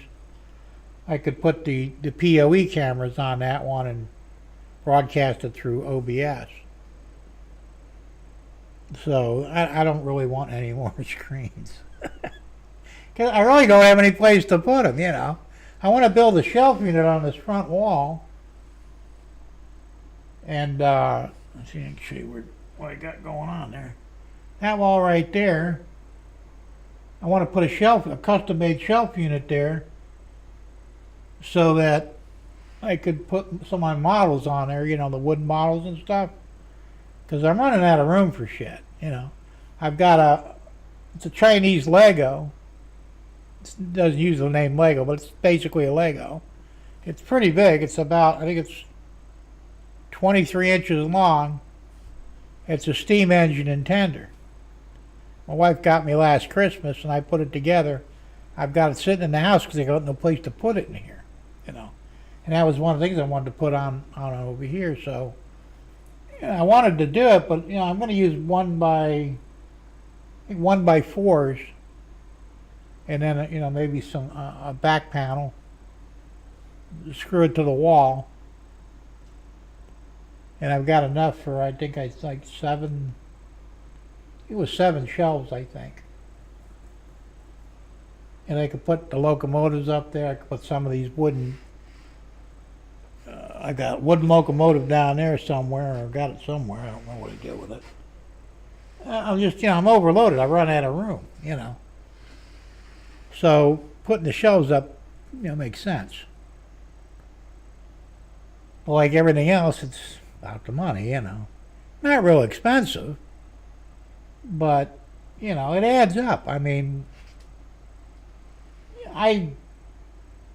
my finances are so tight that I don't leave much wiggle room, I have things that absolutely have to be paid every month, electric bill, car insurance, a personal loan, a couple of firm loans, stuff that I needed and I didn't have money for, water bill, put money away for taxes, food, of course, gas. Gas was $4 a gallon, basically. It went down to $3.79 the other day, and I said, well, you watch, the next day it'll be back up to $3.99. It was. It's like once a week they drop it down 20 cents. And if you keep an eye on it and get it then, because the next day it's going back up to $3.99, I don't use much gas anyway, but I do have 2 vehicles that I have to fill up once a month. $3.99 a gallon, and you're looking at, I think, $40-some to fill up the car from half a tank. And almost the same for the truck. Truck actually has a bigger tank than the car does. The car has 18 gallons, the truck I think has 20. So the money doesn't go far, it really doesn't. You go to the grocery store, well, you guys know how it is. My wife went to the store yesterday, got like 4 things, $35. Are you shitting me? Well, fucking coffee was almost $10 for a little bag. Well, you have to quit drinking that shit if it costs that much. If it gets any more expensive, I'm going to have to, No, say I go in there for a couple of things, and $75 later, and I got a jar of peanut butter, 3 loaves of bread and 4 loaves of buns, both hot dog and hamburger. Maybe a snack. And soda. And the soda's 3 12-packs for $15, which is a good deal. You know, it's a store brand. $75 is gone. You know, oh, some frozen french fries, you know, or tater tots. Like, what the fuck, you know? And I'm looking at prices every time I go there, a little bit higher than previous. It's ridiculous. Yeah, and the problem is I'm on a fixed income, man. I get X amount of dollars every month. That's what I got to spend, you know. And if something gets, and of course the light bill's been a little higher lately. You know, it's summertime, so it's a little higher anyway, but I just got it was $303 for the month. Not terrible, really, considering how big my house is. And, you know, there's 4 mini splits, 1 window air conditioner, 2 refrigerators, a freezer, 2 mini fridges, 4 computers. You know, shit adds up, man. You know, I mean, $4.69 a gallon here right now at my gas station. Cheapest in town was $3.25 pre-Iran. As I'm saying, you know, and it sucks because, you know, this is bullshit. Oil's getting through. It's not Iran that's causing this problem. It's fucking gas stations. The oil companies are just greedy. Yeah. And Trump said the same thing too. He says, you know, we're getting oil through. It is just the greed of the oil companies, and I can't control that, which you can't. You know. It's very unfortunate though, because, you know, gas should only be like $1 a gallon. You know. And there's no reason for it to be any more expensive than that. Of course, you know, the price of gas affects everything else. It affects your food. It affects your light bill. It affects your water bill. It affects everything because, you know, somewhere along the line there's oil involved in it. You know, it takes oil to produce electricity. It takes oil to run the cars and trucks, you know. And I'm still trying to figure out, and it's been that way for a long time, and you know, you older guys like me, remember when diesel was like half the price of gasoline? When gas was $1, diesel, I believe, was like 50 cents. Or 45 cents. It was dirt cheap because it's easier to refine diesel than it is gasoline. And, you know, ever since quite a few years now, diesel's been twice as much as gas. I think diesel here right now is like $5.25 a gallon. It's fucking ridiculous. You know, they're just taking advantage because it's cheaper to produce than oil is. Or gasoline, rather. So, you know, it's bullshit. You know, they used to have controls on gas and diesel. They had caps on them, and I think the government took the caps off quite a few years ago. You need to put them back on and say, you know what? $1 a gallon, that's all you can get. That's all we're going to let you sell it for. If you don't want to do it, fine. We'll get it somewhere else, you know. The oil market runs on emotion just like Wall Street. That's true, man. You know. It's like, you know, if there's a hurricane out in the Atlantic, you know, oh, we got to raise the price of gas because, you know, there's a hurricane out there. Yeah, so what? You know. Until it does damage over here, and even then, it shouldn't affect the oil, you know. We had one went into the Gulf of America now. And it wasn't anywhere near the oil rigs, but they shut down the rigs and the price of gas shot through the roof. Well, we had to shut down the rigs. Why? Well, there's a hurricane out there. Ain't nowhere near your rigs. What the hell difference does it make? You know. It's bullshit, you know. And this is the problem all the ways around in America. It's not just here, but it seems to be mostly here, is fucking greed. You know. If they can raise the price and bend you over, and you're willing to pay for it, they'll do it. You know, the same reason why artwork is worth $1 million. How in the hell is a piece of art worth $1 million? You know, well, the guy's dead. Yes, so what? He's got 25 cents worth of fucking materials there. You know, the old stuff. You know, Rembrandt, Renoir, all them guys. You know, I mean, I understand they're collectibles. But some of that shit's worth their millions of dollars. Because some fool's willing to pay it. You know. Because they can afford it, you know. Well, I'm a billionaire, so I can spend $100 million on a fucking piece of artwork. You could, but you shouldn't. You know. But, you know, and it's... Even when I was painting, you know, I was trying to get into the rich section of town because there was better money there and better clientele, you know. Every time we put in a bid in the richer price area, we got turned down. And I couldn't figure it out, so I was talking to a friend of mine who was doing a lot of work, and I said, how in the hell are you getting these bids? He said, what are you charging? So I told him, he says, you're too low. But that's what I get, that's normal price. He says, for these rich assholes, you got to charge them double, even triple. Next time you do a bid out there, triple your price. You'll get it. Nah, I'll give it a shot. We did, and I got the job. They're paying 3 times more for the same shit that a normal person would pay because they thought they were getting something, you know. I remember in one place we were painting, was in Port Royal, a rich section of town, and overheard the lady of the house, she was talking to her friends on the phone. Oh yes, we have the interior designers here right now. I'm thinking, we ain't no fucking interior designer, we're fucking house painters, you know. And they renamed us because, you know, status, I guess, I don't know. But it was bullshit. But, you know, I took their money, I wanted to work. I didn't really feel right about charging them triple.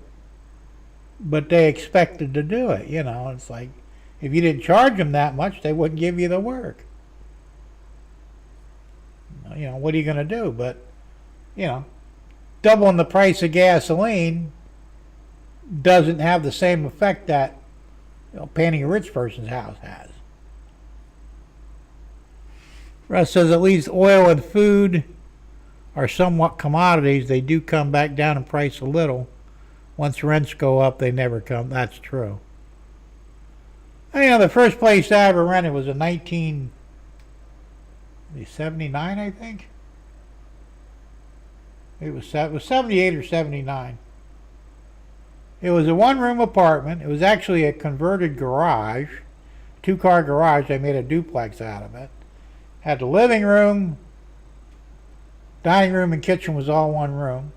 A back bedroom and a bathroom. And that was it. Had a window air conditioner, no central air or anything. It was probably about 500 or 600 square foot. It was tiny, you know. $65 a month. They didn't cover any, you know, nothing was included. You had to pay your own electric. I think they covered the water and the trash pickup, but you had to pay your own electric, your own light, your own phone, cable if you wanted cable. It was no big deal. And then from there it went to $95 a month because we had to move. And from 95 it jumped up to like $250. From $250 it went to $350. From $350 it went to $475. You know, and I think the last place I rented I was paying $690 at. It was a duplex, 2 bedroom, 2 bath. It wasn't real big, but it was nice. Today, if you want to rent a one-room apartment, like the one I paid $65 for, it's anywhere between $1,200 and $1,900 a month, and don't include shit. All right. In comparison, I got a 450 square foot guest house with a kitchenette, a full bathroom, and one room, you know, which is the dining room, living room, whatever, and a carport, Everything is paid for. The electric is included, water's included, trash pickup, even the cable's included because I've got Wi-Fi. Because she hooks her TV up to the Wi-Fi and no problem. $600 a month. And she was ready to pay more, but I said, no, $600 a month is all I want. I'm not going to bend anybody over because if it's a good price, she'll stay. I could get more, but they probably won't stay. I think I read somewhere I could get up to $900 a month for the place. But I'm not greedy, I figured 600 is good. I got a good tenant in there. She'll probably be there till the day she dies. She's my age. Disabled, but And she's happy as hell. She loves the place. It's affordable. It's roughly half her disability payment. Actually, I think it's less than half. It's like, what the hell? Russ, rents go down when demand goes down. If we get rid of the illegals, the rents... Yeah, that's true. I believe that as well, Derek. Eventually it's going to have to. I mean, here in Florida, housing is actually dropping in price. Now, it's kind of funny because every now and then I'll get an email from like Redfin or one of those big real estate companies, well, your house is worth $434,000. I only paid $172 for it, right? I go, and that's bullshit. I ain't going to get that, It's not a bad place. It's not really in disrepair. I mean, not really. A couple things need to be done, minor shit. Realistically, I could get $200 for it if I wanted to. I don't want to. It's not for sale. But to try and tell me that a place is worth $434,000, you're out of your fucking mind. Nobody's going to pay that much for it, Because the reality is, like I said, I got the trim notice, which is tax bill. At least a preliminary bill. And it actually went down in value, Now the county said the house is worth like, I think $174. A little bit more than what I paid for it, Which is realistic, So rents will go down once, like you said, you get rid of the illegals, and there's more rental units than there are people that they. Right now, it's the other way around. There's not enough rentals out there for Americans because all the damn illegals got them. You get rid of the illegals, there's going to be a glut of housing. Prices will come down because if they don't fucking rent them, they ain't making no money. They have to pay taxes on them whether they're empty or not. A lot of people have mortgages on them. Who's going to pay for an empty house, the mortgage and property tax on it? They'll go cheaper just to get somebody in there. They are here to stay, and the Dems know it. That was their plan all along, Derek. Trump only put a small dent in deportation. Well, there's some truth to that, Russ, but, the states are getting wise. Well, not the blue states, but the red states are saying, you know what, we don't want them here. Like, in Minnesota, Trump is getting rid of all the Haitians and the Somalis. They're going back. They don't like it, but they're going back. Here in Florida, a lot of the Haitians are leaving on their own because our governor said, we're going to come after you. We're going to get you. We're going to send you back to Haiti. So they're leaving on their own because they know they're going to get deported one way or the other. We still have a lot of illegal Mexicans here. I don't think we have any Somalis in Florida, very few. Mostly Haitians. Look, if you don't belong here, you need to get the fuck out, Now, if Trump doesn't want to finish the job, we'll be more than happy to do it for him, We won't be as merciful as Trump is, We had a shortage of housing way before Biden fucked up. Well, but that's because there's been a lot of illegals here for the last 50 years. They keep saying there's only 12 million illegals. There's over 50 million illegals in America. I guarantee you there is. That's after Biden, of course, but He probably let in 30, 40 million on his own. You know. And they're still coming across. I was watching a YouTube video that, that Nick Shirley guy, the one that proved the fraud up in Minnesota. He went down the southern border of Nevada. Watch people coming across. Not in the big numbers they were, but they're still coming through. He flagged down an ICE, border control agent. Said, hey, there's some guy. Don't worry about it. Not your problem. So is Trump lying about the border, or maybe he's being lied to? I'm not sure which. Until he starts shooting the bastards at the border, they're going to keep coming through. Now, if we fired at them, even a warning shot, that's going to stop the crossings. Once they get over here, they just fade into regular society and they get away with it. And there should be laws.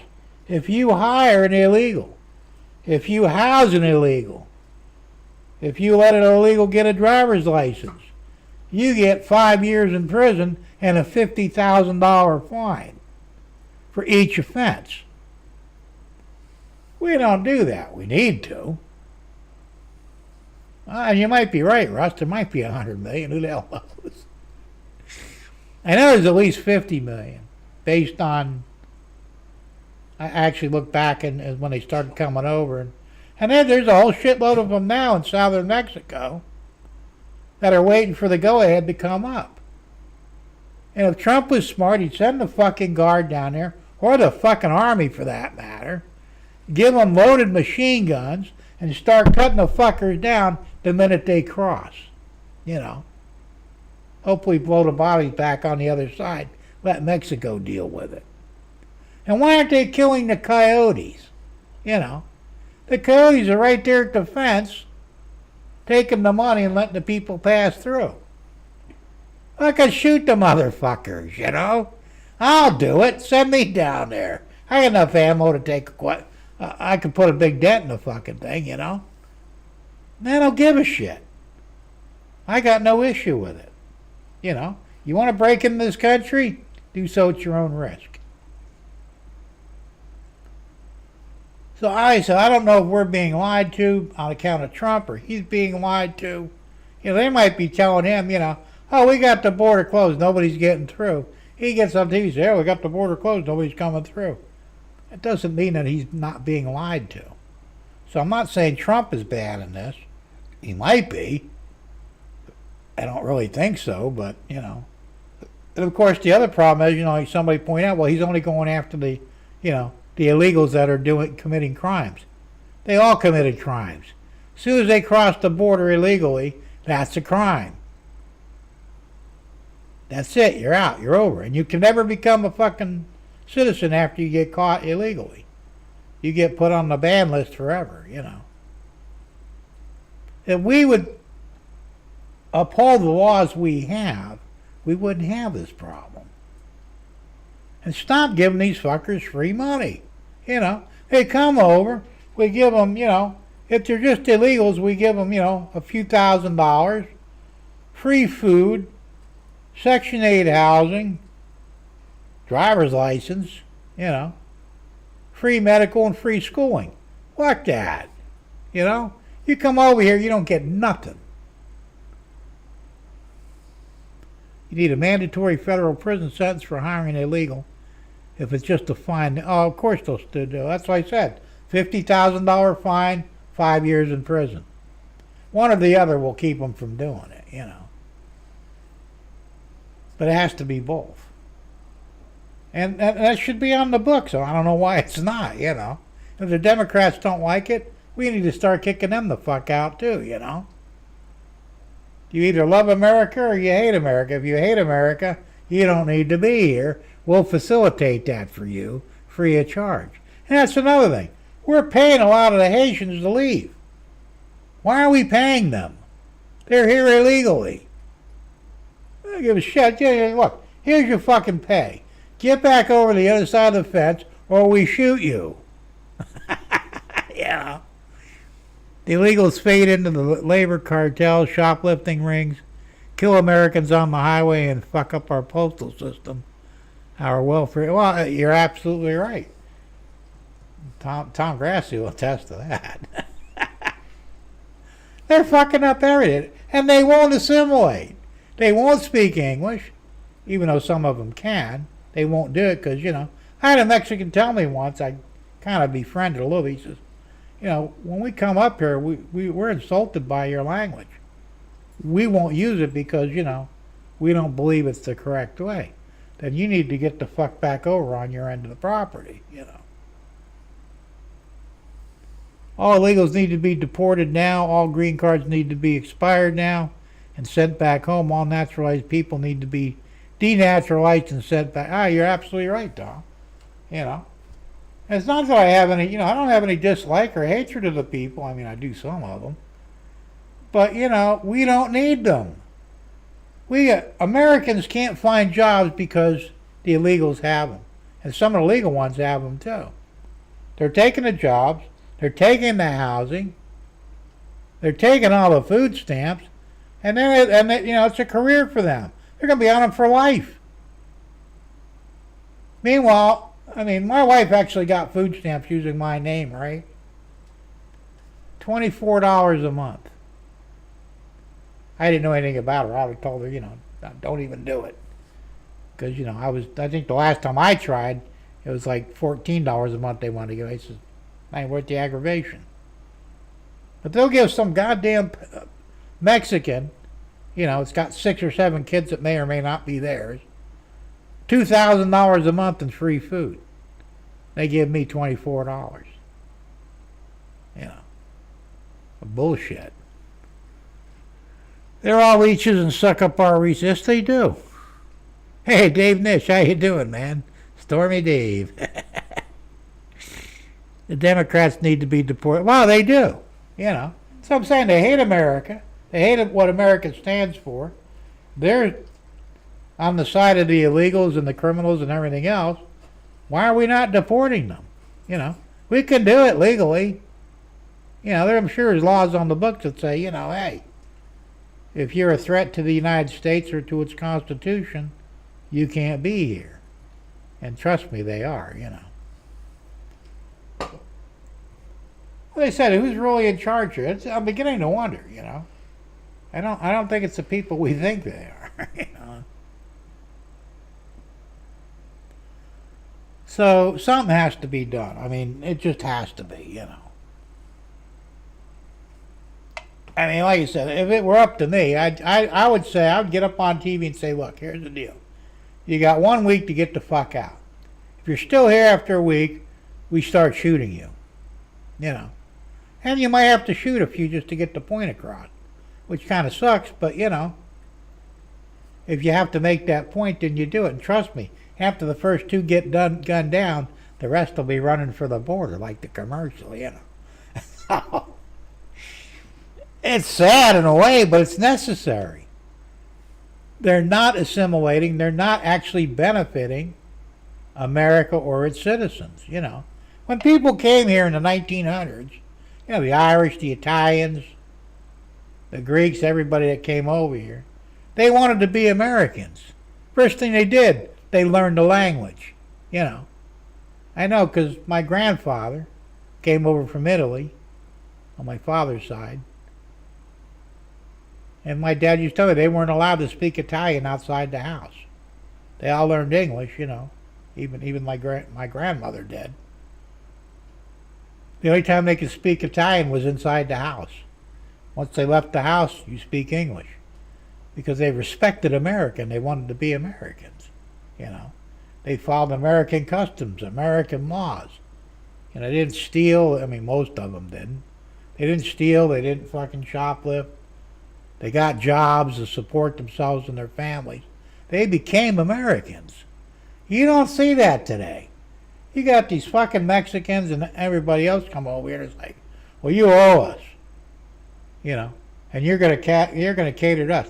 You learn our language, you're not learning yours. And I can't imagine. They're lucky I'm not the president, I'd be grabbing them motherfuckers. Here's the deal, motherfuckers. You either learn English in the next fucking 30 minutes or get the fuck out of my country, and if you don't do it willingly, we'll help you at gunpoint if necessary, I wouldn't fuck around with them. But unfortunately, nobody in Washington is willing to do that. And that's part of the problem, of course. But, you know. And it's a little unfortunate, but it's necessary because they don't assimilate. Was it a bunch of Mexicans recently? I don't remember where they were at. I think they were in Texas. They're demanding that the government reestablish or redo the food stamps, EBT, back to where it was before Trump decided to, get serious about them, because the Mexicans, they were buying, and the blacks too, they were buying junk food, sodas, and everything else, not really buying much in the way of food. And they got used to it. They're getting $1,000 a month in food, and they piss it away on garbage. Trump said, "Nah, we're not doing that anymore." So a lot of the states, and you're right, we got to start, like in Florida, you can't buy soda, you can't buy a lot of snack foods, anything sugary. Yeah, I think even cereal. Certain cereals you can buy, but any sugary cereals you can't buy. And people got pissed off. It's like, well, dude, it's free. You get what we give you and you like it, or just, fuck you. But the Mexicans in Texas, I'm sure it's not just them, but mostly them, they're demanding that they get EBT the way they had before Trump, started controlling it. And they're demanding, you got to learn our language. You got to give us jobs. You got to do. We don't got to do shit. Yeah. You need a president and a DOJ that have a spine of titanium. Well, that's true, Russ. I would do it, And anybody in the DOJ that didn't follow me or enforced the law, I'd have jailed for treason. Fucking hang them, You either do right by the country, you abide by the Constitution and our laws, or you don't. And if you don't, there's a price to pay. The problem is, and like I said, nobody's going to do it. Because none of them have spines. They really don't. Forget about titanium. They don't even have one made out of bone. And it's unfortunate because I think most Americans, given the opportunity, would do what needs to be done, and not have a problem with it, Now, you can label me a white supremacist, a racist, whatever the hell you want. I don't care, I don't really believe I'm any of those things. I believe Americans should come first over everybody else because, it's our country. We built it, we maintain it, and we should have complete control of it. But those words wouldn't bother me. You can call me a racist all day long. I don't give a shit, I know, agree, Dave. Most people do. I've met a few Democrats that, really don't like me because, they call me, a homophobe, a xenophobe, a racist. Any of those words they got, listed to me on white nationalist. Like, have you looked in the mirror lately? You're fucking white. You hate your own race. Get the hell out of my country, If it were up to me, that's what I would do. Anybody that protested or tried to defend illegals would be rounded up, get their deportation order, strip them of their citizenship permanently, and send them wherever they want to go. As long as it ain't here, They won't do it, because like you said, nobody's got any balls in this country, except we the people. And why do you think most of the shit's illegal? Because they know we the people will fix this given the opportunity.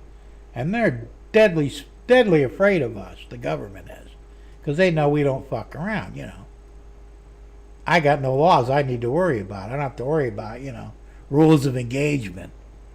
I got a gun, you gotta go. If you don't, I use the gun. That's my rules of engagement, And that's the way it should be. It should be that way with everything. You catch a thief, two choices: shoot him or deport him. Preferably shoot him, Some guy just tried to sue. He broke in this guy's business. I don't know if he's white or black, they didn't say. And they couldn't tell by his name. Not that it matters. Hey, he broke into the guy's business. The owner was spending the night there in the back room.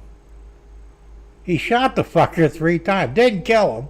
That's why you don't carry a 9, you carry a 45 or a 40 or 357 or a real gun, you know. He shot the fucker 3 times, wounded him. The guy survived. Then he tries to turn around and sue the business owner for $10 million. Wrongful injury and, all kinds of other bullshit. Thank God the jury tossed the fucking lawsuit, They said, no, you don't get to sue for that. You broke in this man's business. You got shot. You're lucky to be alive. Count your fucking blessing. Now get the hell out of here, right? So, Dave says, who cares? I'm a fascist. Repugnant acts are not far right. Well, that's true. I guess I'm a fascist, too, if you got down to it, because it's not that I'm really, definitely not a Jeff Sessions, Jim. That guy was a pure weenie. That's true, too. And I'm not a badass or anything, but I think if you're going to have laws, you should enforce them. It's illegal to enter this country illegally. It's actually a felony. We don't treat it as such. We should. Round them up and give them 2 choices. Turn around now or take a bullet, And if the world court has a problem with it, they could take a fucking bullet too, We don't care. Yeah, I'm still live, James. I just did recharge your laptop. I'm just saying, look, if you're going to have laws, you have to enforce them. If you're not going to enforce them, then what's the point of having them, And why are they enforced against us, but not them, If you did the shit the illegals did, you'd probably get the death penalty. They do this shit. Oh well, they're special because they're poor and they're underprivileged and well, I don't care. I didn't make them that way, And like I'm not poor. I'm not technically, but sort of I am, Jim is an Energizer bunny tonight. Yeah, it seems like it. Ain't I every Thursday night? Hey, you know what happens when you put the batteries in backwards to the Energizer bunny? He keeps coming and coming and coming. I'm sorry, guys. I had to throw that one out there.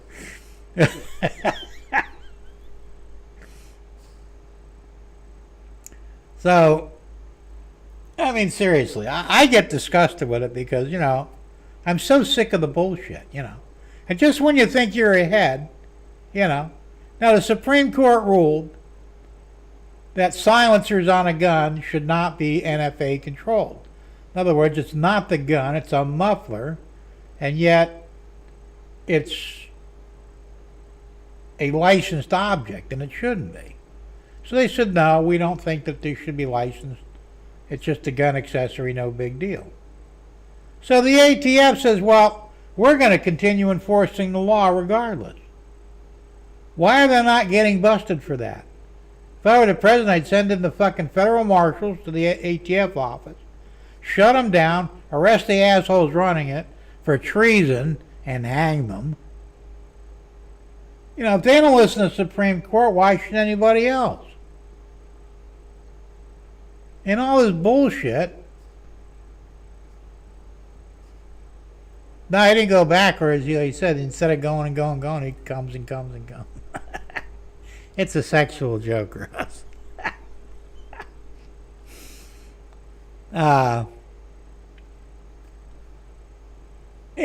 I'm saying, in the founding days, if President Washington or Jefferson, if this shit would have happened under their watch, somebody would have been hanging outside. They didn't put up with nobody's shit. What are naturalized people? There are people who came here legally, and after so many years you can become a United States citizen. That's basically you're naturalized. Like, for example, my daughter married a Costa Rican the first time. He was illegal because they got married. They had to stay married for 5 years. And if they did, which obviously they did, he would get naturalization and become a citizen. It's bullshit because, they do this shit. They marry Americans to get naturalized status, which isn't right. Wish you would run for president. We need more common sense. If I ran for president, that motherfuckers would assassinate me the first week.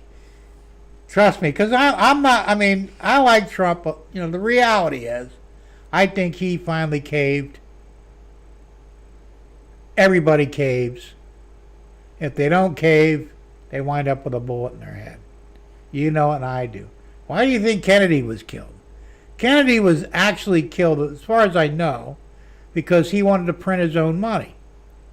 He didn't want to have he didn't like the Federal Reserve, which is technically illegal anyway. Hey, John, how you doing? Good to see you, man. So he tried to print his own money. They put a bullet in his head.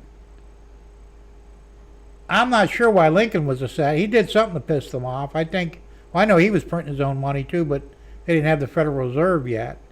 Maybe they were afraid that him printing money would destroy the Federal Reserve from ever becoming, so they took him out. I don't think it had anything to do with slavery, It could have. Reagan was shot.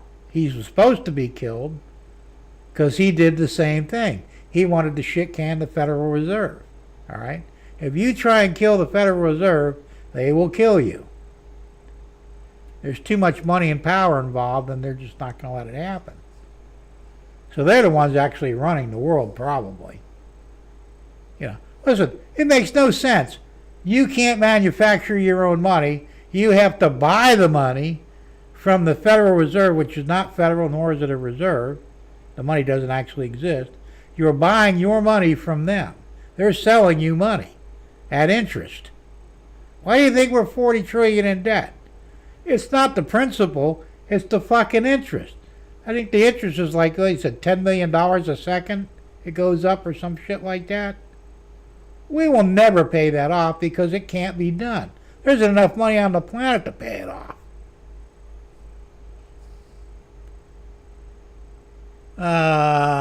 Dave says Trump sucks. Sorry, I voted for him. Damn Zionists don't. Well, that's upset Israel. Israel bought it. He's bought and paid for by Israel. It's unfortunate. I'm hoping he has a plan that, I know they pissed him off over this Iran war shit because he brokered a peace agreement and they said, fuck you, we don't want peace, we want total destruction of Iran. They didn't say those exact words, but that's what they want. And he said, no, I want a peace plan. I don't want to have an endless war with these people. So I guess he got up their asses on it, and they probably straightened him out and said, look, you don't do our will, we'll do to you what we did to, Kennedy and Reagan. Honestly, I don't blame the man in a way. What would you do? If you were in charge of something and somebody came up to you and said, look, do what we want or you die, you know damn good well you're probably going to cave. I probably would. I don't want to, at my age, I would. That's my thing with Trump. He's not a young man. If I were him, and I'll tell you exactly what I would do. What I would have done the minute he took office, I would have assembled an assassination team and took all these fuckers out, simultaneously, so they couldn't do anything about it. Just boom, boom, boom, boom. One day they're all dead. The Bilderbergers, the Israeli heads, all the world's leaders, not the country leaders, but the Illuminati leaders, the oil magnates and shit. Take them all out, That's how you fix it. It's the only way you fix it. Still risky, but even if you don't succeed, you're going to put a big dent in it, At least you'll have died for a reason. I said, if I were president, that's what I would do. I'm at that age where I don't really give a shit, you know? My best years are behind me. Not that I want to die or anything, but, you know, the reality is what I really got to look forward to, you know. Yeah, I want to live, but if I had the opportunity to take the system down, you bet your ass I'd do it in a heartbeat, even if it meant losing my life over it. Because I don't care, you know. This whole country is built on Ponzi schemes. That's true, it is. Or do we want, or do what we want, or your family dies. Yeah, well, that's probably true too, you know. And once again, that would have been my cue right there to assemble an assassination team, you know, people I could actually trust, and send them out to take care of business, you know. It can be done, you know. It was a book I read many, many, many years ago, and this guy, he kind of reminds me of Trump in a way. And they attempted to kill him. He took a bullet, but he lived. And he decided to go after all these fuckers, you know. He said, at this point I got nothing to lose. They want me dead anyway. Let's get them first. And he basically did the same thing. He assembled a team of trusted people to go out and kill all these fuckers that wanted him dead. I tell you, that's what needs to happen. It really does. I think it's the only way you're going to fix it. There's too many people in this world that are very powerful, have crazy wealth, and they wouldn't blink an eye at taking your life. So why not take theirs first, you know? Damn private equity fund brokers buying corporations. Oh, that's true too. But once again, these are the power brokers, you know. The Bilderbergers, the Rothschilds, I can't remember half their names now. Kill them fuckers, you know. And what's that other fucking little fucker? He's still alive. One that just groomed his kids to do what he does. Soros. George Soros. They need to kill that fucker and his two sons. You know. Only because they're going to carry on what he started. Just kill them. You know. I know it sucks. You know, well, you can't go around killing people. In this case, you can. Because they're fucking evil. And if you don't kill them, they'll eventually kill you. Or all of us, maybe, you know. So let's take care of business. And I thought Trump always had a plan, you know, and maybe he does. I don't want to badmouth him just yet. But I'm hoping that somewhere along the line he's scheming, you know, and he does that. He'll let the enemy think they're winning, and then boom, he rips them down. Last minute. I hope he does that with the Israelis. They're a problem. I have nothing against the Jews, but the Israeli government is wrong. They're committing genocide, and they need to answer for their crimes. You know, they don't want to just kill the Iranians. They want to kill everybody in the whole Middle East. They want to take it over, and I think ultimately they want to take over the whole damn planet. You know. We need to stop them. And especially if they threaten the president. Netanyahu actually threatened Trump a couple of weeks ago. You know, not to his face. He basically said, do our will or there will be consequences. Sounds like a threat to me. About that time, if I was Trump, you know what? Take that fucker out, you know. It's ridiculous. James says it cost us $10 to get a McDonald's meal. It's $13 over here for a meal. You know, I won't eat their crap anyway because it's all garbage to begin with. I go to Culver's, we get a meal there, a double butter burger, a large order of fries, and a soda for 11 and change. But the fucking burgers are huge. You get a big bag of fries, and they're real. You know. McDonald's, you know what the fuck you're getting there. They says I wouldn't eat that shit. Go to a mom and pop for cheap. Oh, absolutely, you know. And it's not even about the money, really. It's just the quality of the food, you know. I don't mind paying a little more for good food. I mean, it sucks, you know. The Five Guys burger joints, you can get a big burger there for around $10 and order fries for another $8. But there's enough fries to feed a family of six, you know.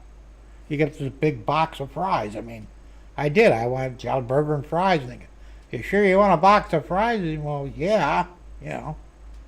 And they come out as, holy shit, I took most of them home with me, you know. Exactly. Yeah, Culver's is good food, man. You know. And they're cheaper than McDonald's. And the food's twice as good. Unfortunately, the very thing that makes us a great country leaves us open to danger sometimes. Well, that's true. John says, I couldn't tell you the last time I had a McDonald's burger. Yeah, I haven't had one in a long time, man. They're garbage. You want first off. They had the dollar burgers for a while, you know, the value meals. Get his fucking burger. The bun's about 3 inches. The meat's about 2 inches. It's fucking paper thin. I always get my burgers plain. I don't like all the stuff on it, you know. Like, I paid $1 for this? There's fucking 25 cents worth of meat on this thing. Yeah. Only problem with journalism is it gives you them an inch and they take 1 million miles. That's true. I try to avoid the news. I don't blame you, James. I mean, some people get, like my wife, she gets very depressed if she listens to this shit. She hates when I talk about it because it makes her a little depressed. It's, Dad, it's the world. It's the way it is. You know, it's not fun, but you need to know these things. Next week, 9/11, 25-year anniversary. Remember that. Well, that was a bad thing, but it wasn't 15 Arabs that did that. Chances are the Jews were behind that one, and so were we. It was an inside job. I did a lot of research into the whole thing because, you know, I remember when it happened. And my boss, he went into hiding. You know, I think he lost family up there. It hit him hard. That's when I was working at the golf course. He never came back. But I looked at that, and weeks before it happened, they had contractors were in there clearing floor by floor, doing some work, and it was suspected that they were actually wiring explosives in the walls. That building should have never came down like it did. You know, and then of course the Jew that owned it, that bought it, insured it for like $10 billion because it was going to cost more to renovate than it was technically worth. So it was an insurance job, you know. They never found the airplanes. They found one engine, supposedly. Some say that they used holograms that make it look like the planes hit the building, and it really didn't. There's a whole lot of stuff involved in that, you know. Now, the buildings were completely dusted. They never found the black boxes of the 2 aircraft, but they found the passports of the Middle Eastern fucking hijackers. They found paper passports, untouched, on the ground, but the indestructible black boxes from the airplanes were never found because there weren't no fucking planes. And whatever hit the Pentagon was a missile. It wasn't an airplane, and they'd already proven that too. So the whole thing is bullshit, you know. And I think it was designed to get us into a war with the Middle East. I'm not sure, you know. I remember we went into Iraq after that, you know, because Bush had a hard-on for Iraq anyway. And he was a warmonger no matter how you look at it. The last Burger King... Last 3 Burger King Whoppers I have had, it went right through me, no more. Yeah, I think the last one I had was a Burger King, and that was a few years ago, and it was garbage, you know. And they're using genetically modified fries now, too. I won't eat GMO foods. Sorry, not happening. James says, I'm a newfie, been to Gander, saw the gifts donated. Okay. Derek says, look at what they did with the funds. People who got prostate cancer and other common cancers got paid because they were in the area for a day. Well, that's because they say they might have detonated tactical nukes underneath the thing. You know, there was radiation. All this the cadaver dogs, the dogs to find the dead, they all fucking died. Every one of them. You know, from radiation poisoning. You tell me.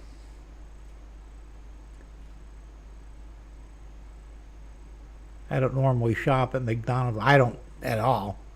I won't eat that shit if it's the last place to eat. Then wanted to go to McDonald's a couple of weeks ago. I said, we'll go to Culver's instead. Hey, it's cheaper and the food's 10 times better. Okay. She was ready to go to McDonald's, man. Fuck that shit. I won't eat that crap. Fucking worm burgers. John says, our beef at the farm is too good to go out for fast food burgers. Well, that's true, too. Yeah, like I said, I don't, James says, I'm a cancer survivor. Well, I'm glad you got through it, man. I don't really worry about it. I mean, there's always that possibility, I had a spot on my lung 13 years ago. Actually, more than that now, but like almost right before I moved up here, I had that big heart attack. I had to go up to Orlando, and they were ready to write me off, man. Heart was failing, kidneys were failing. I had pneumonia, sepsis. I was in rough shape. I mean, that's what they told me. I didn't know it. I felt fine, But I had a spot on my lung that they found 13 years prior through an MRI. And the oncologist, and he said, well, we need to go in there and see if that's cancer. I said, no, we don't. We're going to leave it alone. Well, it could kill you. I said, then it kills me, You can't fix it. We're not fucking with it. So it was 2 millimeters in diameter, a little spot on my lung. 13 years later, of course, they did more x-rays and MRIs and shit on me. He said, well, you have a spot on your lung. We have to find out what it is before we can fix you up. I said, it's nothing. It's fine. How do you know? I said, because I've had it for 13 years. How big is it? 2 millimeters? Same size it was 13 years ago. Well, we have to do it anywhere. We can't fix you up. Fine, whatever. So they did a biopsy, which I'm sure they got 10 grand for. That's probably true, Tom. 2 days later, he said, well, it came back benign. It was kind of normal. Well, I fucking told you that, and I could have saved you the aggravation if you'd probably listened to me. Well, we had to look. I know you didn't. You had to make the money. I never worried about it, It's like, if I get cancer, and I hope I never do, they can't fix it. They really can't, James, I don't know what your story is, but generally if you get lung cancer or prostate cancer or any of that, colon cancer, you're going to fucking die, as a rule, They poison you to cure you. We're not poisoning me. I like my immune system. You're not going to destroy it. I mean, it might be different up in Canada, but in the States, chemotherapy and radiation therapy, radiation's bad for humans, but we're going to use it to cure you. No, you won't, And chemotherapy is chemical therapy. They give you a bucket full of toxins that destroy your immune system. That's why people get cancer. They get cured, but a couple years later it comes back with a vengeance. They die anyway. We're not doing that, I'm not going through the aggravation. If it's my time to go, my time.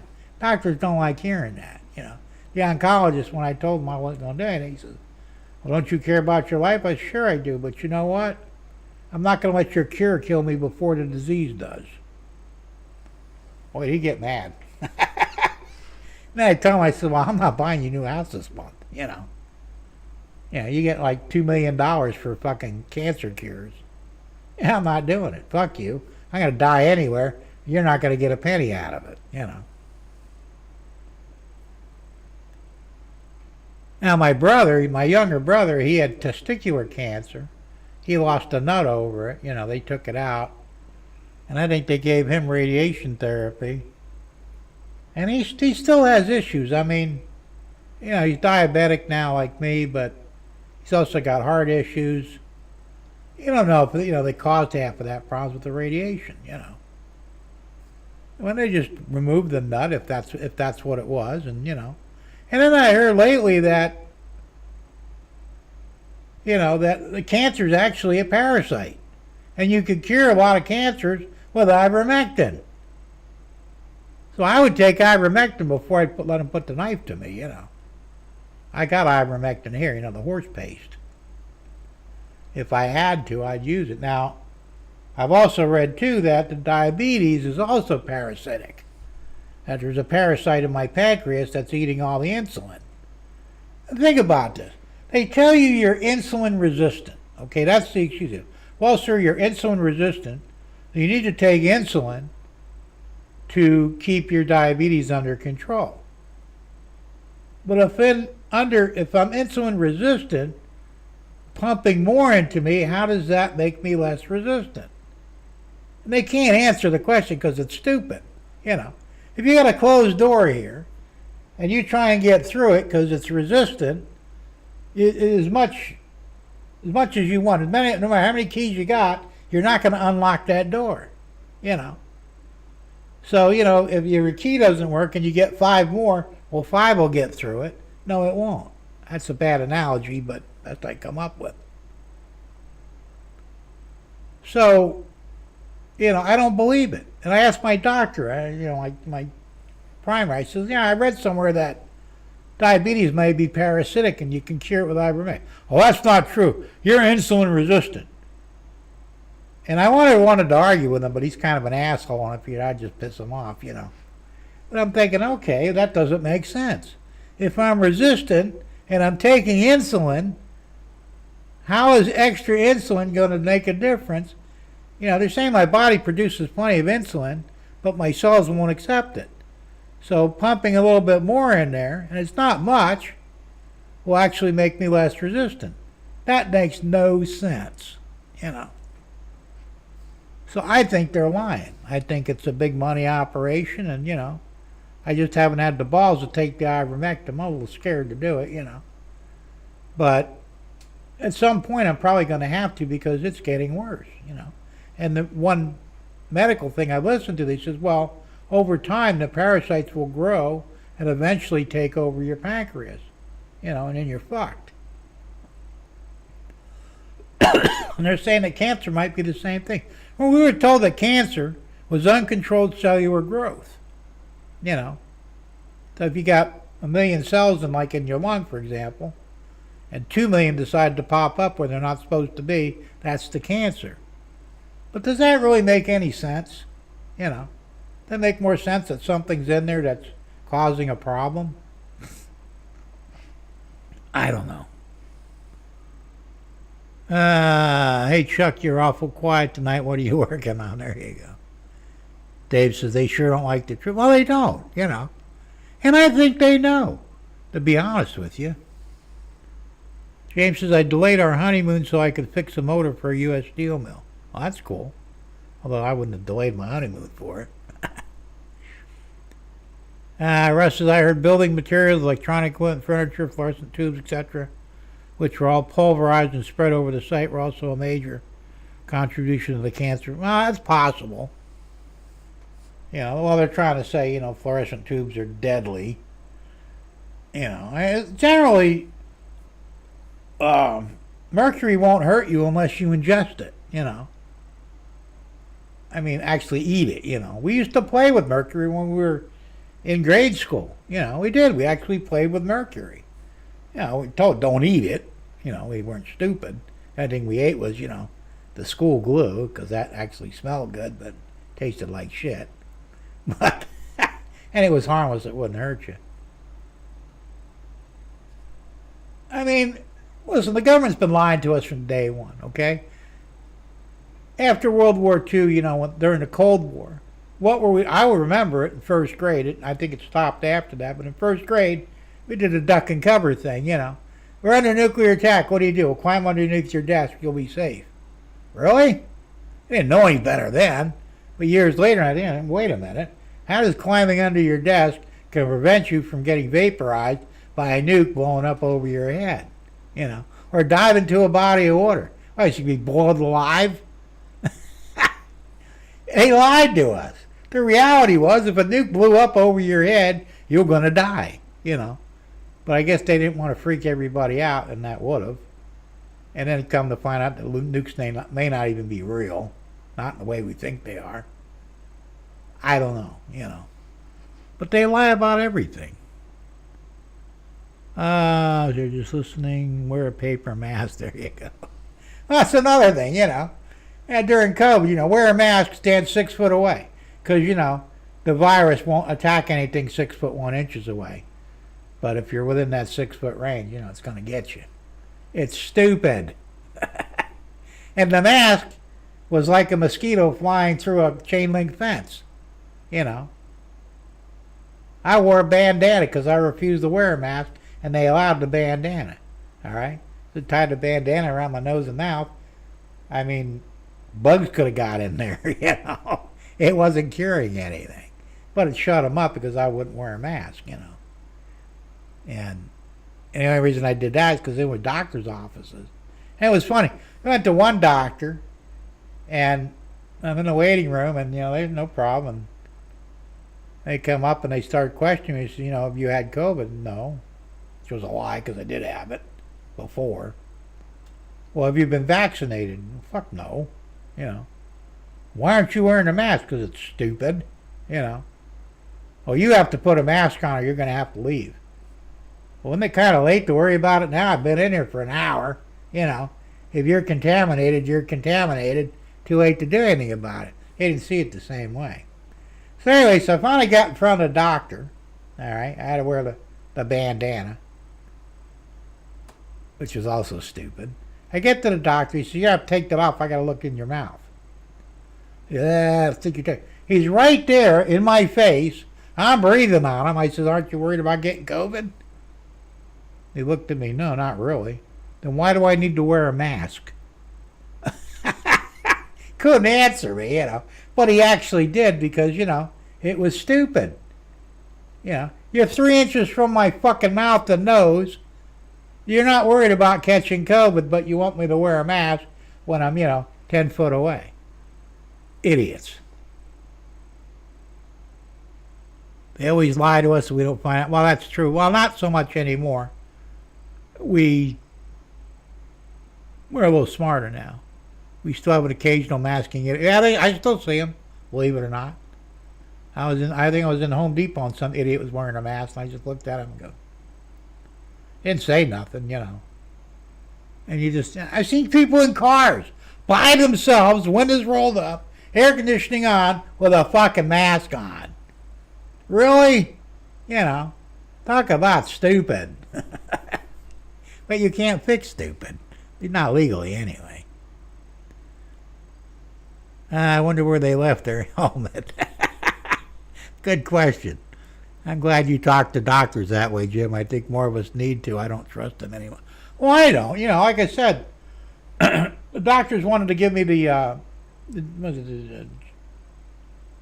GLM ones or whatever they're called. The shit for diabetics that, help you lose weight. GLP-1. No, I'm not taking that, Why not? It's because it's dangerous, The side effects suck. Stomach paralysis, face droop, possible death, heart attack, stroke. I don't want to go there, I'll just keep taking the insulin. It's safe, Well, you really need to take this. I think it was the Wegovy they were pushing. I can't remember the name of the other one, but no, I'm not taking it, And we don't need to discuss this any further. As far as I'm concerned, no means no, And if you keep persisting, I'll get up and walk out anyway. So they dropped it because, they want to make money. And the same thing when they put me on after the heart attack, they put me on statins. Lower my cholesterol. My cholesterol was 6 points above normal. 6 points. It's like you don't have a problem until you're up over 300. I was like 128 or something like that. It was ridiculous. I said, and I couldn't take them because they had the muscle problem. I took them for like a week, started getting muscle weakness. So I read off. No, I'm not taking them anymore. Well, you need them. I said, no, I don't. They don't work anyway. I said, my cholesterol is not that high. I'm not worried about it. Well, you need to be because you had a stroke and a heart attack. Yeah, so what? No correlation between high cholesterol and stroke and heart disease. And you fucking know it. So they got mad at me, but I said, we're not going to argue this. If I tell you I'm not taking something, that's it. End of subject. Always pissed me off. People wore them in the grocery store, touching their mask, face, mouth, nose, and handling all the produce. I know, it makes no sense, right? Need to go. Tablet needs charging. All right, James, thanks for popping in, man. Have a good weekend. Be safe. As I'm saying, I just, I got to the point where I don't care, My dad was the exact opposite. If they told him to jump off a 10-story building because it was good for him, he would fucking do it.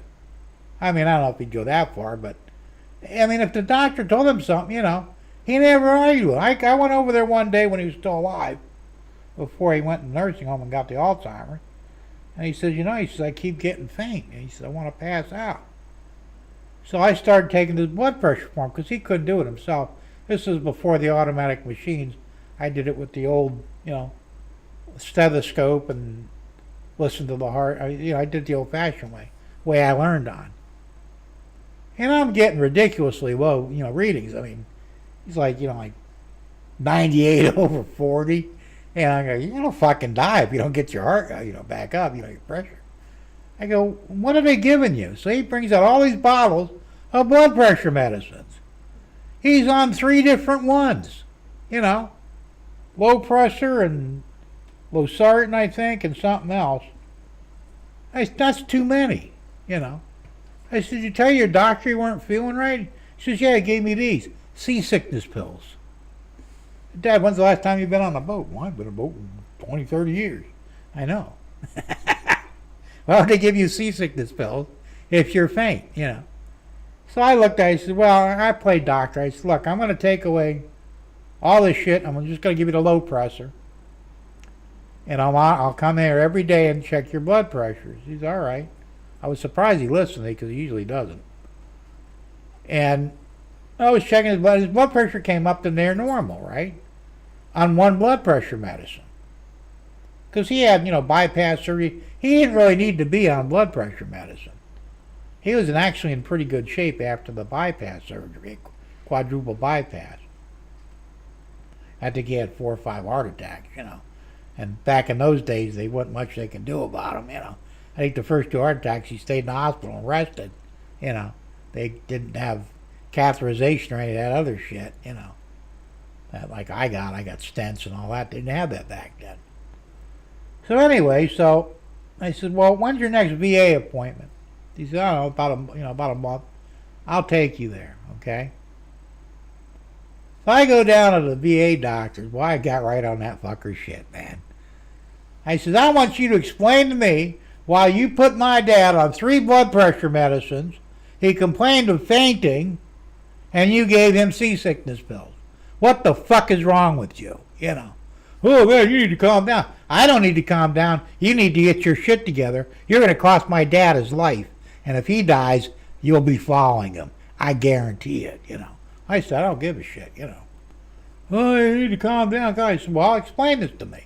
Well, his blood pressure is high. I said, no, it's really not. It was a little above normal, which is not a real problem for a man his age. But you had him on 3 blood pressure medicines. I took him off 2. He's just taking a low pressure now, and his blood pressure is near normal. Were you a doctor? I said, today I am.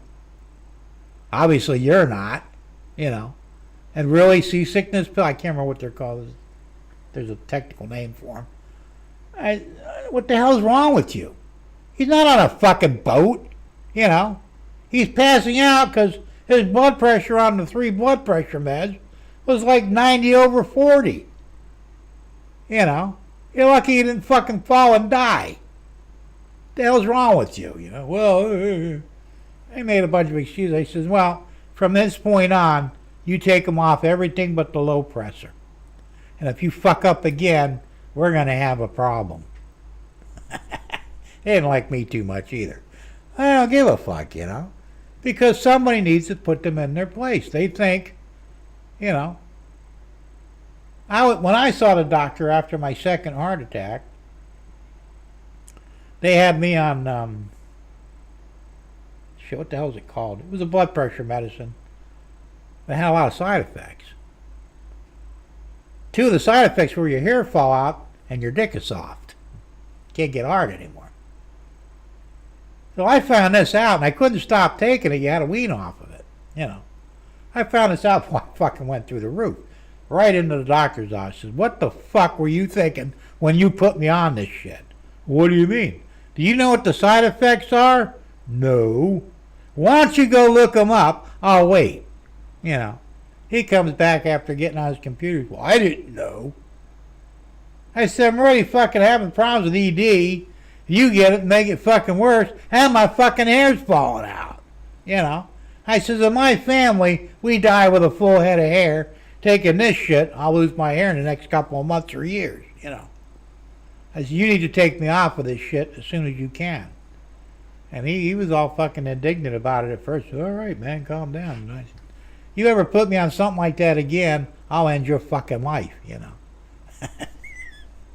I said, I don't give a shit, you know. They did. They took me off of that. I can't remember the name of it now, but it starts with a C, I think. But, you know, like low pressure. I was taking low pressure for a while. One of the side effects of low pressure is you might have thoughts of suicide. All right?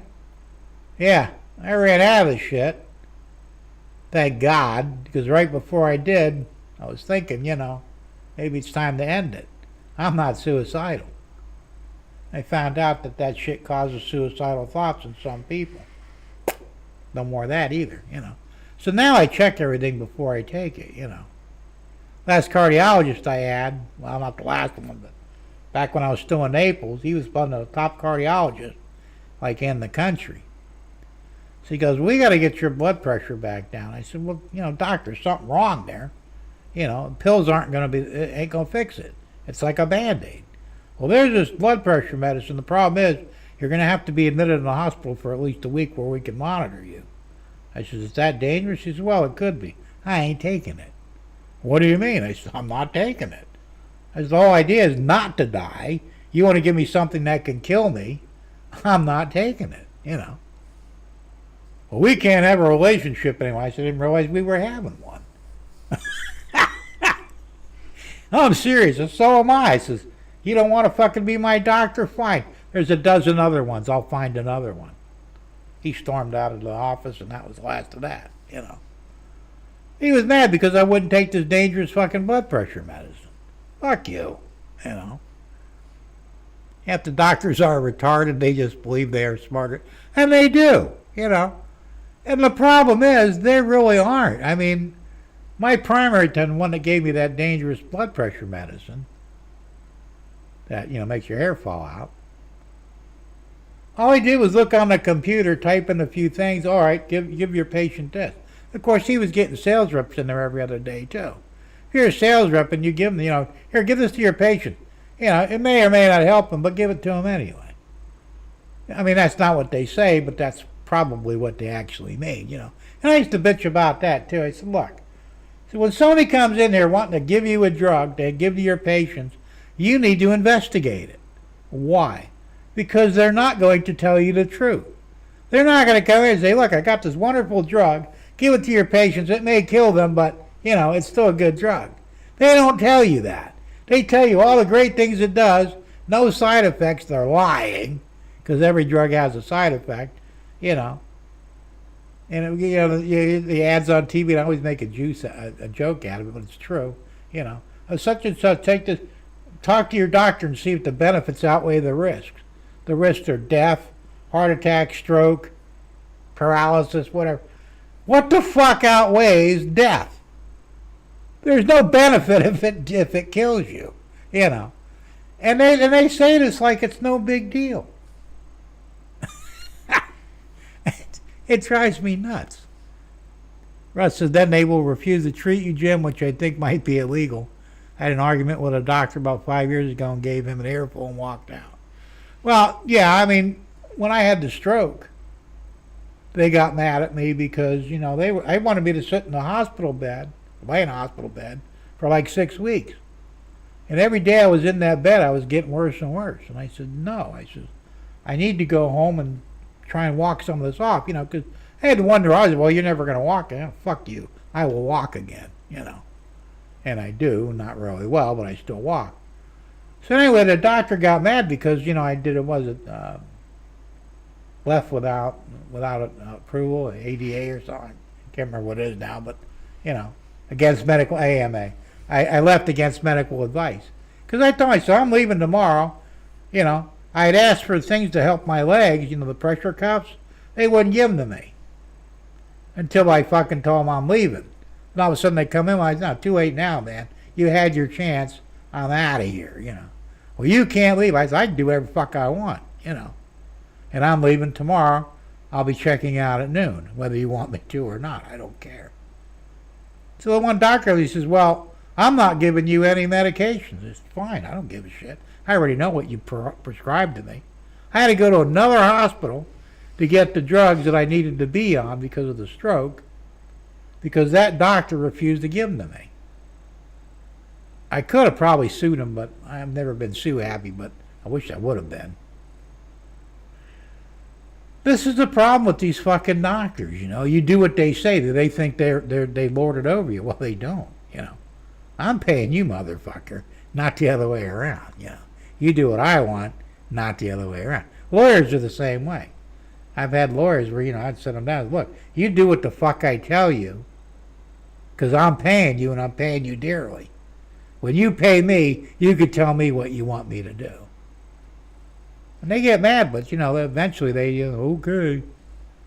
Well, Big Jim, I don't know about you, you're dick, but you have a great head of hair. Well, I do. Like I said, my dad, 92 years old, had a full head of hair, you know, when he passed. 91 actually, but it's a family trait, you know. None of us ever lost our hair, so you know. Jim, they gave you cunt juice. It starts with a C. Could be. You never know. It's the doctor's job to know the side effects or find out what they are. Well, yeah, you would think, but they don't. You know, and they just give you shit. You know. Jim, I sent you an email with another shirt saying, oh, I got to check that out. I always ask the pharmacist what the most common dangerous type of drug. Well, I do too. Like I said, I research everything now, you know. And these doctors, you know, I got a hemorrhoid, you know. I know it's kind of embarrassing. It's not to me because it's medical. And I went to the doctor, you know, what do you do? He said, well, I got a medication you could have. I thought he was going to just tell me to get Preparation H, right? Because that's what you usually do for hemorrhoids. Oh, no, this is some fucking long-ass word of a drug, right? So I said, all right, whatever, you know, I'm sure insurance will cover it. I go to the pharmacy and, you know, to see what the hell's going on. Oh, your insurance company won't cover that. Well, how much is it? $300 and some. Well, I ain't fucking paying for it either. I'll go buy a tube of, you know, Preparation H, man. What the fuck? You know. Now, I don't know why the doctor prescribes shit he knows I can't afford, you know. And he should check to see whether my insurance will even cover it, you know. I mean, they're all assholes, man. They think that we're all rich or something. We're not. So I don't know what the fuck, you know. It's just, I get pissed off. I really do. I mean, I don't trust them, you know. I said my wife went in for cataract surgery. I took her to a highly reputable place. They did her left eye. It was beautiful. I mean, because the doctor himself, he did it, She went in a few weeks later for the right eye. Her cataracts were really bad. She let them go too long, really, but still, you know. So she says that the doctor wasn't there that day. That it looked like a trainee did her right eye. Well, he fucked it all up, right? So after all said and done, they said, well, you got a pucker in your eye. What the fuck is a pucker, And he says, well, it was there. We couldn't see it because of the cataract. But you removed the old lens. You should have saw it, Well, I don't know, but we didn't see it, and there's nothing we can do about it. So you fucked up her right eye. She can't see out of it that well.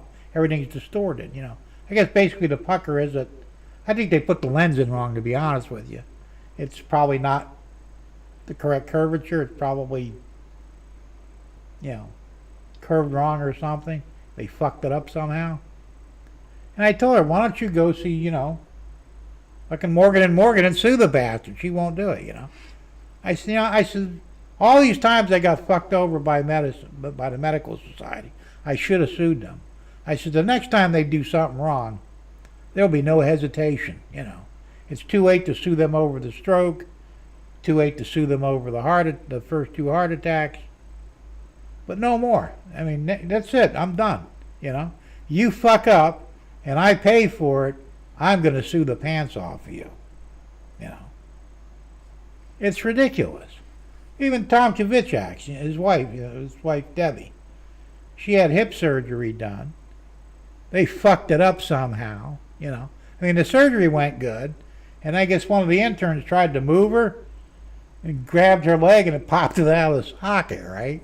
Now they got to redo everything again, and she's having a lot of pain problems. She went to Morgan & Morgan. They refused to sue because it's a medical malpractice suit. I guess they don't like doing them. But they did tell her, they gave her other lawyers that will represent her, similar to how they do it. But she's going, I said, same thing. I said, you know what? Don't hesitate to sue these fuckers, And why was that intern allowed to grab you like that? He should have knew better. You just had hip surgery. Let's grab her leg and yank it out, What the fuck? Like I said, I don't care anymore. You know what? You get paid to do a job, either do it right or step aside and let somebody else do it right, I got to go have another pacemaker put in next year. I think I got about 9 months I think I got left on this one. I'm a little nervous about it, It's really outpatient surgery. It should be. It's real simple. They make an incision, they take the old one out, unhook the wires, plug the new one in, put it back in, sew it up, and that should be done. I'm pretty sure they'll still knock me out for it. I mean, hey, just give me a local, I'll be awake. I'm okay with it, But, still, I mean, I went to have it tested back in Naples 2 years ago. I think it was 2 years ago or thereabouts. And they put this thing around your neck because it's all wireless, And the computer will read it, and then that can manipulate it. And we're going to slow your heart down for a minute, okay? So they do, and I didn't feel real good because they slowed it way down. All right, you're good to go. Well, aren't you going to put it back the way it was? Oh yeah. What do you mean? Oh yeah. You slow my fucking heart down, say everything's good, and leave it that way. And I have to remind you to put it back where it was before you fucked it up. It's bullshit. I always ask if doctors still expect us to respect them but don't want to do anything to hurt it. That's true. I have no respect for them, Russ. I don't either. Don't blame you, Dave. Wow. No, it's true, though, I mean, look, and once again, sometimes it's not even the doctor. It's, the nurses or the interns, Like I said, in my wife's case, when she had the cataract surgery done, she didn't sign up to have a trainee do it. She expected the doctor that did the first one to do the second one. The first one came out fine, her eyes nearly perfect. The right eye, not so much, you know. And it wasn't like it was free. I mean, their insurance covered some of it. I think she laid out close to $3,000, you know. They were charging her for everything. And it's like all that money you put out there and it ain't right. Fuck yeah, I'd be suing them, you know. Be lucky if I didn't shoot them. Yeah, and I don't know what the hell's wrong with them. Why they would put a trainee in there to do the job that the actual trained surgeon should be doing, you know. And the thing was, she was the second one to have that problem that day. There was another guy that was in there, same deal, a pucker in the eye. So obviously this trainee didn't know what the fuck he or she was doing, you know. I says, yeah, I said, they would have got ugly in there, you know. And this is the problem, you know. They're all about the money, you know. And it's assembly line work anyway. I mean, when you go to because I went to a different doctor down in Naples. He was one of the best ones in the state. He did a good job, you know. I mean, came out, I had perfect sight afterward. Well, nearly perfect. So my right eye is slightly damaged because of the stroke, but not a big deal. But I have 20/25 vision instead of 20/20 because the right eye is a little fucked up. It doesn't matter. I can't really tell. But then, you know, 2 years later, I couldn't see that well, so I went back to him. I said, you know, I got to get new cataracts put in there, you know, or new lenses. No, we ought to do it once in a lifetime. He says, what's the problem? He says, well, it's all blurry and shit, and it's like as bad as when I had the cataracts. He said, let me look. Well, he said, you got scar tissue. We can laser that off. I said, go ahead and do it. And then he charged me for it. Lasered both my eyes right then and there, because he knew I drove down from Sebring. 5 minutes later, I had perfect vision again. You know, near perfect. And it's still holding, so it's like, you know. But I trusted him. He was a good doctor, you know. Deb wanted to see him, but we couldn't really. She would have had to stay down there for a while. I couldn't afford a motel or anything, plus we got the dogs up here. It really wasn't feasible to take her down there. Like I said, I checked on this place she went, Eye Centers of Florida. They had really high, you know, recommendations or whatever, but once again, you know, why would you let a trainee do the job of a trained surgeon? You know, they should be sued out of existence. And that's, I mean, Sebring by itself is a problem. We don't really have good people up here, you know. My kidney doctor just got arrested. Apparently he couldn't keep his hands off the women's tits. And got popped for it. He's looking at maybe 15, 20 years in prison, you know. Numerous sexual assaults. And he seemed like a nice guy, you know.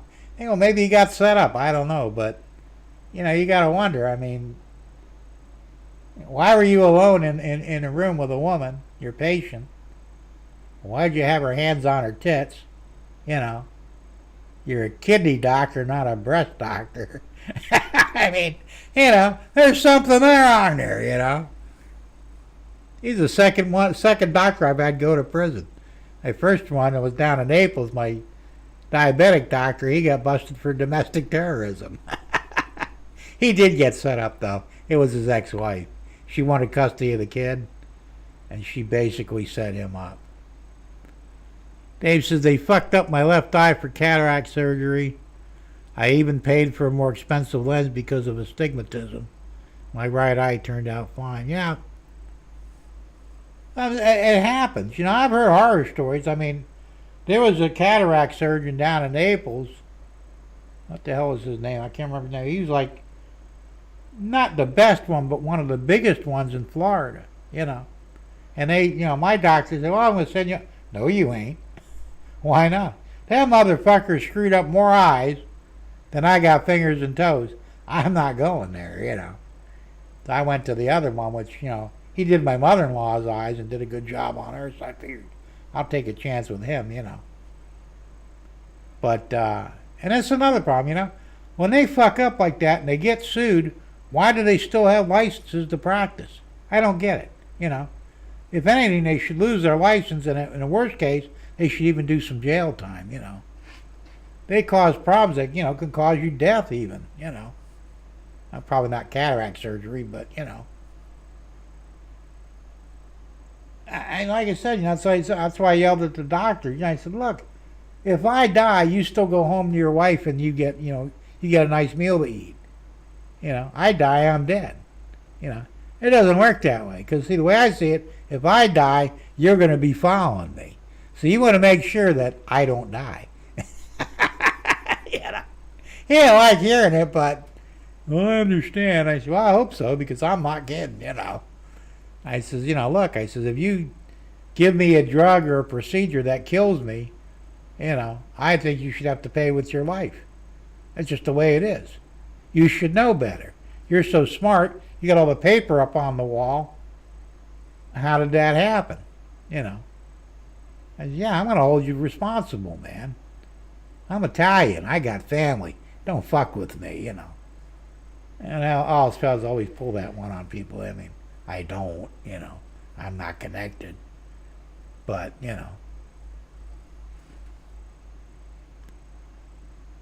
Tom says, we just found out Barbara's eye problem is Fuchs dystrophy. Now she may need eye transplant. We'll know in October. That sucks. I've never heard of that. Fuchs, am I saying it right? I don't think it's Fuchs. Fuchs dystrophy. I don't know. I still think they fucked up her eye somehow. I don't know. I don't know enough about it, but they can't do an eye transplant. They can do a cornea transplant. I don't think they can actually transplant an actual eye, though. It could be wrong. I don't know. That sucks, though,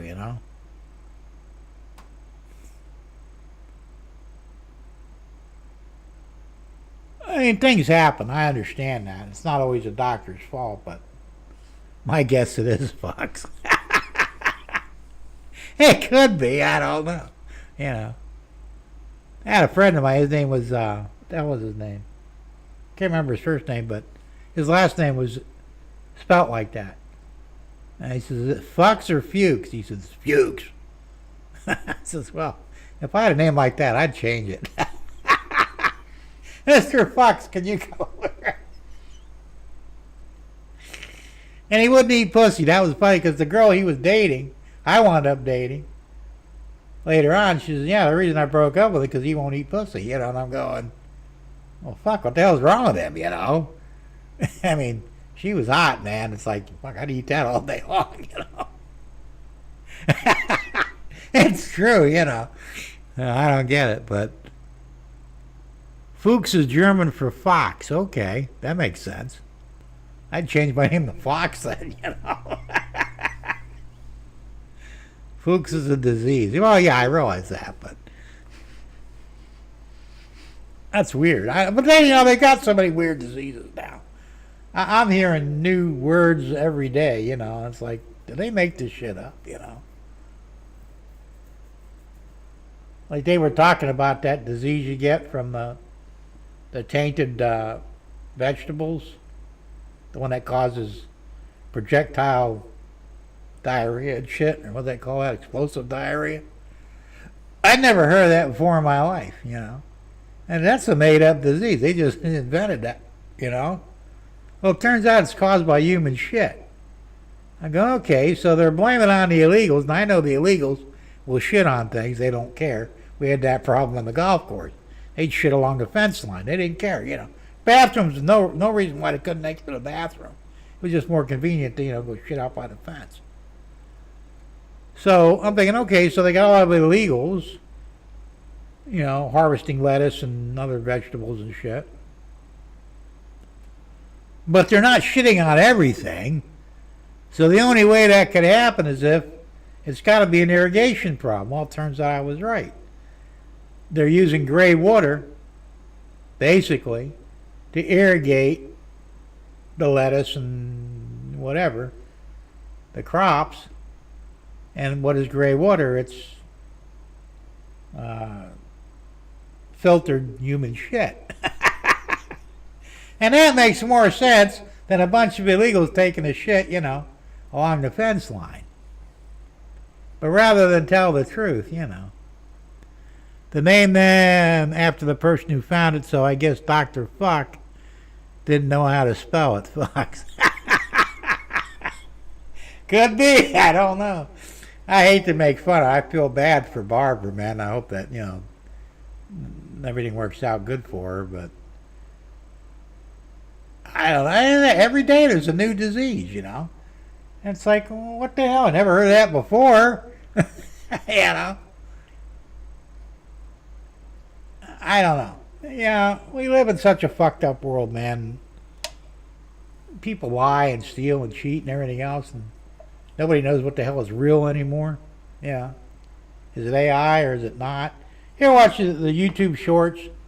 They got this one series. It's called something to do with water. Hey, it's an Air Force shorts. F-22s, F-35s. Raptors, all kind of really cool aircraft.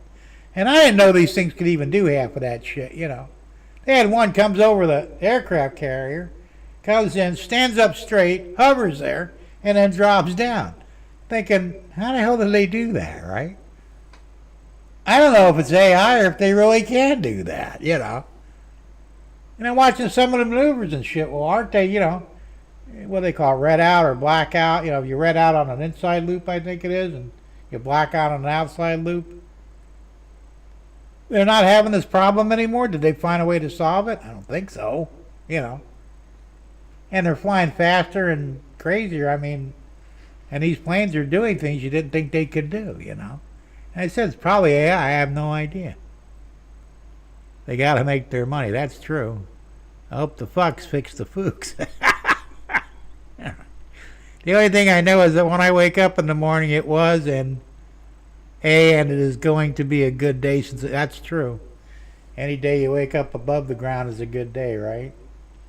And I tell you, and especially when you start getting older. I don't know about you, Tom, but I tend to think more about death than I ever did. Now, not that I'm afraid of it, I don't want to die, but I realize, it could happen any time. Family-wise, we're usually good till 90, 91. But I'm the only one in the family that had a stroke, and that could change things. My mother died at 80. She was diabetic, but she was allergic to morphine. So what killed her? They gave her a shot of morphine and stopped her heart, Otherwise, she probably would have lived a lot longer. I think they morphined my dad out, to be honest with you, at 91. But traditionally, 91 seems to be the magic number for his family. His sister, my aunt, she died at 91.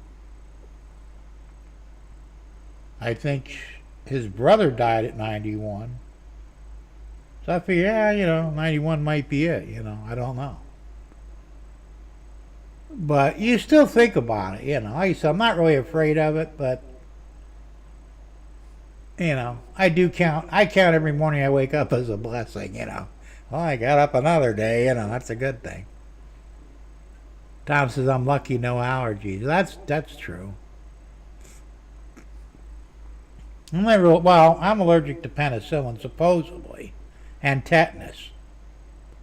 I don't know that for a fact, because they always ask, well, what were your symptoms? I don't know. I was a little kid, My family and the doctor type said, he can't take these, he's allergic to them. Well, maybe they were lying for all I know, I could take ampicillin, which is sort of penicillin. So am I really allergic to penicillin? I don't know. Theoretically, I should be allergic to any of the cillins in antibiotics, but I'm not. Like I said, I've taken ampicillin and other cillins, so I'm probably really not allergic to penicillin. The tetanus, like I say, I stepped on a nail. I always think it was 4 or 5 years old. I remember it. It was a rusty nail, and it went right up through my heel. It's like a 16 penny. It was a big fucking nail. And they gave me a tetanus shot, but I don't remember if I had a reaction or not, My mother said, well, you're allergic to tetanus. Don't get one. All right.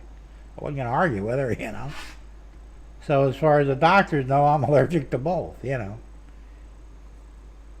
But I mean, you know, like my ex-wife, she was allergic to bee stings. All right. We had to carry an EpiPen all the time because if she ever got stung by a bee, I'd have like 2 minutes to save her or she would die from anaphylactic shock.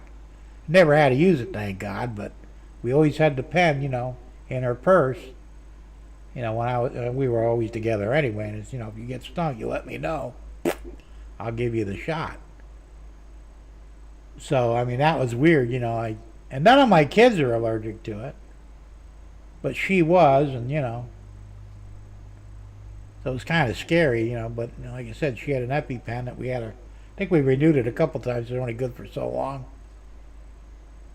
But if she got stung, oh yeah, she had to get the shot right now or she'd die. So, you know.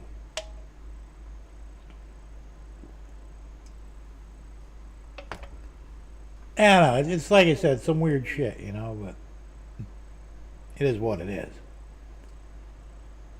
I don't like doctors, I don't like lawyers. The cops I really don't have a problem with. As long as they respect me, I'll respect them. Politicians I have no fucking use for either. Yeah. They're all crooks, liars, and thieves. And I'm really a little nervous because our, you know, potential new governor, Byron Donalds, you know, he's black. That's not the real problem, but he's got a criminal past. You know, he's busted for check fraud and pot use and possibly distribution. I mean, and he just got through doing insider trading, made himself 11 million.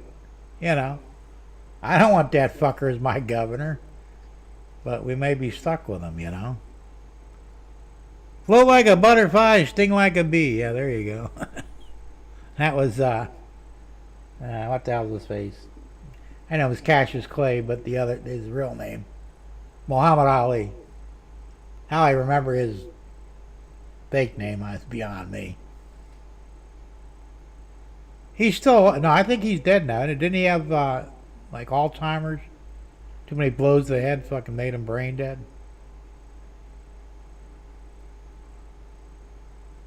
Yeah. I said when I was a kid we knew him as Cassius Clay. Then he changed his name to Muhammad Ali, so it's like, whatever, dude, you know. I wouldn't want to get in a fight with him, though. No doubt he'd kick my ass, right? But, I don't know. Like I said, we live in strange times. I don't know what's going to happen.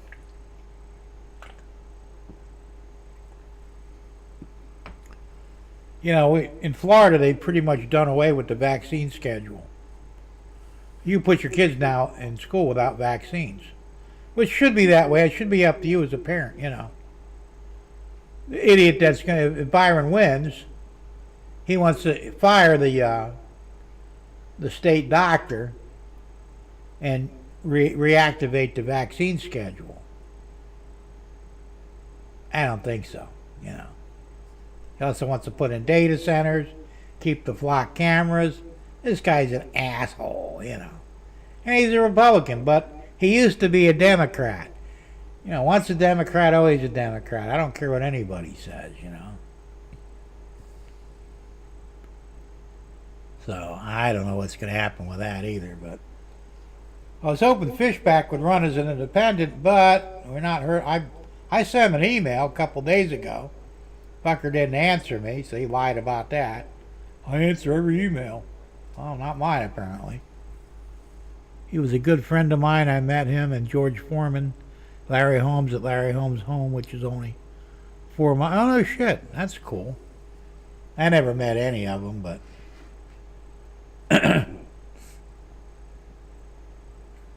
No, they're all top fighters, though, man. Not somebody you'd want to fuck with.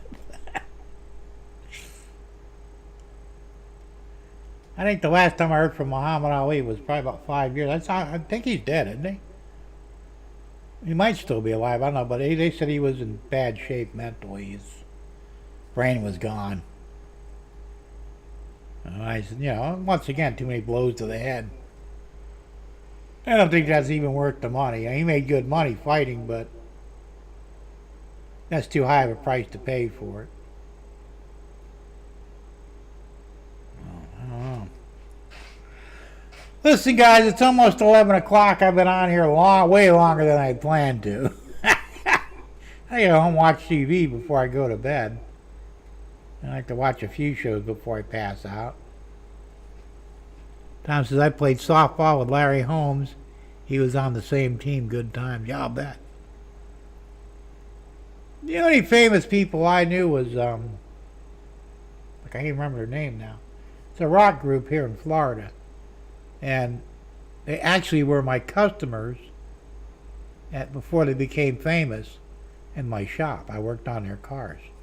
Can't remember their fucking name now, but it'll come to me eventually. We met Walt Disney once. Actually, Walt Disney was a friend of my father's, believe it or not. And that guy was weird. A lot of dirty jokes, He was a big joke teller. Saw the Beatles once in concert way back in the day, but didn't actually know any of them. I'm trying to think if I knew anybody else famous. Not really, I don't put much, I don't really care, people are famous or not. Thought we were going for a live stream record there for a minute. Now the record, I think, how long was I on? 12 hours or something like that was the record. I won't do that shit again. I kicked my ass last time I did that. Well, I know Jim Tedesco, so there. I'm not famous by any stretch, as much as I'd like to be. It's a shame, really, because I'm not afraid to do what needs to be done. Really not. I mean, I just don't care anymore. It's like, if we can't fix things, then what's the point? But I'm never going to get that opportunity, I told Deb, I said, I would run for governor of Florida, but I don't have $10,000. And that's what it costs to get on the ticket, I mean, I'm sure there are donors, but I'm not even sure how I'd go about, soliciting for donors. But it actually costs $10,000 to put your name on the ticket. It's bullshit, I tell you, But that's how they control it, We don't like you, so we'll just put a high price tag on there. You won't be able to do it. Yeah, I know Disney's full of pedos. They always have been. Well, I think ever since Disney died anyway. I'll tell that story another time. I got a good one for that one, really. Not from me, but from my brother. We'll save that for next week. All right, guys, listen, it's 11 o'clock. I'm going to call it a night. So I'm going to put the outro on. Before I want to thank everybody for showing up tonight. We had fun as usual. I should have some more videos next week, hopefully. Some more shit done. And of course, I might go live even on a different day. Depending, I don't know how long Sparky's going to stay here. If he's going to be here for a few days, we'll do a live stream together. If not, I'll do a live stream early so we can be together on it. Alright? That's something to look forward to. Derek wants to know, Tom, how old were you when you knew those boxers? Cool. Great work on your lad. Well, thank you, Russ. I appreciate it. Hopefully I'll be saying the same to you at some point. I gotta fuck with you. Sorry, man. I know how it is, though. Alright, guys. I'm gonna play the outro. Don't forget to flip off the signal guy. And we'll see you next week. Maybe sooner. We'll see.